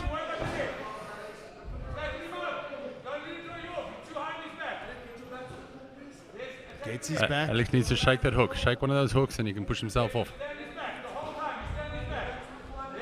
Traps an arm. Traps an arm. This could be exactly what we're looking for.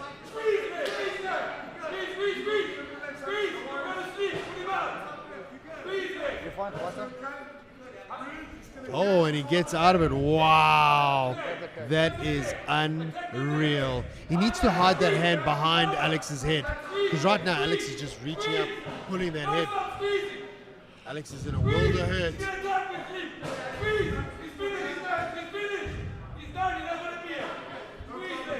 Alex showing a thumbs up to the ref, saying he's still like, and he gets out of it again, twice. That's got to be so disheartening. Talk about heart for days. That was amazing. Pedigree, now bud, Alex is on top pedigree. of Leslie.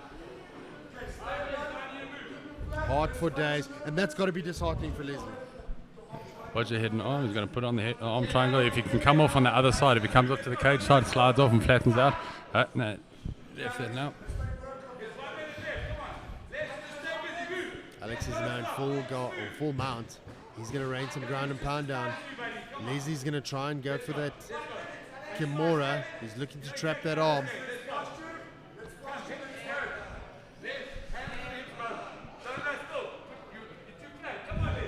Alex needs to posture up, move up high on his chest, get your base down, get him under control. He's got that arm triangle. Doesn't quite have it on. If Alex can get his arm through a little bit more and link it up to his other, he can then perhaps try apply some pressure on his neck. 30 seconds to go. Let's work, guys. Let's work. Sets up. Now he's going to rain some ground and pound down. Both these athletes are quite tired. Check the fingers in the place. There we go. That's fine. Leslie's corner is telling him to keep moving. 10 seconds to go in the round.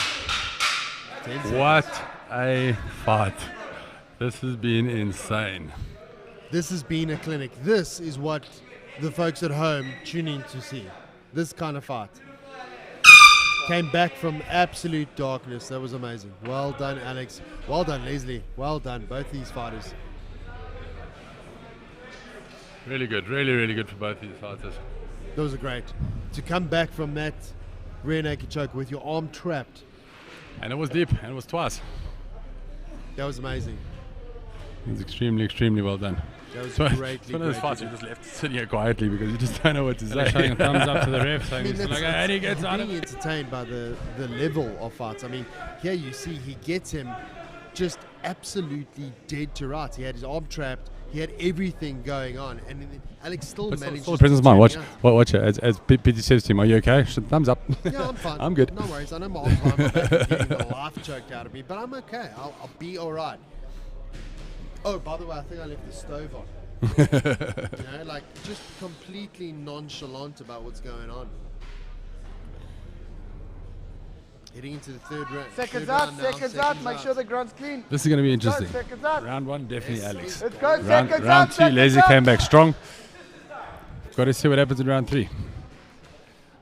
Who's got the gas in the heart? Number 3.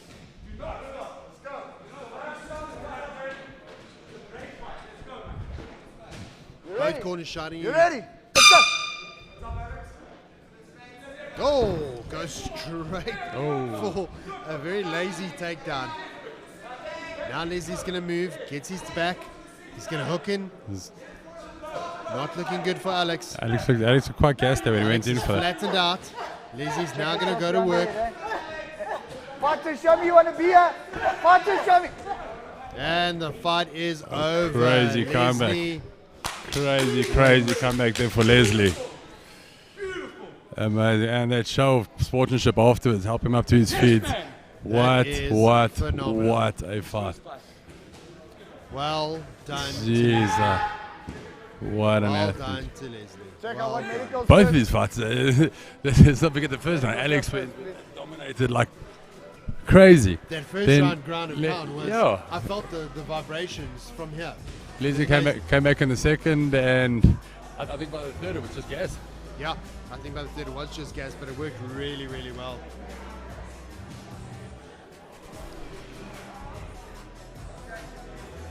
Getting some medical attention in the center there.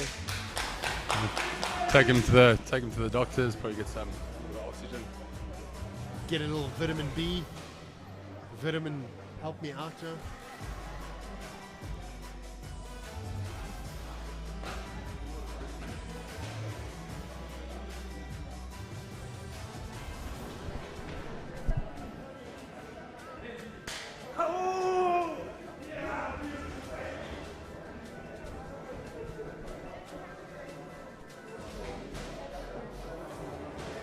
That was great work. That was absolutely great work. Absolutely great work. I think at the end of the day, if you looked at it from round 1 to round number 3, it was a war of attrition. The guys left everything out in the ring.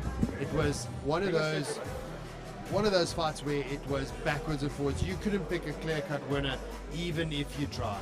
It was one of those where the guys left everything in the cage. I think the third round, Alex came out. I think he was pretty tired, and just he thought, well, look, it's do or die.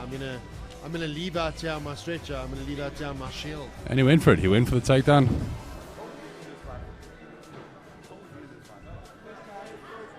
Get him on the stretcher. What's that?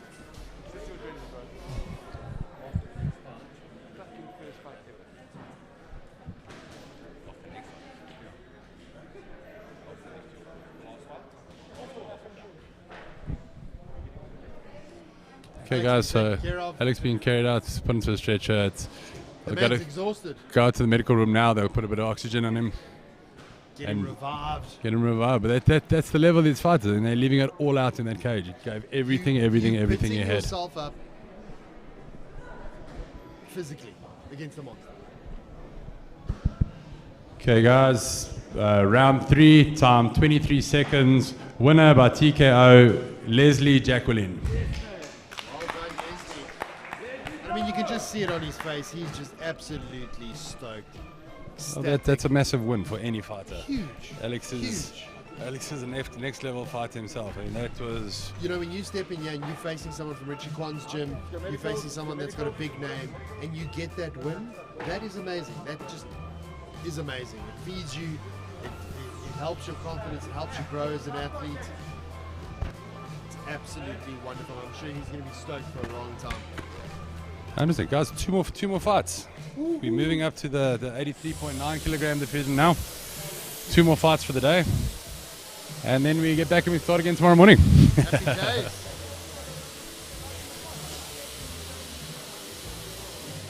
What are these machines that they're using, Dwayne, to sterilize the cage?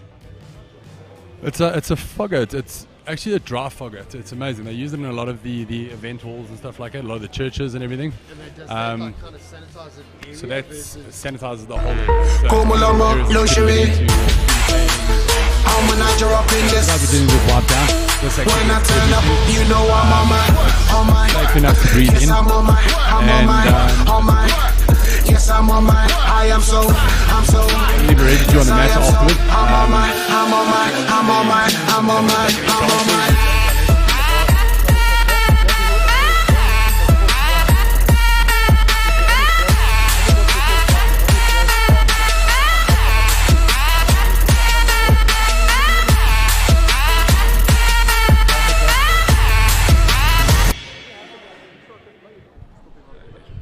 And we're back. So last little bit, cleaning down the cage, and then we move on to the 83 kilo fighters, 83.9 middleweight.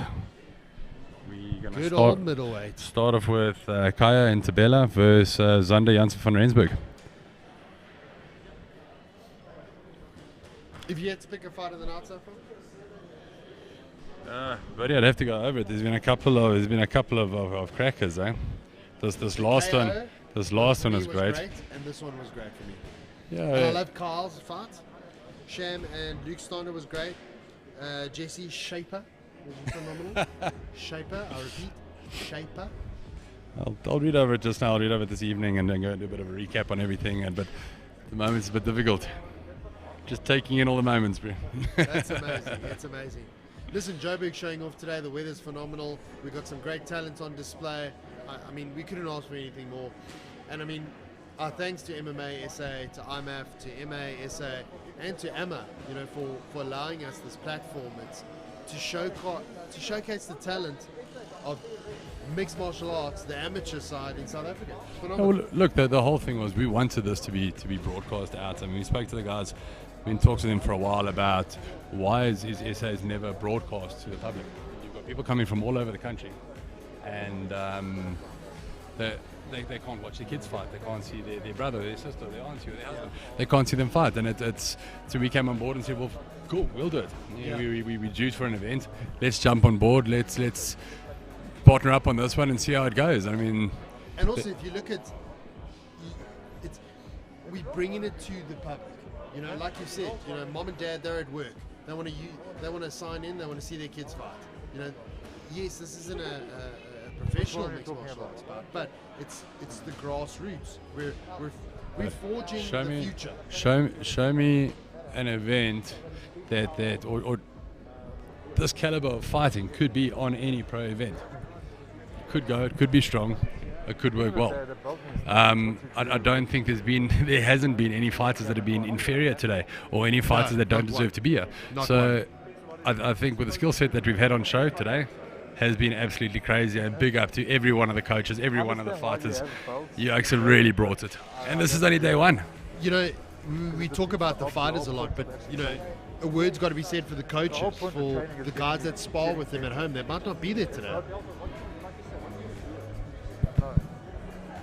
Okay guys, let's move into fight number 15, second last fight of the day.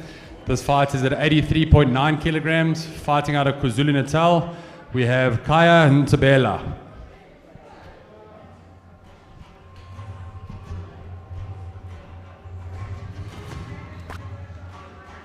Here we go. Another KwaZulu-Natal native.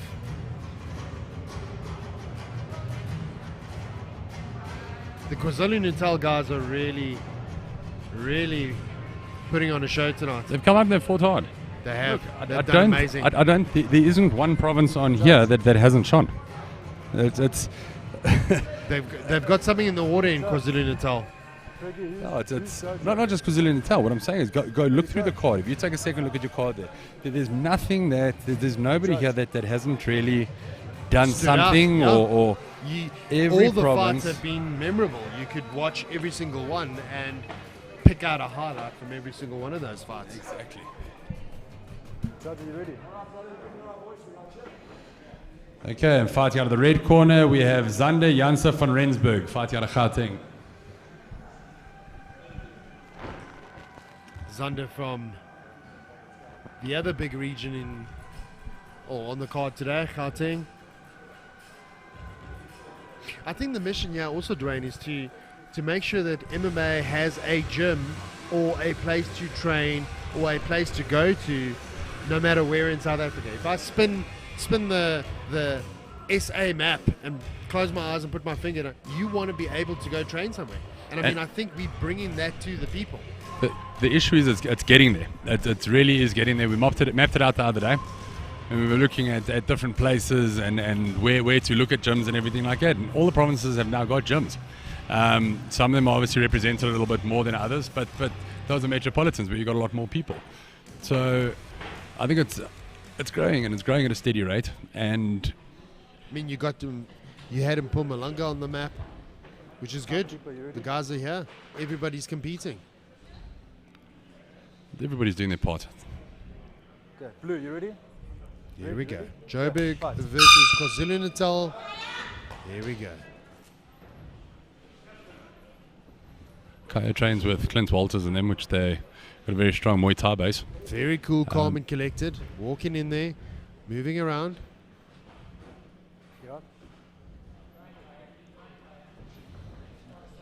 It's got to watch. Oh, catches him flush with the right. Stop. And it is First over. Wow. That's the look in the eye I was talking to you about. It's that excitement when you land that first punch, when you land the knockout, but also that look afterwards. Look in his eyes. Cool, proper athlete, but looks over to see if the opponent's okay. It's that mark of respect. No matter, you always look at it and you see he's beaten his opponent, whichever way, and he still looks over to make sure if the guy's okay.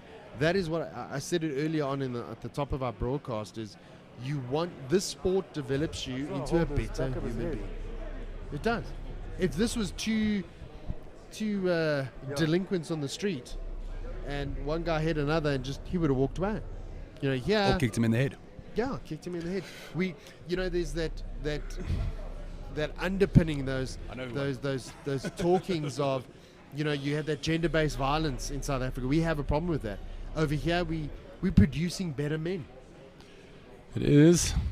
This is, like I say, come over, make sure your opponent's okay. It's amazing to see to see the actual respect between the fighters and everything That's like it. it. These guys aren't from the same provinces. They don't know each other from a bar of soap. They come over, they greet, they it builds that brotherhood. Tomorrow, these guys walk in here, they shake hands, 100%. and they're You know, in friends. 2 weeks' time, they go roll somewhere together, and they're like, "Hey, how's it going? Can I help you?" That's what it's all about. It's that pure show of respect. And Xander's back up to his feet. It's amazing. That's probably my favorite part of MMA.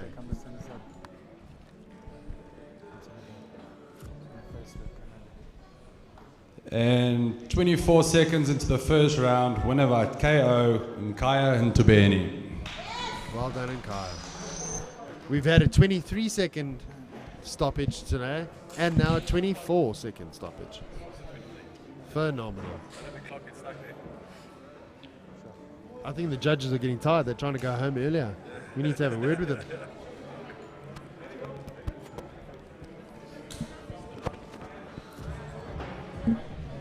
It's great to turn it back. I mean, like I was saying earlier on, you know, moms and dads watching this. Tomorrow we're going to be with the juniors, and we're going to see what the juniors are up to. And you do have those moms and dads. I mean, coming, you know, especially being in South Africa. You know, I don't want my son to play rugby because I'm afraid he's going to get hurt. There got to be moms and dads out there that are feeling the same thing about MMA. This brings out their character. There is that association with the sport. It is a contact sport, but a sport.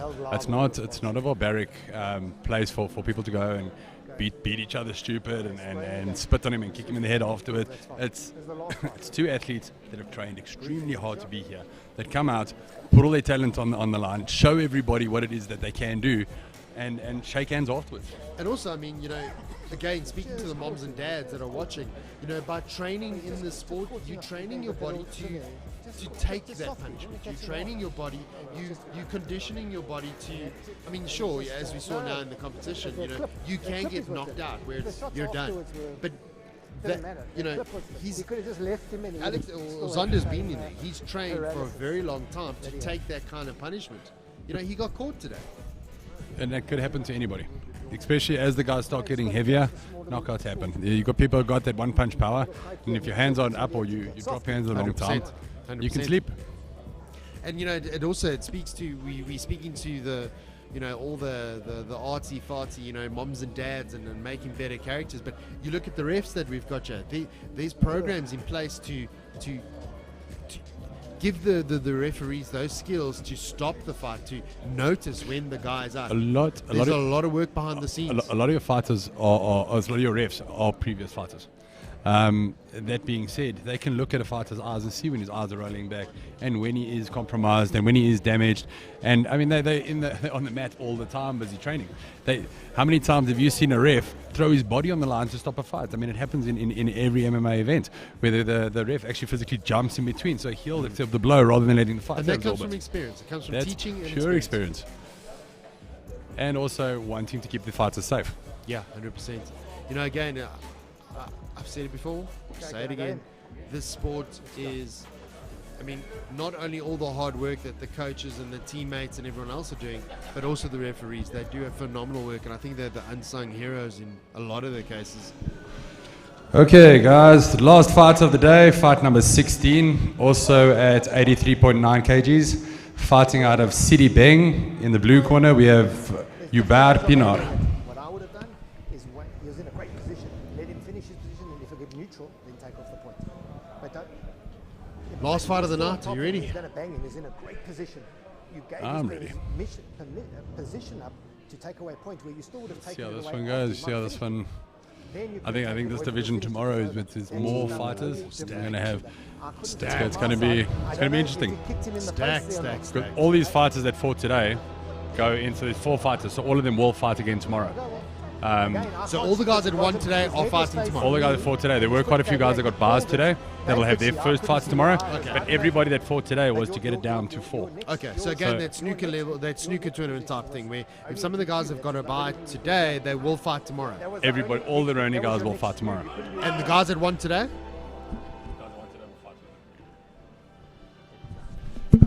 And his opponent in the red corner, Tony Killian from Eastern Cape. Tony, Eastern Cape native, coming out with the hat. Bit of showmanship. He was doing magic tricks at the weigh-in this morning. Magic tricks, I love it. Lots Maybe of fun. pulls a rabbit out of this bat.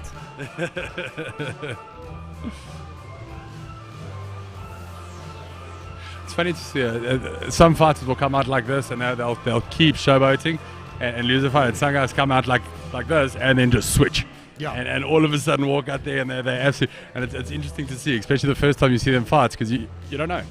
We don't know what we're about to see. You don't know where it's going to land. You know, some guys come out and there's a lot of testosterone, a lot of oohing and ahhing, and some other guys come out with the magic hats on and, you know, blow us away. Tony's a tall unit. Yeah, Tony's definitely got the height advantage here. Stands way above the cage. Well, not way, but a whole head foot taller. Are you ready? Are you ready? Fighting against a short opponent, it's going to be interesting to see how Jobert's going to punch up or overhand. Both He's fighters- going to have to come in to take the punishment. Both fights a little bit flat-footed as we start. Tony's going to have to watch those. Going to have to watch Jobert's coming in underneath him, underneath his defense. That's the one thing. Your height advantage or your reach advantage disappears when you're on the ground. 100%. I think a lot of people forget that. You know, when you're on your feet, there's a height advantage, you know, a reach advantage. But when that goes to the ground, does that not favor the shorter fighter? Certain techniques. Yeah, certain techniques, no. Becomes what do you call it? Who enforces their will? Jobert's losing control there. He needs to flatten him out because Tony's a big... Zander needs to flatten out. He's turning onto his right hip where he needs to flatten out, really get heavy, get flat, and then start mounting an attack from there. But he needs to get active, because if you're not active, Tony needs to stop moving those hips. Brad's going to stand him up. Almost escapes. That being said about the reach, I mean, having those long legs also help with little triangle setups. It's like fighting spaghetti, isn't it? A lot of... So like I said, there's certain things are... Tony comes out the back door. Now he needs to flatten him, possibly get his hooks in, but he's too high. Oh. Jobert throws him off. Never worked through his hooks. He's going to go for a north-south. He needs to get his legs away, because if Tony pulls those in, could be a short day. Pushes him. Sprawl and turn the pipe.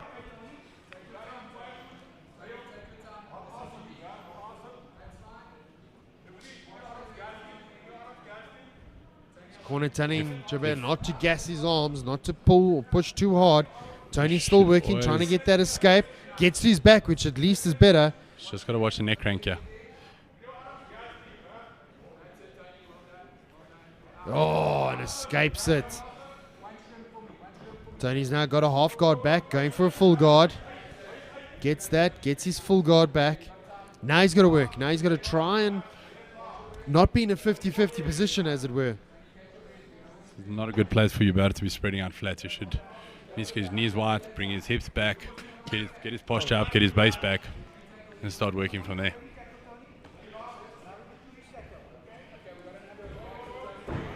That's why. And a reversal from Tony. We see him on the top for the first time in this match. If he gets a good base in here, he could actually start.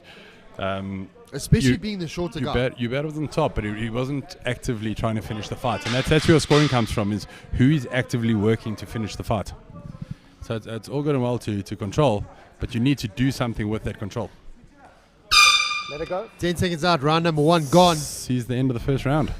Oh, and he helps him up. Good man.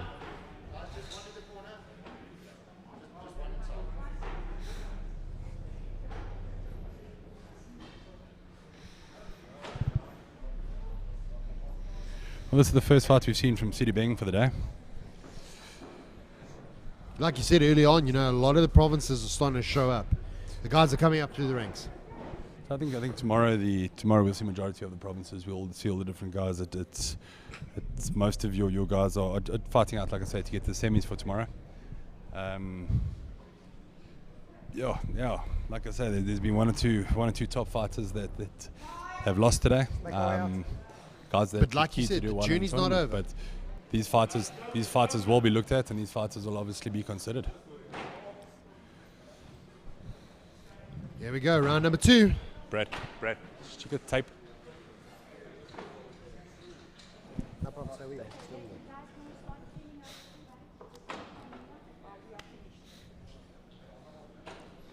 You ready? Go back. Here we go, round number 2. Let's go. The last fight of the night. Okay, now what is the game plan going to be coming into this round? You've got... Listen, if I'm Jabir, I'm going to go in. I'm going to eat some shots, but I'm going to have to try to get to him as soon as possible. Else I'm just going to be fighting on the outside. That was your fight style from the beginning. You always used to fight like it. Come in, push the guys up against the cage. Great That's head all you control can down do, to the ground. Why do you think I'm bald? Got the hair hit off me. Jabal's still using Tony's a lot got of his power. back. He's got an nice old school technique, but bulldog grip. But he's trying to use power. He's going to have to let go of that because right now his back's completely exposed.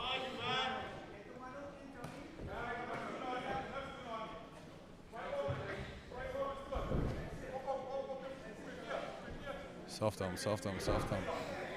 He's getting his back exposed, and now it's in. It's in. And it's he gets a done. tap. Well done, Tony. Well done, Tony.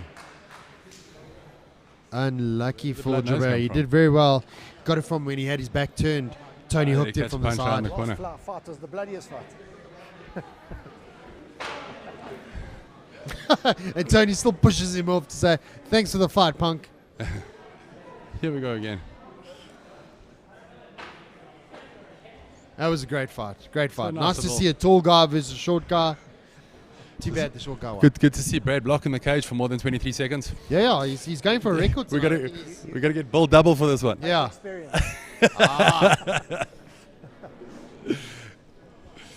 Yeah. So that pretty much sums up the day. I mean, there's been some great fights. There's been some big ones. How many more of the seniors is there tomorrow? Do you know, Van? No, the seniors will have to see today. Put the card together for tomorrow. There were one or two of the fighters that won today that, looking over the medical room, looked very burnt out, very spent. And that's the thing, you also get withdrawals. Now, a fighter that's already So lost. if he won today, but withdraws, then it becomes his opponent the gets a other bye. the other guy gets the opportunity. Other opponent gets a bye. No, he doesn't. Okay, guys, last fight of the day. Second round, 51 seconds in. Winner via rear naked choke, Tony Killian. Tony the Magic Man. Takes a bow. Oh, and a nice hug. Man, that's cool. Yeah. Well done, well done. Wait. Okay, guys, sorry, could we please get all the officials to get together here at the announcers table in about 5 minutes? If we can just get all the officials together here just for a debrief, please. Thank you. Bye-bye. Come along, luxury. I'm a Niger up in this. When I turn up, you know I'm on my. Yes, I'm on my. Yes, I'm on my. I'm so. Yes, I am so. I'm on my.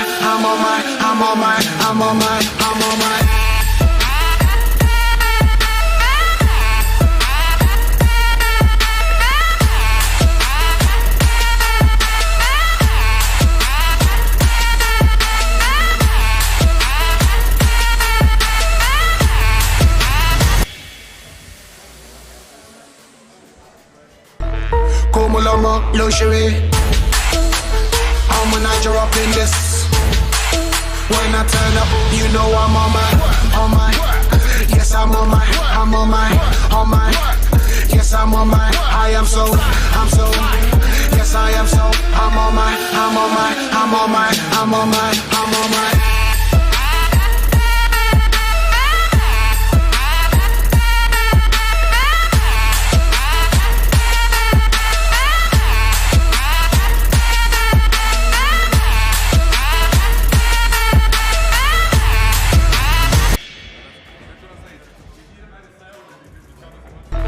Come along, luxury. I'm a Niger up in this. When I turn up, you know I'm on my. Yes, I'm on my. Yes, I'm on my. I'm so. Yes, I am so. I'm on my.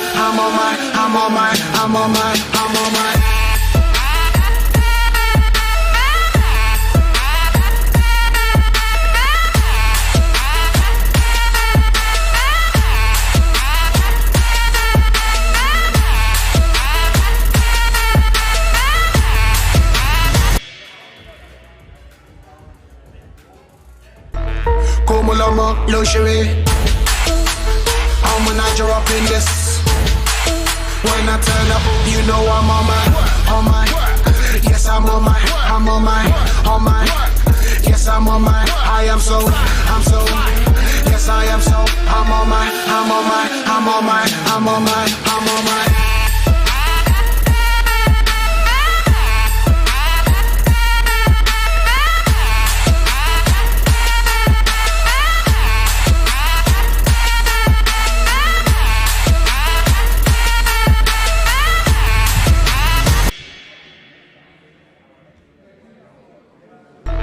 Como lomo, luxury. I'm a Niger up in this. When I turn up, you know I'm on my. Yes, I'm on my. Yes, I'm on my. I am so. Yes, I am so. I'm on my.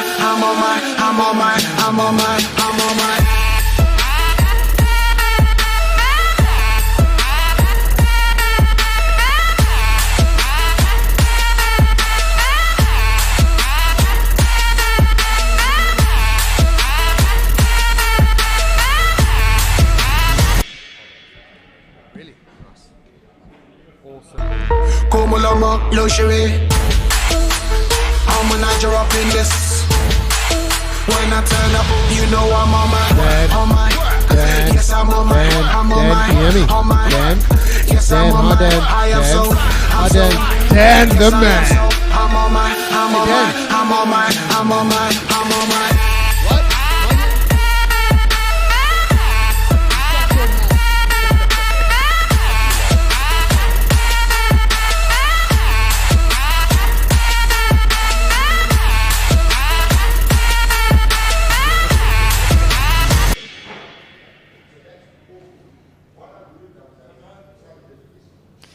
Dwayne, great night of fights. I think we had... Day of fights. It was a morning. Oh, day, morning, whatever. Leave me alone. I think it was a great day of fights. We had everything. We had knockouts. We had submissions. We had some phenomenal fights. I think all the provinces represented today. Great night. Great day tomorrow. How does it work? I think after seeing 23-second knockouts, 2 of them in one day, rear naked chokes, ladies to start the day off. I mean, it's everything. It's everything the sport's been pushing for. It's everything that we've been trying to build up. It's everything, and that's day one. So tomorrow, what happens is the top 4 from every division will fight out. Now, obviously, with it being a tournament style, the guys had to fight today. So a lot of the guys that won today ended up in the medics room, could have picked up injuries. So if a fighter can't fight tomorrow, his opponent for tomorrow gets a bye. Okay. The fighter that fought against him before will not be put back in. He's lost his fight, unfortunately, and he is out for the tournament. Tomorrow will be semi-finals, so the top 4 in each division, and Sunday we'll have the top 2 in each division. In the other cage, we're going to be streaming live on our Facebook page, just to avoid the complication between the Facebook and the YouTube. Watching the wrong ones. Youth we're going to have on that side, which is on the Facebook channel, yes? On the Facebook channel, we're going to have 12 and 13-year-olds, 14 and 15-year-olds, 16 and 17-year-olds. I'm excited about that. That's great because it's the youth, isn't it? Yeah. It's the up and coming. So with the numbers there, some of the fighters will fight more than one fight in one day. So some of the fighters will fight 2 fights tomorrow. They will be winning it down, and the finals will be fought on Sunday for the youth as well. Fantastic. Best fight of the night for you? Just it's so difficult to say. I mean, what do you base it on? Is it a really extremely fast knockout that you just couldn't couldn't ask for better, or was it a calculated rear naked choke in the corner? It's guys, 2 split decisions. It's so difficult to call. The caliber of fighters at this event at the moment is insane. These provinces have come to represent, and they've been represented. And like I said, today's only day 1. Tomorrow we've got more fights. We've got guys that. A lot of the number 1 ranked fighter in the category wasn't even in the cage today, because they were generally the guys that got the bye, the guys that were ranked number 1. That goes on medal placings, world placings. It's quite a process. Tomorrow's the day. Tomorrow's a lot of the big names. I mean, today, but look at that. I mean, it can't. You sort of look at it and go, it can't get any better than this, and you know who's on the card tomorrow, and you're going, it's going to get better than this. It's going to be fantastic. Yeah, I mean, you've got a guy like Kaya sitting with knockout power like that, and he gets matched up against a solid opponent tomorrow. what's going to go on in this cage? It's going to be carnage. I think it's going to be a great day tomorrow. If today's anything to go on, I think tomorrow's going to be even better. But stay tuned tomorrow, same time, same place. Youth's going to be on Facebook, and the seniors are going to be on the YouTube channel. We'll catch you tomorrow. Enjoy the rest of the day, guys. Bye-bye.